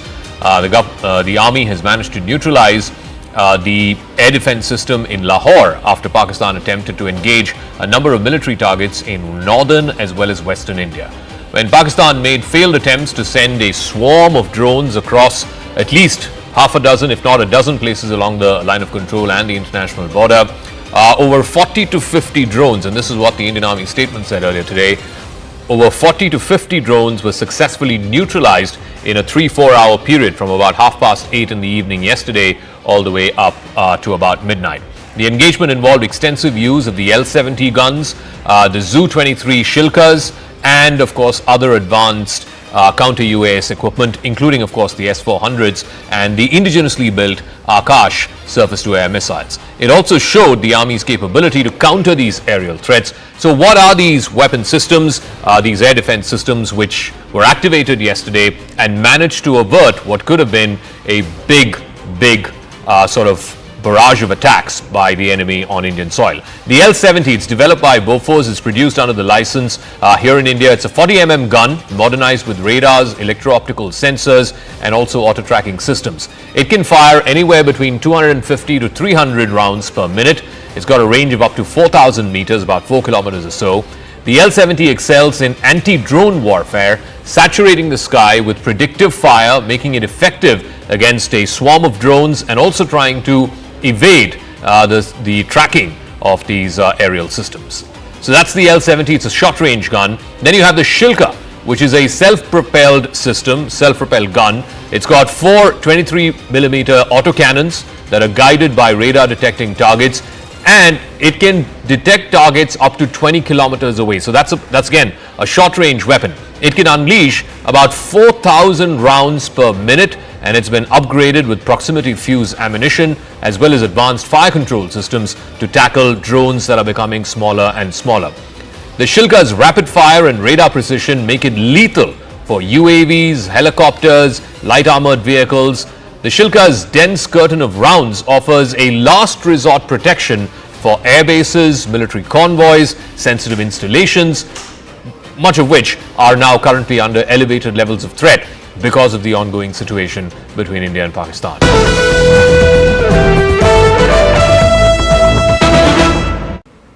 All right, I want to move on to another piece of breaking news that's just coming through.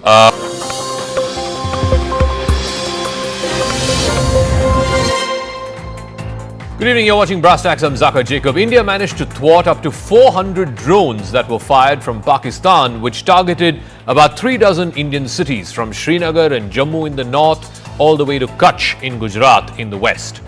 Today, the Indian government named some of these drones and said that they were of Turkish origin, made by Turkey. Clearly, India is putting not just Pakistan but also Turkey on notice. And that's not all. India has also revealed how Pakistan had taken the cover of civilian air traffic to launch its drone swarms last night.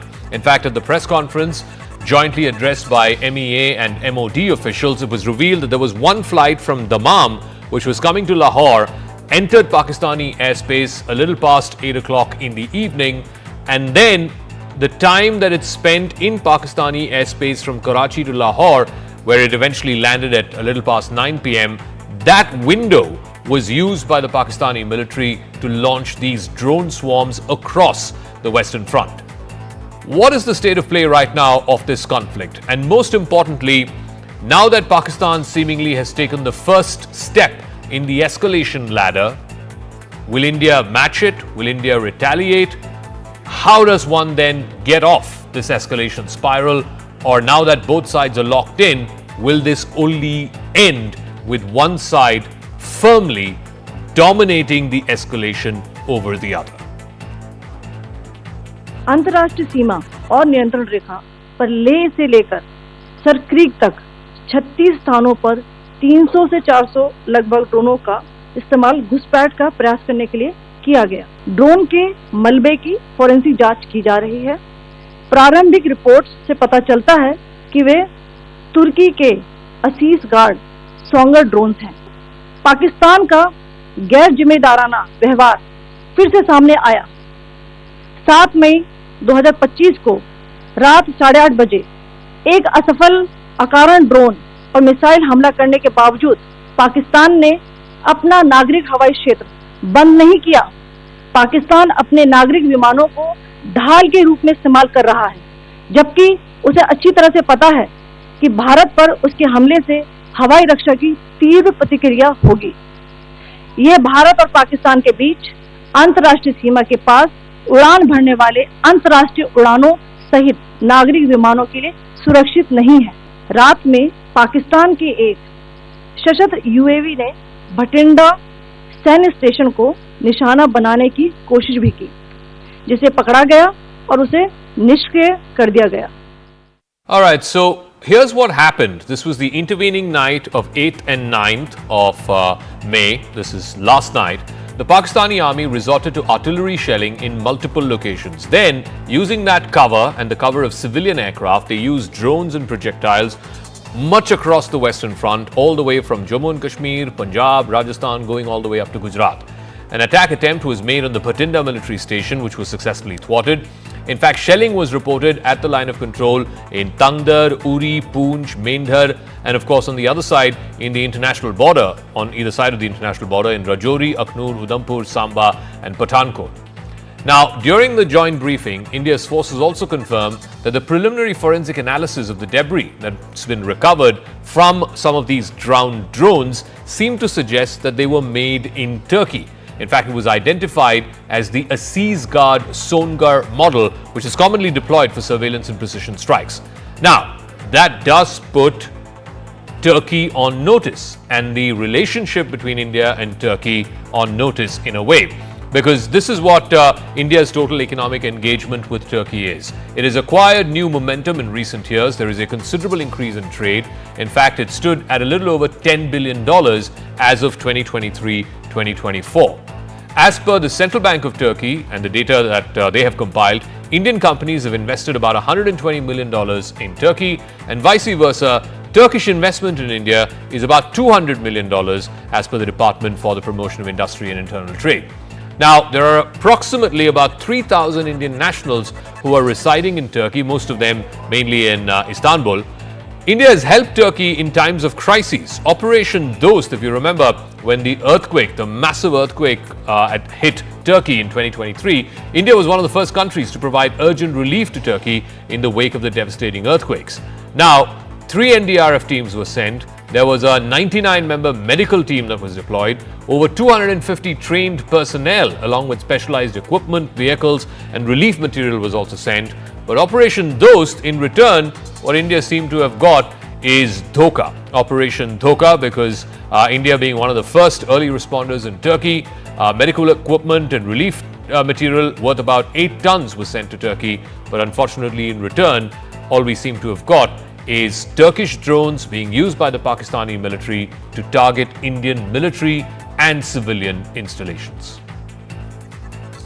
Pakistan made the preposterous and outrageous claim that it was the Indian Armed Forces and the Indian Air Force that was targeting cities like Amritsar and trying to put the blame on Pakistan. In addition, that we would attack our own cities is the kind of deranged fantasy that only the Pakistani state can come up with. As we saw in the Pahalgam attack, Pakistan is again trying desperately to impart a communal hue to the situation with an intention to create discord. In view of the existing security scenario, the services of the Kartarpur Sahib corridor have been suspended till further directions. All right, let's try and make sense of what happened last night, this drone swarm, what was the attempt, and what happens here on, what next? Lieutenant General retired D.S. Huda is former Army Commander of the Northern Command of the Indian Army. Thank you very much, sir, for speaking with us.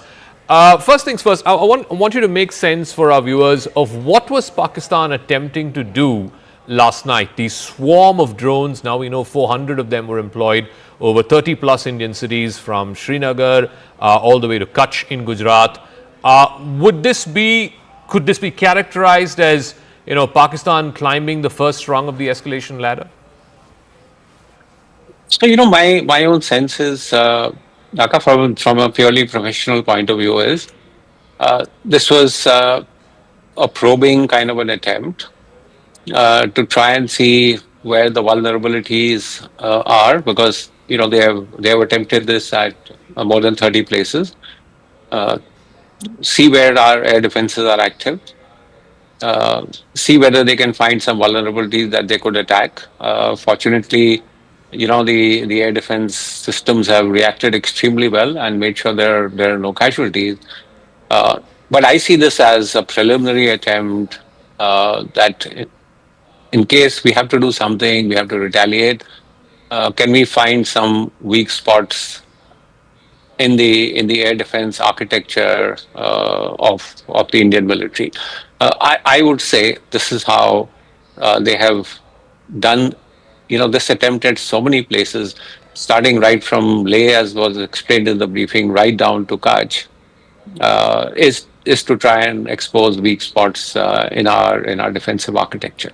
I'm curious if you want to comment on what the Army Colonel Colonel Qureshi said about this being Turkish-made drones. Is there any light that we can throw on why they're using Turkish-made drones? Because it's quite rare for the army or the government, for that matter, to call out the country of origin where these drones were made. No, so I think that calling out the country has been with a purpose. So we know that much of the drones that Pakistan military possesses are of Turkish origin. And I think if you look at the statements that have come out, after Pahalgam and after India carried out Operation Sindoor, two countries stand out for their sort of unequivocal support to Pakistan. One is China, which I think has still been measured in their statements.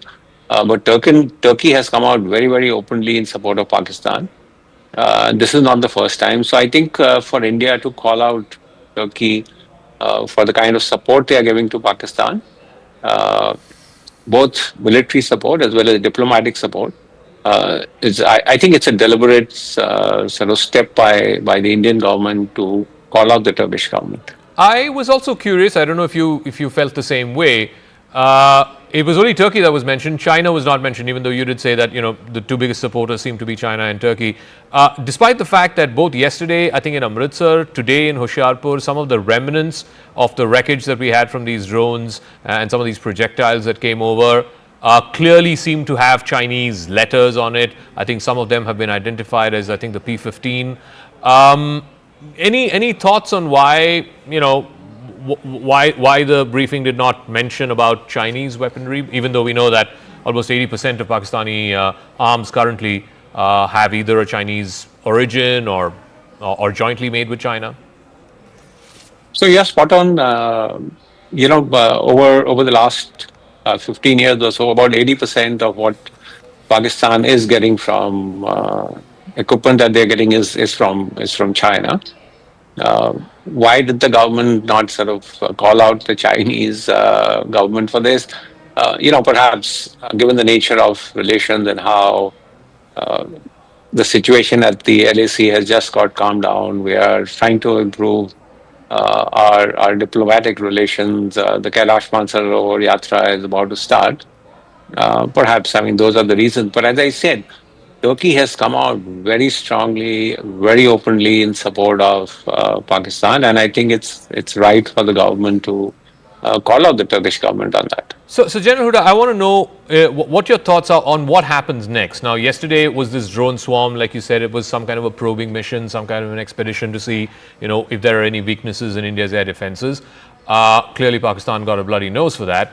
But these were all drones or projectiles without any explosives, without any kind of warheads attached to them or explosives attached to them. Is the next step going to be that they will have projectiles or drones with explosives, and then what happens after that? Do we progressively go up the ladder? You have short-range rockets and missiles, and then eventually start scrambling fighter jets and so on. Is that the trajectory?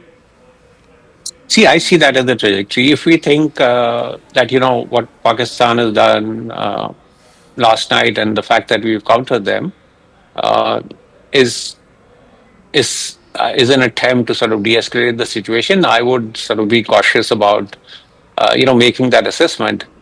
I do see, and we should be prepared for further action from the Pakistan military. Now, what form and shape it takes, whether armed drones are used, and they could well be used in a standoff role, or Pakistan attempts to use aerial power. We are already seeing extremely heavy firing that's happening on the line of control. So my own sense, and I could be proved wrong, is that it's going to heat up a little more before it cools down. So how far up the chain can they go? I stopped at scrambling jets, but what after that? Do they start moving your mechanized divisions, your armored divisions? Eventually, do they start moving infantry?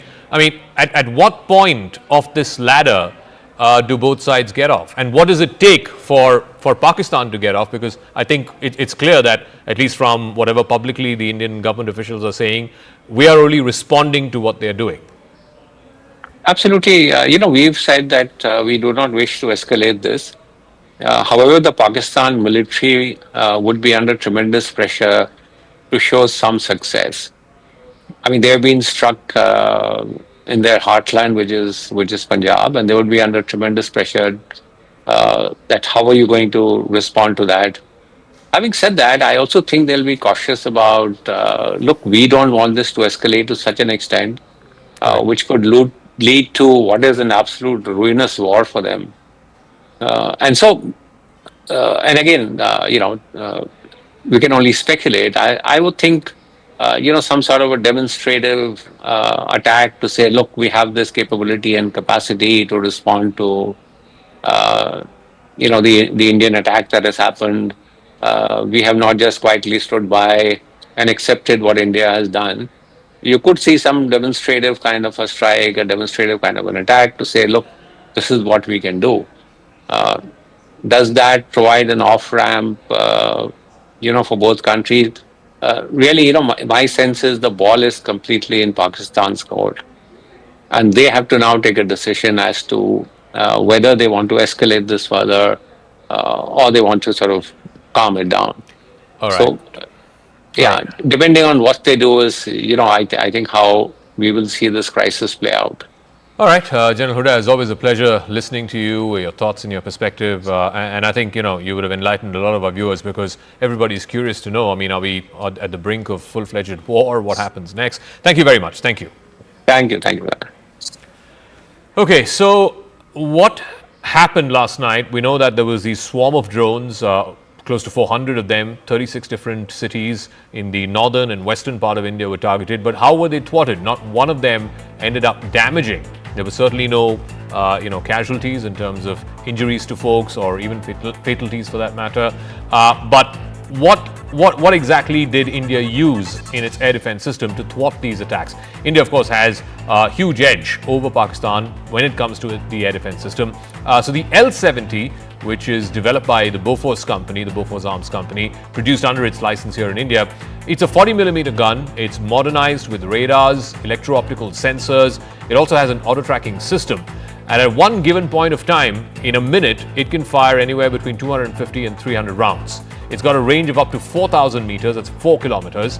The L-70 also excels in anti-drone warfare, saturating the sky with predictive fire and making it effective against exactly what we saw last night, these drone swarm attacks.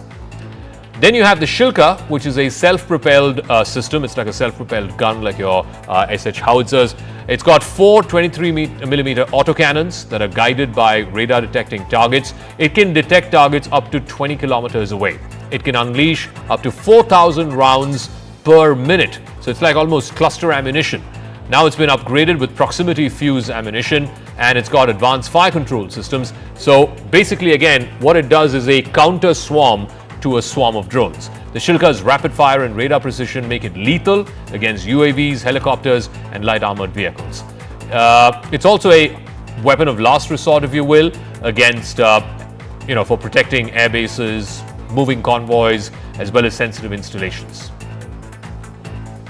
Now, the big question that's being asked is, can Pakistan, and clearly it's Pakistan that's climbing up the escalatory ladder, but how far can they go? And can they afford to do this economically? The last few nights have witnessed heavy artillery shelling. It's in fact happening right now across the line of control. In fact, the last few days it was both the line of control as well as the international border.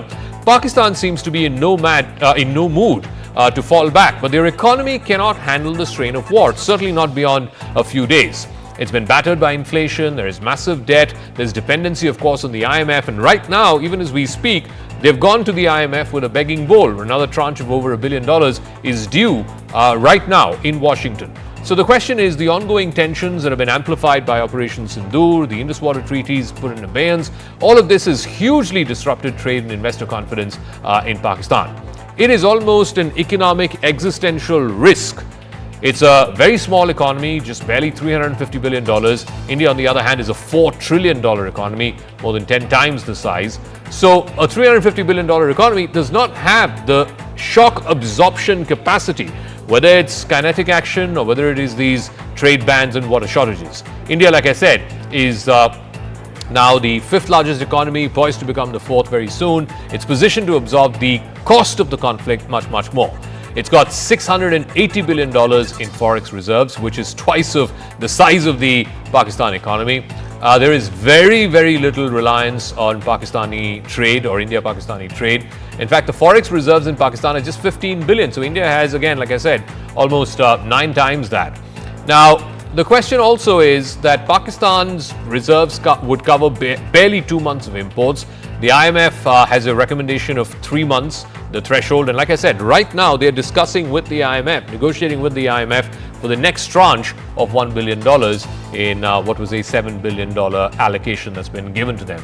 It's an aid. Now, if tensions escalate into a full-scale war, then Pakistan's economy could collapse.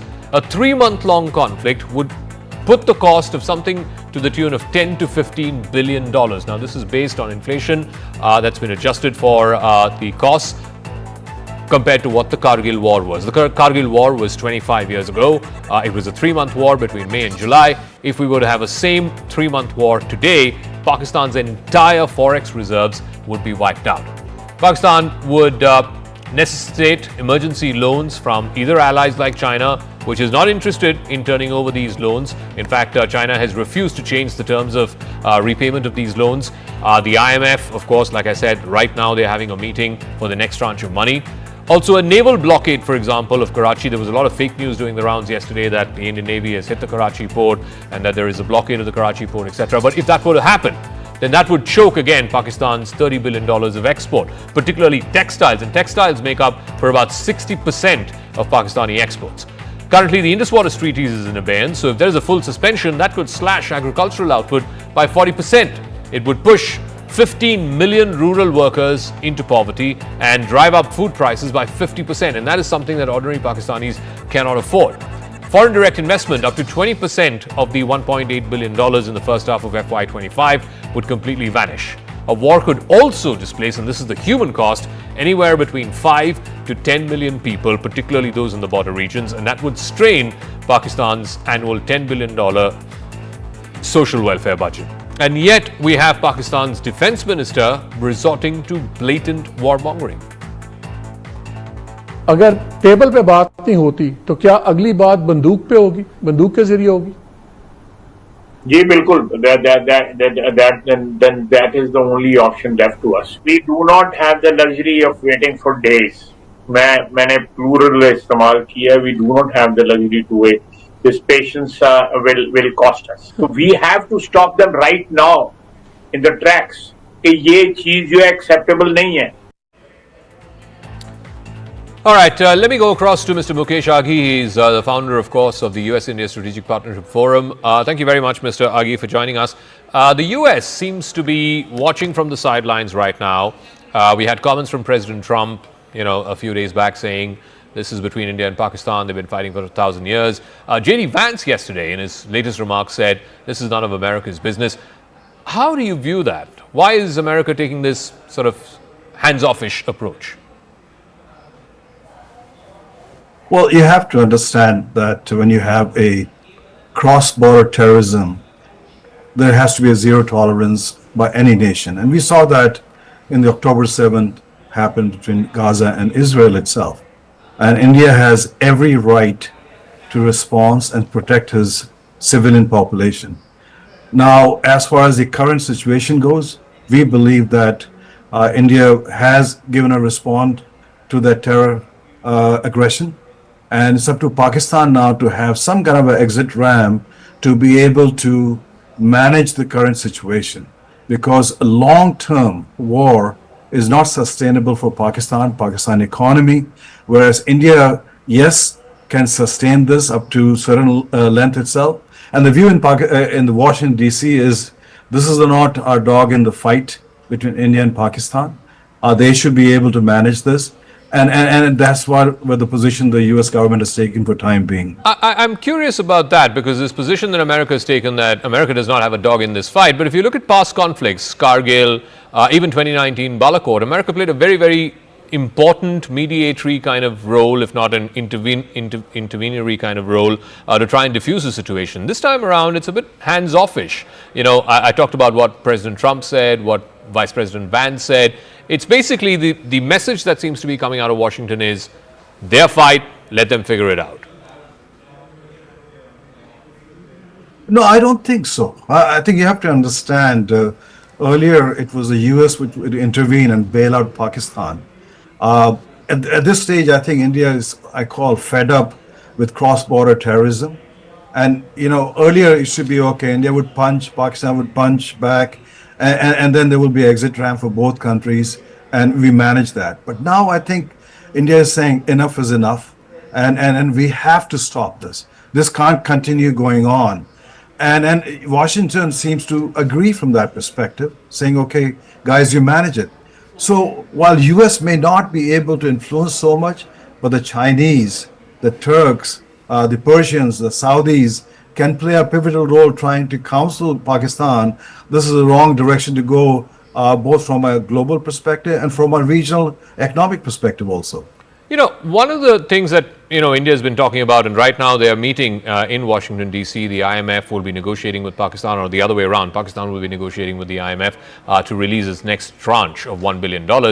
And a question that, begs to be asked, and has been asked here in India for a number of years, why does the West, and why does America in particular, because it has veto powers there, effectively veto powers in the IMF, tell Pakistan that, look, you can't continue encouraging all of these terror organizations and expect monies from the IMF. Why are they not making that loan or monies conditional on good behavior by Pakistan? No, absolutely. I think US should leverage the IMF, not only just from holding on the loan itself, but also look at Pakistan putting back on the grey list. I think it's important to understand that in a global order, you cannot just go across the border and kill innocent people and walk away without any punitive actions itself. I think that era is gone. India has grown as an economy. Now it's the fourth largest economy. Its military power is much, much stronger. So it has a zero tolerance. And I think US realizes that.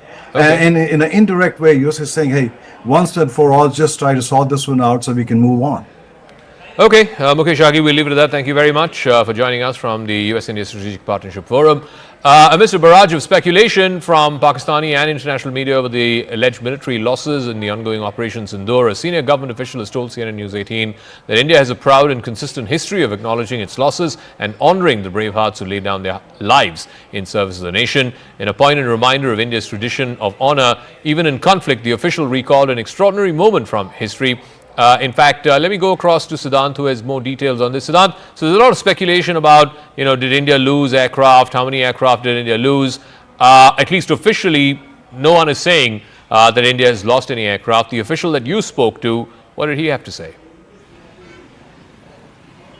Well, that's right, Zaka. In fact, we are going door to door here in the national capital, perhaps to dig more about Operation Sindoor. And in fact, we have spoken to many officers in the government, in the armed forces, at the Ministry of External Affairs office. And perhaps, there is indeed chatter. And in fact, amidst speculation and the claims that Pakistan has made about India's military loss in Operation Sindoor, perhaps, there is a lot of criticism also that Indian forces are not owning up, etc., etc. So a senior official in the government of India, perhaps I can't name him, Zaka, but he has said this to me, and in fact I would like to read it out for our viewers, and I quote him: "हम दुश्मनी में भी शराफत रखते हैं." And he went on to remind me that how Pakistan's captain Karnal Sher Khan was awarded the Nishan-e-Haider on the recommendation of an Indian officer. Perhaps he says that India has a proud and consistent history of acknowledging its losses and honouring the brave hearts who lay down their lives in the service of the nation. In fact, Operation Sindoor is ongoing. As always, we will provide verified details at an appropriate time. Zaka, I have spoken to other officers also. In fact, what they are telling me is that this is not a right time. For any minor detail perhaps going out in media about the operations could affect the future, future success of operations, and this is the reason that there is a blanket silence as far as these chatter and claims that Pakistan is making, and the speculative stories that are getting published in the foreign media. So the message is very clear that Indian Army, Indian forces are known for their professional conduct. And perhaps this time around, they are also doing in a very professional manner. It's just a matter of a time since Operation Sindoor is going on. So, before divulging details or perhaps putting out details in public domain, the armed armed forces are very cautious. The government is very cautious, so that Pakistan should not take a mileage of slightest detail being put out in public domain. All right, Siddhant, we leave it at that. Thank you very much for joining us. I'm now joined by former diplomat and former Deputy National Security Advisor, former High Commissioner, Mr. Satish Chandra, Ambassador Satish Chandra. Thank you very much. You speak very rarely to television channels, so thank you very much for joining us here on CNN News 18. I just laid out the context of what has happened over the last 2 weeks and where we stand as of today. What is your best assessment of what the situation is right now, and more importantly, where do you see it moving over the next 24, 48 hours? Good to be with you, Zaka, on your channel. It's a pleasure to interact with you. Well, actually, what's been happening is a repetition of the playbook over the decades. India has always been extremely restrained, to a fault often, in terms of retaliatory steps. I think all of us are very well aware that we have been targets of terrorist actions by Pakistan, and in most cases we have not retaliated, and I think that's been a fault and perhaps has encouraged Pakistan in the belief that they can literally get away with murder.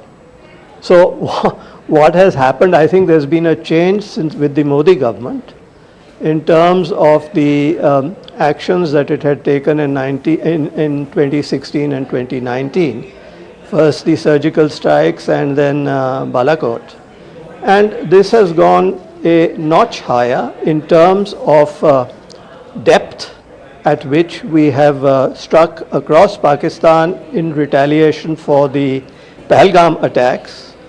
And it's been nine camps which has been struck, both in some in POK and some in Pakistan Punjab, most notable being Muridke and Bahawalpur, where the terrorist camps were taken out. But as you mentioned ab initio, and as has been underlined by the Government of India, that our action was, the kinetic action, was extremely restrained in terms of the fact that we did not hit the military, the Pakistan military, which many feel perhaps we should have. All right, sorry for interrupting that interview, but we've got these pictures from the Prime Minister's residence, the Prime Minister having a meeting earlier today with the Defence Minister, the 3 service chiefs, the National Security Advisor, the service chiefs, of course, of the Army, Navy and Air Force. There seems to be, of course, the body language, of course, everyone seems to be in a slightly more relaxed frame of mind. It was very different from the images that we had a couple of days ago, which the Prime Minister had met with the service chiefs as well as the National Security Advisor and the Defence Minister. I want to go across to our political editor Aman Sharma, who has more on this. Aman, so this is from the meeting that the Prime Minister had earlier. Visible difference in the body language from the first meeting that we had, pictures of which a few days ago. Clearly, there seems to be a degree of comfort in what India has achieved through Operation Sindoor and a degree of surety that India can handle whatever it is that Pakistan is trying to achieve.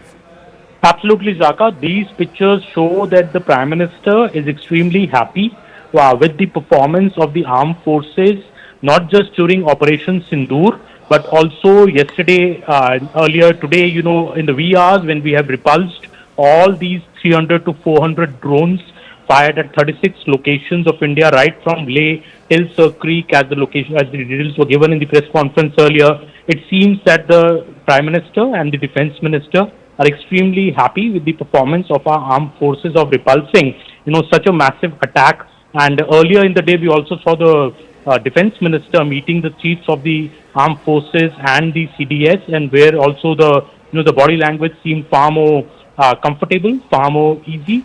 And it seems that the Prime Minister in this meeting also has been told about how the armed forces went about, retaliating to Pakistan's attack and diffusing all the threats that were fired our way. The details which were given in the press conference. So I think the government looking very, very confident and prepared to retaliate if Pakistan does any other misadventure.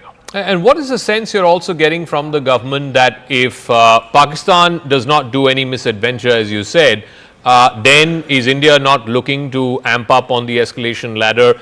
Is India only now keen to be seen as responding if Pakistan chooses to escalate this? Well, yes, Zaka, it is very difficult actually to anticipate what the government could do next, because these are very operational decisions based on strategy and planning. But whatever we heard at the press conference earlier today, the foreign secretary saying that our response was measured and our response was responsible. So I think those words indicate that India only responded to the drone attack by Pakistan by sending our own drones and in fact bringing down one of the radars in Pakistan. So India is only responding if Pakistan chooses to retaliate. India's objectives, so by and far, have been achieved by Operation Sindoor, which happened on May the 7th. Any more further, information that you're picking up in terms of, obviously the guard is up, flight traffic across the northern and western, particularly in the northwestern corridor, the western front, as it were, has been disrupted. The NOTAMs have been issued. What is the outlook, at least for the next few days? Clearly, like I said, the guard is up, but what does India anticipate in terms of escalatory action from Pakistan? See, Zaka, I think India is on high alert, and especially the statement which was made at the press conference yesterday by the Foreign Secretary that this drone attack which happened yesterday was also for the purpose of intelligence gathering and to know the readiness of our defense system. So clearly, India does anticipate that Pakistan could replicate such an attack again. This may not be the end from Pakistan, because Pakistan is very, very desperate, also the Pakistani army, to show to its population that it has effectively retaliated against India. But what happened last night was not as per what the Pakistan army had desired to achieve. All its attacks were repulsed by India. So of course India is on high alert. India still feels that Pakistan will not give up on such attempts. But given the success which we have seen through Operation Sindoor and also the action last night, India is very confident that it will be able to thwart any such attacks made by Pakistan, because our weaponry and our resolve is far, far bigger than that of Pakistan. And just one final word, just going back to the press conference earlier today, where I think it was a concerned decision that was taken to name the fact that some of these drones were Turkish made, and also at the same time not mention any Chinese made weapons, even though from the ground we seem to get reports from our reporters and pictures of these weapons, these debris, which seem to suggest that some of these drones or missiles were Chinese made. What do you make of that? The involvement of that was sent to India for the attack by Pakistan was Turkish made has raised big concerns in the government, Zaka, because Turkey has been a country on which India, has gone out of its way to help. We remember the 2023 earthquake when India began Operation Dost. India was one of the first countries to send aid and material to Turkey to tide over that crisis. But Turkey clearly in this whole conflict between India and Pakistan seems to have chosen the Pakistan camp. In fact, there are big doubts now that this plane from Turkey, which landed in Karachi on April 28th, and subsequent high-level military delegation of Turkey, which paid visit to Islamabad, on April the 30th and had met the Pakistan air chief, does that have a connection with this huge number of 300 to 400 drones of Turkish origin which have attacked India? India is very concerned about that, and I think that is why India has named that Turkey today in its press conference to say that Turkey, it seems to be siding clearly with Pakistan in this whole conflict. Okay, Aman, we'll leave it at that. Thanks very much. Those pictures from earlier today, the Prime Minister meeting the three service chiefs, the National Security Advisor and the Defence Minister. Now, I want to go back to that press conference that was addressed by Foreign Secretary Vikram Misri and the two armed forces personnel from the Army and the Indian Air Force. One of the things that the Foreign Secretary mentioned was the attack on Rawalpindi, which is the headquarters of the Jaish-e-Mohammed.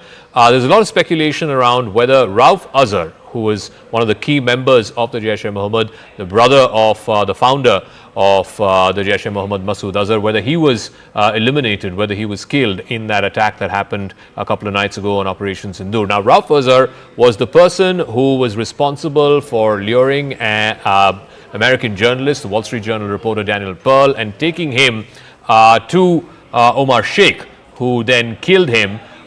This was, of course, a case from many, many years ago. I want to first play out what the Foreign Secretary said he didn't name Rauf Azhar, but of course, like I said, this speculation has been doing the rounds for the last 24 hours that one of the high value targets, one of the high value hits in the Operation Sindoor happened to be Rauf Azhar. Let's listen to what the Foreign Secretary said, and then I'll go across to a friend of Daniel Pearl's to try and get some perspective on that.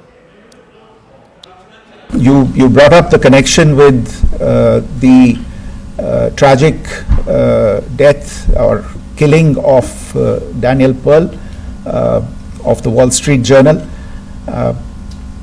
The Jaish-e-Mohammed was in some way directly or indirectly responsible for the death of Daniel Pearl. But the real connection is through Ahmed Omar Saeed Sheikh, the British Pakistani jihadi who was held in India, but was finally released in 2000, and he was the person who lured Daniel Pearl to his eventually leading to his murder. So these are all obviously connected figures, connected individuals, connected institutions, and the attack on Bahawalpur, on that facility of the Jaish-e-Mohammed in Bahawalpur is, I would imagine, a fitting part of this unfortunate incident. I stand corrected. It was Omar Sheikh who lured Daniel Pearl and eventually, of course, to his tragic killing. Asra Nomani is an Indian-American journalist and a former colleague of Daniel Pearl's. She now joins us. Asra, thank you very much for speaking with us. I know there's been a lot of speculation around whether Rauf Azhar was killed or not, but the Bahawalpur headquarters of the Jaish-e-Mohammed has been reduced to rubble. When you saw those pictures, when you heard that news, what did you feel? What went through your mind? It was haunting for me to see Bahawalpur on the map, because Bahawalpur has been on my map for 23 years. It was where Daniel Pearl went in December 2001, when he was on the trail of the jihadis that have caused so much violence in the world, from India to the United States to Europe. And so Danny went to Bahawalpur. He knocked on the door of Jaish-e-Mohammed, and he saw that despite the claims of General Pervez Musharraf, it was open for business. And what Danny discovered was what we all have known for these decades, that Pakistan has been fomenting a terrorism industry with a headquarters in Bahawalpur. So it was haunting to see Bahawalpur on the map now as one of the places where India struck. It's really important for me to recognize that why this family is important is because Ibrahim, the brother of Masood Azhar, was one of the hijackers on that airplane in 1999 that went from Kathmandu to Kandahar. The man that was killed this week, Masood Azhar, he is the brother, and he was the mastermind of that hijacking. So what happened was that Omar Sheikh was freed because of that hijacking. So I want to just correct the record that this family was not involved in the actual plot to kidnap Danny, just as you mentioned. It was this man, Omar Sheikh. Yeah. But it was this industry that created these jihadis that murdered Danny. And that's why it's so important what has happened. I just wanted to ask you about that. I mean, look, no government official has come forth and confirmed that Rauf Azhar has died. There's a lot of speculation that he was amongst the high-value targets inside Bahawalpur when it was struck on the night of 7th of, or the morning of the 7th of May, when India carried out Operation Sindoor. Have you been able to hear from, either people on the ground in Pakistan, or have you heard from any government official about this operation taking out the man who killed your friend? I have not, and I think that would be really wonderful if the government of India did communicate with Danny's father. His mother passed away, and his father is very engaged in this battle. His father has fought to keep the men that were convicted in Danny's murder in jail, And we have failed because the Pakistani court system has released those men essentially to house arrest and, very convenient, a good life in Pakistan. And so I would invite that kind of communication. And I know that Danny's dad is very relieved that this issue is in the front again, because the truth is justice has been denied Danny Pearl all these years. All right, Asra Nomani, we share your sense of grief, sense of hurt, sense of loss, and now hopefully in some measure a sense of closure, a sense of justice more than closure about losing your friend Daniel Pearl, and now the killers being avenged. Thank you for joining us, Asra. Thank you. Thank you. All right, I want to move on back to the developments around the situation between India and Pakistan. In an exclusive interview with India's ambassador to the United States, Vinay Quatra, he again reiterated the government of India's position that what India is seeking to do is not go to war with Pakistan, it is to go to war with these terrorists. He said explicitly so when he was pressed by Wolf Blitzer at CNN whether India was at war with Pakistan. He said no, it's not with Pakistan, but with terrorism and with terrorists. Listen in to this exclusive conversation. It looks like the situation, the tensions between these two nuclear-powered countries, India and Pakistan, is escalating. Mm-hmm. Is that true? Well, first of all, thank you so much for having me on the CNN. When you talk of tensions and when you talk of escalation, what I would say is that the original escalation or the original breakout of tension happened on 22nd of April, when you had 4 terrorists backed by Pakistan carried out killings, brutal killings, subhuman, monstrous kind of killings of 26 civilians. Indian civilians. 25 of them Indian nationals, 1 of them Nepali national. And the brutality of the killings, they essentially kill them in front of their innocent wives, in front of their innocent children. They gave them headshots, and they did so on the basis of religion. So they killed all non-Muslims who were there in the group. They identified their religion, and then they went on, they proceeded to kill them. So what we did the day before yesterday was essentially our response to terror, our response to these subhuman... when you say what you did yesterday, meaning the escalation in the military response. As I said, the original escalation was on 22nd of April. And when that happened, we had clearly said that, we are a responsible country. We will have a very measured, calibrated, proportionate, responsible response. And that's what we did day before yesterday. What we did was we took out the terror factories at 9 locations in Pakistan and in Pakistan-occupied Kashmir. Took them out where they trained them, they equipped them, they armed them, they organized them. Those are the facilities which we took out. We were very careful in excluding the military establishment, the social structures, and economic infrastructure. We were very, very cautious, careful in keeping our targets only to those people and their backers who carried out these dastardly killings on the 22nd. All right, it's not just the Indian ambassador to the United States. The Indian High Commissioner to the UK has also spoken with the international press in an exclusive interview with Sky News. He showed, Vikram Doraiswamy, he showed proof of military backing to terrorists in Pakistan. He showed a photograph which shows Pakistani military officers standing behind an internationally sanctioned terrorist. Let's play out what that interview was all about and who is this internationally sanctioned terrorist that Vikram Doraiswamy was alluding to. High Commissioner, I just have a minute left, but I've spoken to a retired general who in Pakistan who referenced India funding and backing the Baluch Liberation Army. They've said that they have done that for years, and when I asked him about Masood Azhar, he said, well, their family members were targeted. Should we be doing the same to, the high-level militants from the BLA, the Baluch Liberation Army, that are seen and operate within Delhi? Well, look, let me show you this photograph of yesterday, I believe it is, to your viewers. This person here is a sanctioned terrorist under the American sanctions regime. His name is Hafiz Abdur Rauf. He's the brother of the founder of the terrorist groups that you're mentioning. Look who's behind him. Pakistani military. Look at the coffins there. They have the Pakistani national flag. If you're going to be giving terrorists state funerals, what does that make of your system? And everybody knows that for the last 30 years, Pakistan has used this as a means of subcritical warfare against India. If the international community really wants to be able to look at this and worry about it, the simple solution is to tell Pakistan it has an opportunity for an off-ramp.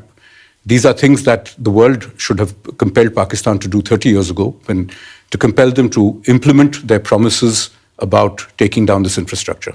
It has not done so. There is an information warfare that's taking place, and independent journalists can't seem to get access to either side. Well, look, it is a fluid situation out there. I don't know how helpful it would be to have independent journalists or any kind of journalists wandering around in an area where there is active military operations happening. The logical solution would be, as we've said repeatedly, for Pakistan to take the opportunity of an off-ramp, which we have made abundantly clear, including this morning, that if Pakistan stops attacking our military facilities, the matter ends there. But it is for them to decide. All right, we're just getting some breaking news before we close out the show. There's been a massive blackout followed with siren sounds that have been activated in Udhampur, a complete blackout in Udhampur. Also, multiple ceasefire violations happening across different sectors on either side of the line of control. So not yet quite the repeat of what we saw yesterday, but still heavy artillery firing happening on across the LOC. Akash has more details on this. Akash, so is it restricted to CFE violations and artillery shells right now? Are we seeing any kind of drone activity yet? Is there any possibility of a repeat of what happened yesterday, or it's following a familiar pattern?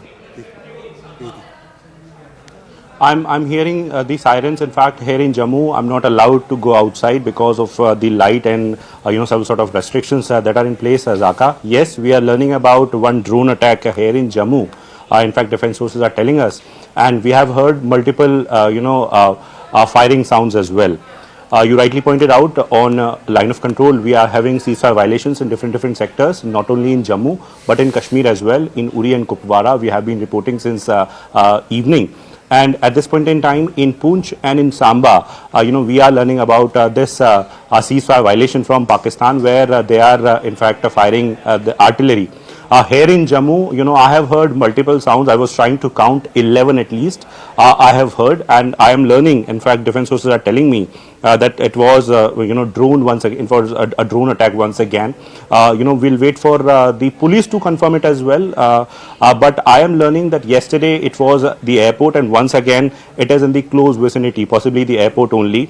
And agencies are in fact using the AD systems and AD guns to thwart these attempts. Once again, it is Pakistan trying to attack the infrastructure, and not only in Jammu. We have been learning about these sort of activities in different areas. Tejinder is reporting in fact about Pathankot and Samba as well. We have a colleague Anshul and Anvit in different areas as well. They have been reporting about blackout and sirens. But as far as Jammu is concerned, Zaka, so it is very important. It is the international border though, but it's a very part of the sort of attack that was carried out. In fact, yesterday it got started with Jammu only, and at around 8 p.m. This evening also, we heard sirens, and soon after that a blackout was there. Yes, it's a precautionary measure, Zaka, but it has been categorically mentioned by the police and the civil authorities that people cannot stay outdoor, and in fact they need to go inside whenever they are hearing these sort of sounds, and in fact whenever there is blackout they need to go indoors. Okay, Akash, we'll leave it at that. Thank you very much. So yes, ceasefire violations are happening in Samba, in Uri, in Tangdar, all across the line of control. Akash, they're reporting that one drone was reportedly intercepted in Samba and one drone intercepted in Jammu. As of now, it seems sporadic. It seems, restricted to one or two places. We're not seeing a swarm of drones like we saw yesterday, but I don't want to jinx it. We'll leave it at that. Rahul Shivshankar, my colleague, will take it forward.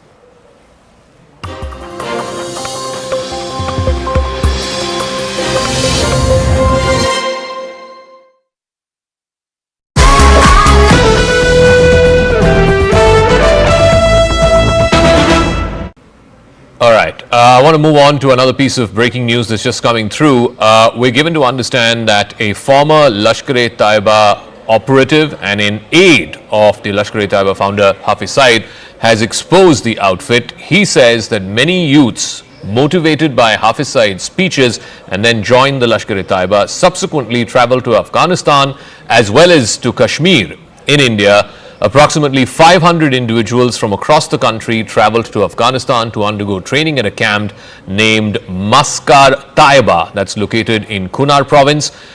He says Hafiz Saeed is also responsible for the deaths of thousands of Pakistanis by sending them in a war of ashes to achieve the state's political goals.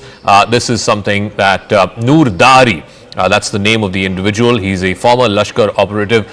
Tejinder has more details on this. Tejinder, read the tea leaves for us. What does this necessarily mean? See, Zaka, this Noor Dari right now is the executive director for ITCT, which is an international think tank that exposes Islamist terrorists. He says that his mother wanted him to become a doctor, but he like thousands of Pakistanis were motivated by the speeches given by the LET founder Hafiz Saeed. He says that he was appointed as the aide of Hafiz Saeed. He used to guard him in the Murtkai camp where he was deputed, and he says that Hafiz Saeed was traveling in a blue Toyota Wigo pickup Datsun. So Hafiz Saeed is responsible as per Hafiz Saeed is responsible for the death of thousands of Pakistani youth whom they motivate through his lectures. They join his terror outfit. They are sent to Afghanistan. They are sent to Kashmir, and they become a cannon fodder for the so-called war which Hafiz Saeed and other terrorists are fighting. He says that there are millions of Pakistanis and who have been motivated by the speech of Hafiz Saeed, and they have joined the terror cult of LET. He says that he took a decision finally because he saw that this will get him nothing, so he left LET, and he was made fun by the other LET members, saying that he was coward, that is why he was leaving it, but he realized that Hafiz Saeed would lead them to nowhere.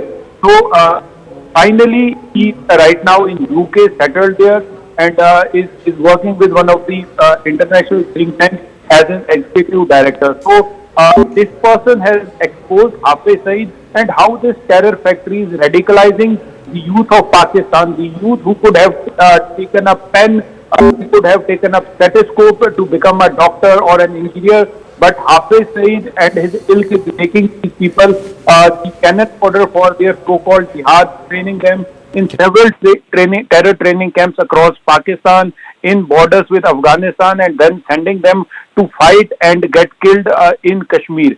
He says that thousands of Pakistani youth who are trained by Hafiz Saeed are sent across into Jammu and Kashmir to fight this so-called war, and 90% of them never return. They get killed by the Indian armed forces. So clearly exposing Hafiz Saeed and his terror factory. Yes, Zaka. Jinder, we'll leave it at that. Thank you very much. So that's a former operative of the Lashkar-e-Taiba exposing the founder and the chief architect of one of the most dreaded terror organizations, an organization that's wanted for numerous terror attacks here in India. His headquarters, of course, was bombed in Operation Sindoor a couple of days ago. Meanwhile, let's bring you up to speed with where things are as of right now. In the last 24 hours, Pakistan has made multiple attempts to breach India's air defense systems, but the good news is India's air defense has prevailed against Pakistani missiles and drones. The army has managed to neutralize the air defense system in Lahore after Pakistan attempted to engage a number of military targets in northern as well as western India. When Pakistan made failed attempts to send a swarm of drones across at least half a dozen, if not a dozen places along the line of control and the international border, over 40 to 50 drones, and this is what the Indian Army statement said earlier today, over 40 to 50 drones were successfully neutralized in a 3-4 hour period from about 8:30 in the evening yesterday all the way up to about midnight. The engagement involved extensive use of the L-70 guns, the Zu-23 Shilkas, and of course other advanced counter-UAS equipment, including of course the S-400s and the indigenously built Akash surface-to-air missiles. It also showed the Army's capability to counter these aerial threats. So what are these weapon systems, these air defense systems which were activated yesterday and managed to avert what could have been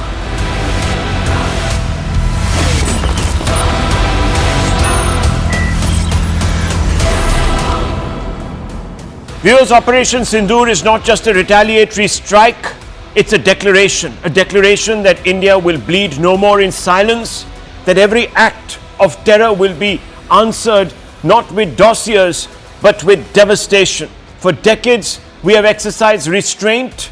We absorbed the pain of Mumbai, Uri, Pulwama, Pahalgam, waiting, watching, and hoping the world would act. But now, Modi's India acts. It acts as hard as it defends. That's right, India repulsed Pakistan, and you can see those pictures, viewers, to the right of your screens, as it was attempting and failing to strike military installations from Leh to Sir Creek in Gujarat, in India, using 300 to 400 drones. That's what was happening last night at this time, viewers. Remember that entire swarm of drones kicked off at around 8:30. It took us by surprise, but not our forces.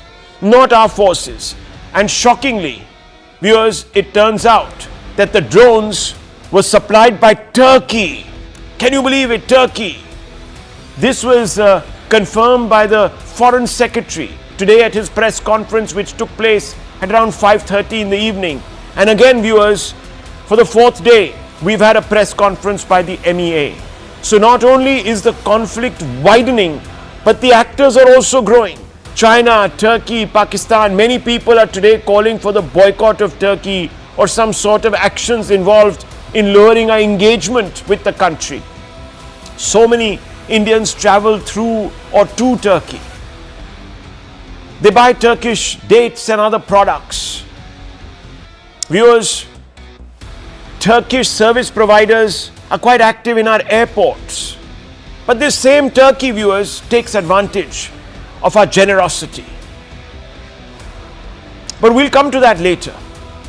If India defends as hard as it gets, it also gives as hard as it gets. Indian Armed Forces launched counter-drone strikes at 4 sites in Pakistan last evening. And I'm going to show you not pictures of that particular strike, viewers, but a strike that took place in Lahore yesterday. One of those destroyed an air defense radar.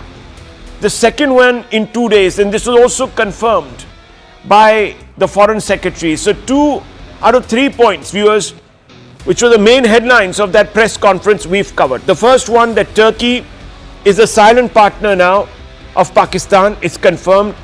China is the more voluble one, but Turkey is not far behind. It's supplying it weapon systems. Some of them have bitten the dust. Secondly, viewers, that we've hit back. We've hit back for a second time, and for the second time in 2 days, we've knocked out an air defense system in Pakistan. And those are the kind of attacks we must have mounted. This is, of course, from yesterday, Lahore, where the weapons, where the defense system was taken out. Today also, I don't know in which city, because we haven't been given those details, those operational details, but we have done pretty much the same in Pakistan, leaving Pakistan's biggest cities now exposed. But it is important to remember that Operation Sindoor on May 7 was not the finale. It was the prelude, the beginning of a long overdue doctrine of dominance. Pakistan's deep state remains intact. Its terror machinery still churns beneath a fragile surface. And we know that. And unless we push forward, we risk letting Pak off the hook. And this, viewers, has not escaped the mind of the Prime Minister, and therefore he held a very, very significant meeting with the 3 chiefs of the military, the CDS, the Raksha Mantri, Ajit Doval, all of them. Viewers, these are not those pictures from right after the Pahalgam attack. These are from today. The setting is different. This is 7LK. Now, viewers, the Raksha Mantri had already held a meeting with the CDS and the three chiefs, where, and I'm going to show you the photographs of that meeting, show India's core military think tank looks unfazed and confident. If we can just pull out that picture of that meeting, it would be great. There it is on the right, viewers. There you can see it. They're all looking very relaxed. It is quite clear that something big is cooking. And you can see on the right, there's a difference. The body language is relaxed. Of course, the principles of our military are in their combat gear, as it should be, sending the right signals. But there's a distinction. Here the Prime Minister is laying out quite clearly the strategy. And on the other side, viewers, they're not only going over what has been executed, but also planning what they can take to the Prime Minister, the options that he can tick off. So something very big and perhaps even decisive is in the works. Now the timing is the question. And knowing it is vulnerable, Pakistan has taken to the cowardly practice of using Pakistani citizens as human shields. Can you believe it, viewers? How do we know this? Because it hasn't closed its airspace to commercial airlines. It wants to put its own children, women and men in harm's way. It is so cowardly, so shameless, but also diabolical. It knows that if India hits these commercial planes, it will turn the narrative on the head. Right now, viewers, India has been able to convince the world that it's the victim of Pakistani-sponsored terror.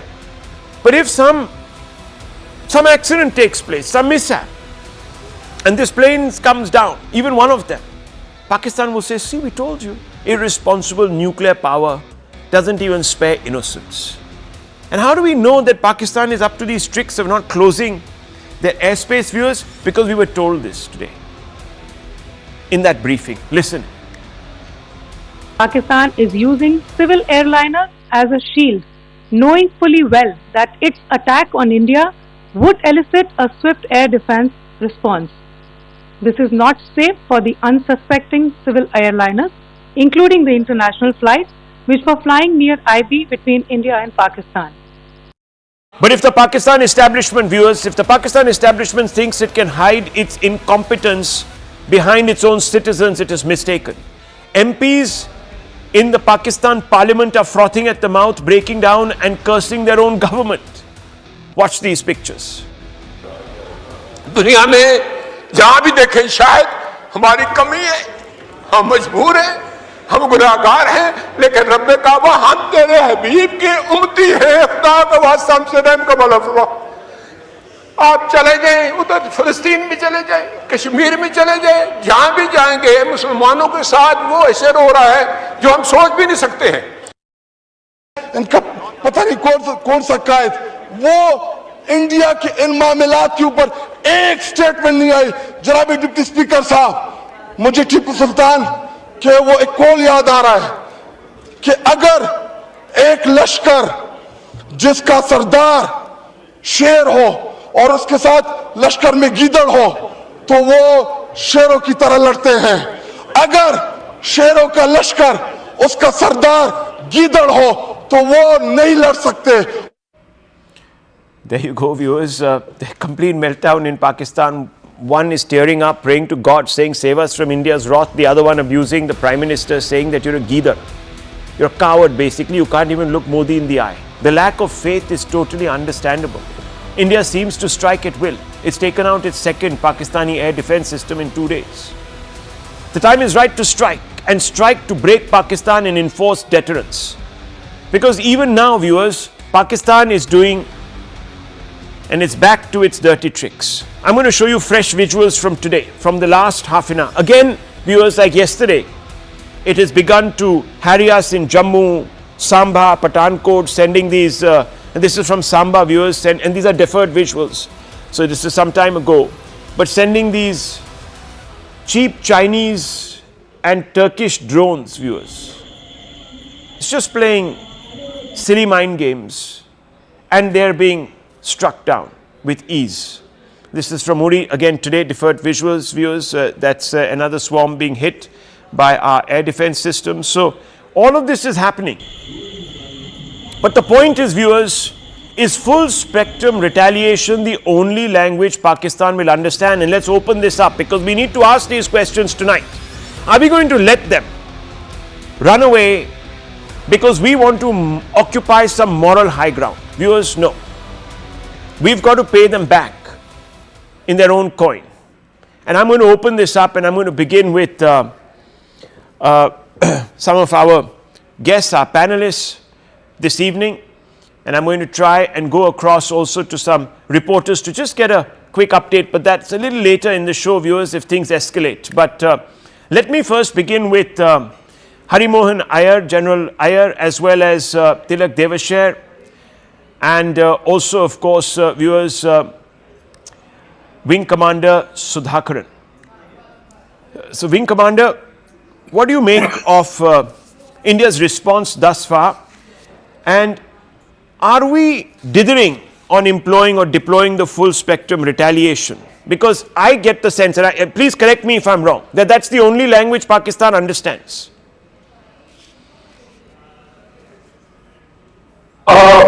If you ask me, I would take this back right from 2014. Modi has steadily gone up the ladder step by step. Today we have reached a stage wherein we are looking at Operation Sindoor in isolation, but I want to look at in tandem with the IWT treaty that has been held in abeyance. Even if Operation Sindoor stands paused for a week, 2 or 3, or a month, 2 or 3, the water will bring these dogs back to the battlefield. Because they are, the tap on, tap off, the kind of philosophy that Modi has been adopting. It is beyond the ability for these people to think. That is one point that I want to make. Operation Sindoor to me was not merely a military action. It was a new doctrine of strategic messaging, precise, restrained, and purposefully very clear. So far, the execution has been just about textbook. I'm an AD guy. I've been trained in Akash, in Pichoras, in a couple of Russian systems and radars. The way that we handled the Pakistan attack yesterday was, commendable. It's actually a dream. It was actually, we could never imagine such a level of handling 5-10 years back. But I've seen these things growing, evolving. And yesterday, these things were put to test for the first time. And boy, they didn't, they were just so perfect. In a world clouded by noise and confusion, India spoke not through words, but through calibrated action. Today, we talk, when the world listens to our briefings, they find a lot of sense in what we are talking. We are not like the Pakistani defense minister who doesn't even know, what to do with the drones. In fact, for God's sake, he came to the parliament and he said that we deliberately didn't engage the drone. How hilarious. What kind of a mockery would he have made out of himself? And the prime minister, no less. No, but that's, look, hang on. I know, we know what is transpired. We know the defense that we've put up, etc. But I'm actually talking about the language of retaliation. Have we gone that far? Brahmachaleni, should we be actually now seizing the moment? Because there are many people who say seize the moment. There are others who say, no, hang on, we can play the waiting game. What should we be doing? Because as of now, it appears that India hasn't chosen the full spectrum response till now. Some say that India cannot afford a conflict. It has more to lose. Some people say India shouldn't sacrifice its moral high ground by choosing escalation. Where do you stand on this? I agree with you. There is hesitancy on India's part. For example, it is hesitant to employ its naval power to inflict costs on Pakistan.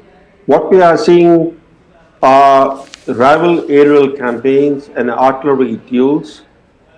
There are no reports of movements of large number of troops or of heavy weaponry to the border. Contrast this with the situation during Operation Parakram in 2002 after the terrorist attack on Indian Parliament, when as many as 8 lakh troops were on either side of this India-Pakistan border. India's economy is 11 times larger than Pakistan's, and India's military spending is nearly 8 times bigger than Pakistan's. Yet, see how we are responding. According to our own language, we are saying that we are responding in equal measure to Pakistan's military provocations. India is responding in similar domain, in similar fashion, in a responsible manner. Today's briefing said by the MEA that Indian armed forces have responded, quote unquote, proportionately, adequately, and responsibly to Pakistan's aerial attacks. Now, this amounts to allowing Pakistan to control escalation dominance. We are responding to what Pakistan is doing. Why don't we up the ante? Shouldn't India bring its superior military power to bear on Pakistan in a way to impose high punitive costs? Okay. What is India's end objective in Operation Sindoor?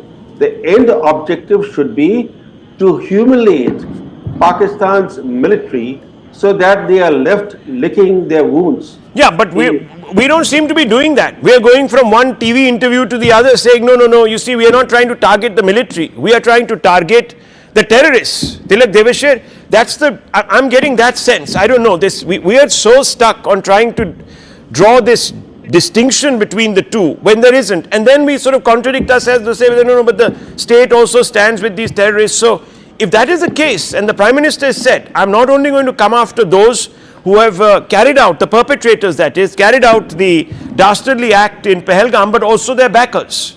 Now, are we doing that? Or should we already have been doing that? Or should we be reacting? And if we are reacting, why are we reacting? Why aren't we taking the initiative? Those are the questions that come. If you're saying let's respond proportionately, then sending 4 drones across is not a proportionate response. These chaps yesterday kept us awake all night till about 4 in the morning, harrying us from Leh to Sir Creek. I agree with what you're saying. You see, Pakistan is a country that does not exercise restraint or responsibility or proportionate response. They are the ones who commenced this round by killing our people in Pahalgam. So we have to react and react severely to make them suffer the consequences of what they have done and to ensure that they don't do it again. So if that is the objective, I think that has to be the objective. The objective can't be to just 4 drones as against 200 drones. So I agree with you that, we need to hit them much harder than what we have so far. Because Pakistan is a different kettle of fish. It doesn't believe in any rules or any responsible behavior. It's hitting you hard as it can. And if you think, as the saying goes, ki wo qatl karte rehte hain aur hum sharmai ja rahe hain. Why are we feeling on the back foot? We should hit them far harder than what they are doing. Okay, so let's 1 second, let's break this down here. Let me get in General Pandey and ask him, what is possibly, sir, holding us back from using the full spectrum option? Okay, Rahul, firstly, let me tell you that we spent that late night with you, and thereafter I saw 4 anchors yesterday back to back. My back was literally broken, but I think spirit was not. And right now I'm in a colder environment watching all this which is happening somewhere in Himachal. Why is it this in the entire conundrum of discussion, I being a military man, while I have retired, so jingoism will come to very easily to me. Why am I the only guy trying to say that don't rush, right? So while we are talking that we have got power, might, we are controlling escalatory, again, please understand, who's controlling the escalatory ladder? This is how you perceive. I think we are controlling the escalatory ladder. I'm not on the behalf of the government. I've not spoken to anybody. What I can make the sense of the entire thing, that there are 5 basic tools of your state tools, element of power, which are now being utilized. Military is being utilized in a graduated manner. Today, we are not in the time of an Parakram mindset that we need to, you remember the Cold Start doctrine. We deployed forward for a very quick walk-in environment. But the circumstances today have changed, right? We need to, I feel, like I want to just break down very simply, that if economic might is in our power, let's not rush into it headlong. Let it be calibrated, drawn. One is in our interest, not in the interest of Pakistan. They will want a quick closure, right? Let's have a fight. Let's have a number of casualties. Let's kill enough number of people this side, that side. And let's thereafter drop our arms and say, now we are tired. Where is everybody? Let's come back. So while we may be still economically powerful, there is a whole back end thing which has to now gear up and ginger up and go up to support for a longer time. We may have a staying power for 20, 25 years, maybe a year worth. Pakistan may have just about 4. But so hang on. General Saab, look, this afternoon I do a show called Take 3 with 2 other of my colleagues, and I was having this debate. And ironically, I was the one who was saying we shouldn't rush in, that we should take a step back. Yes, we need to take decisive action, which will lead to a certain degree of the reimposition of deterrence, but we can wait it out. My colleague was arguing that no, we should do a short, sharp, quick one because we're the bigger economy, we have much more to lose. What does Pakistan have to lose? So that's why I'm asking you. Hold. Let me just quickly go back to Israel, Hamas, and Ukraine, Russia. Ukraine backed up with NATO, the power and everything, money. Whose economy is rising? The Russians, right? Look at Israel and Hamas. Whose economy is rising? Let's not jump into this thing in which this guy will still come out up in a stronger. Okay. We have got him strangulated. Look at the naval power now which is getting deployed. When you start choking him on that side, when you're choking him from the Western Front, when the routes from the Chinese are not going to be limited, right now, who is going to invest in this radical rabbit guy? Let's draw him out. And trust me, Rahul, 2 years heading a very, very important assignment. I have worked strategic wargaming not once. I have done variety of tools. Before that, I have held appointments where lives have been lost on my orders and lives have been saved on my orders. I understand what I'm trying to say.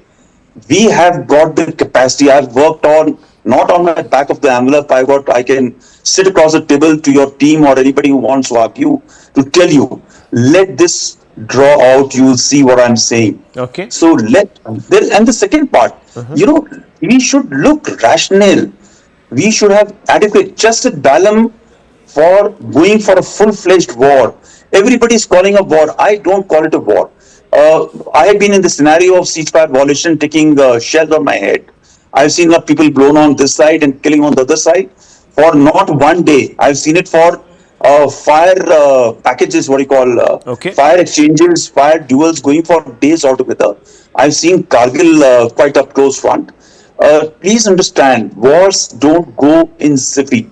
Okay. Right? The people who want to go into zippy will be the losers. You may be a very, very powerful nation. Okay, you so look let at me the get, Americans. Okay, so I'll just close on this. Let's look at the Americans, the most powerful country. How do they go into war? They go with preparation, right? When they have to go into attack, they spend time more than 3 to 4 years, 3 to 4 months, 6 months. I'm not saying we have to go for 3 to 4, 6 months. What I'm saying is, let's play it out. Let's control the thing. You jump, you take a decision, you will not be able to come out. So you're already saying that the pincers that we've applied are beginning to hurt Pakistan. Okay, let's just, 1 second, before I bring in the Air Marshal, I'll quickly go back to the gentleman who was saying let's get more decisive and let's get decisive quicker. So Tilak Devashir, your first response to what General Pandey is saying, then I'll get in Brahma Chileni, and then of course I'll get in the wing commander. Yes. Yeah, I'd like to just say this, that for the last 3 days, the people in Jammu, in Samba, Kathua, Jaisalmer are being traumatized because of blackouts, because of massive drone attack from Pakistan. Gee. Don't we owe them a responsibility? Are we allowing them to suffer the consequences of what Pakistan is doing by your 4 drones or 5 drones or something? Why cannot you be decisive enough to ensure that this kind of trauma that the people in these cities, after all, they're also Indians, are facing? That's all I'm saying. I'm not saying go for a full-out war. We have not crossed the LC. They're not boots on the ground. It is just all air assets. And the Air Force hasn't even crossed over. It's just drones crossing over. Surely we can do much more with drone warfare just to put the fear of God into Pakistan. Well, I'll get the Air Marshal on that in just a few seconds. One second. Let's just first go, because I have to bring the Air Marshal in, and this is an important conversation. Brahmachaleni, your response to General Pandey and to Tilak Devashay's response to him. India currently is waging low-intensity military campaign. Low-intensity military campaign comes with costs for India. Look at the international media coverage. India is again being paired with Pakistan. This will have an impact on investor confidence. Investors will balk at investing in India. The economic costs that India will have to pay the longer this crisis drags on. Of course, India should take its own time to inflict punitive costs on Pakistan. But India is bearing costs. Even what Pakistan is doing today, as today's briefing pointed out, it admitted that India has suffered losses and damage. So we should not forget that this is some kind of game, which India is not bearing any costs. Second, this obsession that we have in India about taking out terrorist camps, about hitting the terrorist infrastructure. Let's be clear. For the Pak military generals, their terrorist proxies are expendable. Yeah. They essentially serve as cannon fodder for the military generals. Pakistan is the world's biggest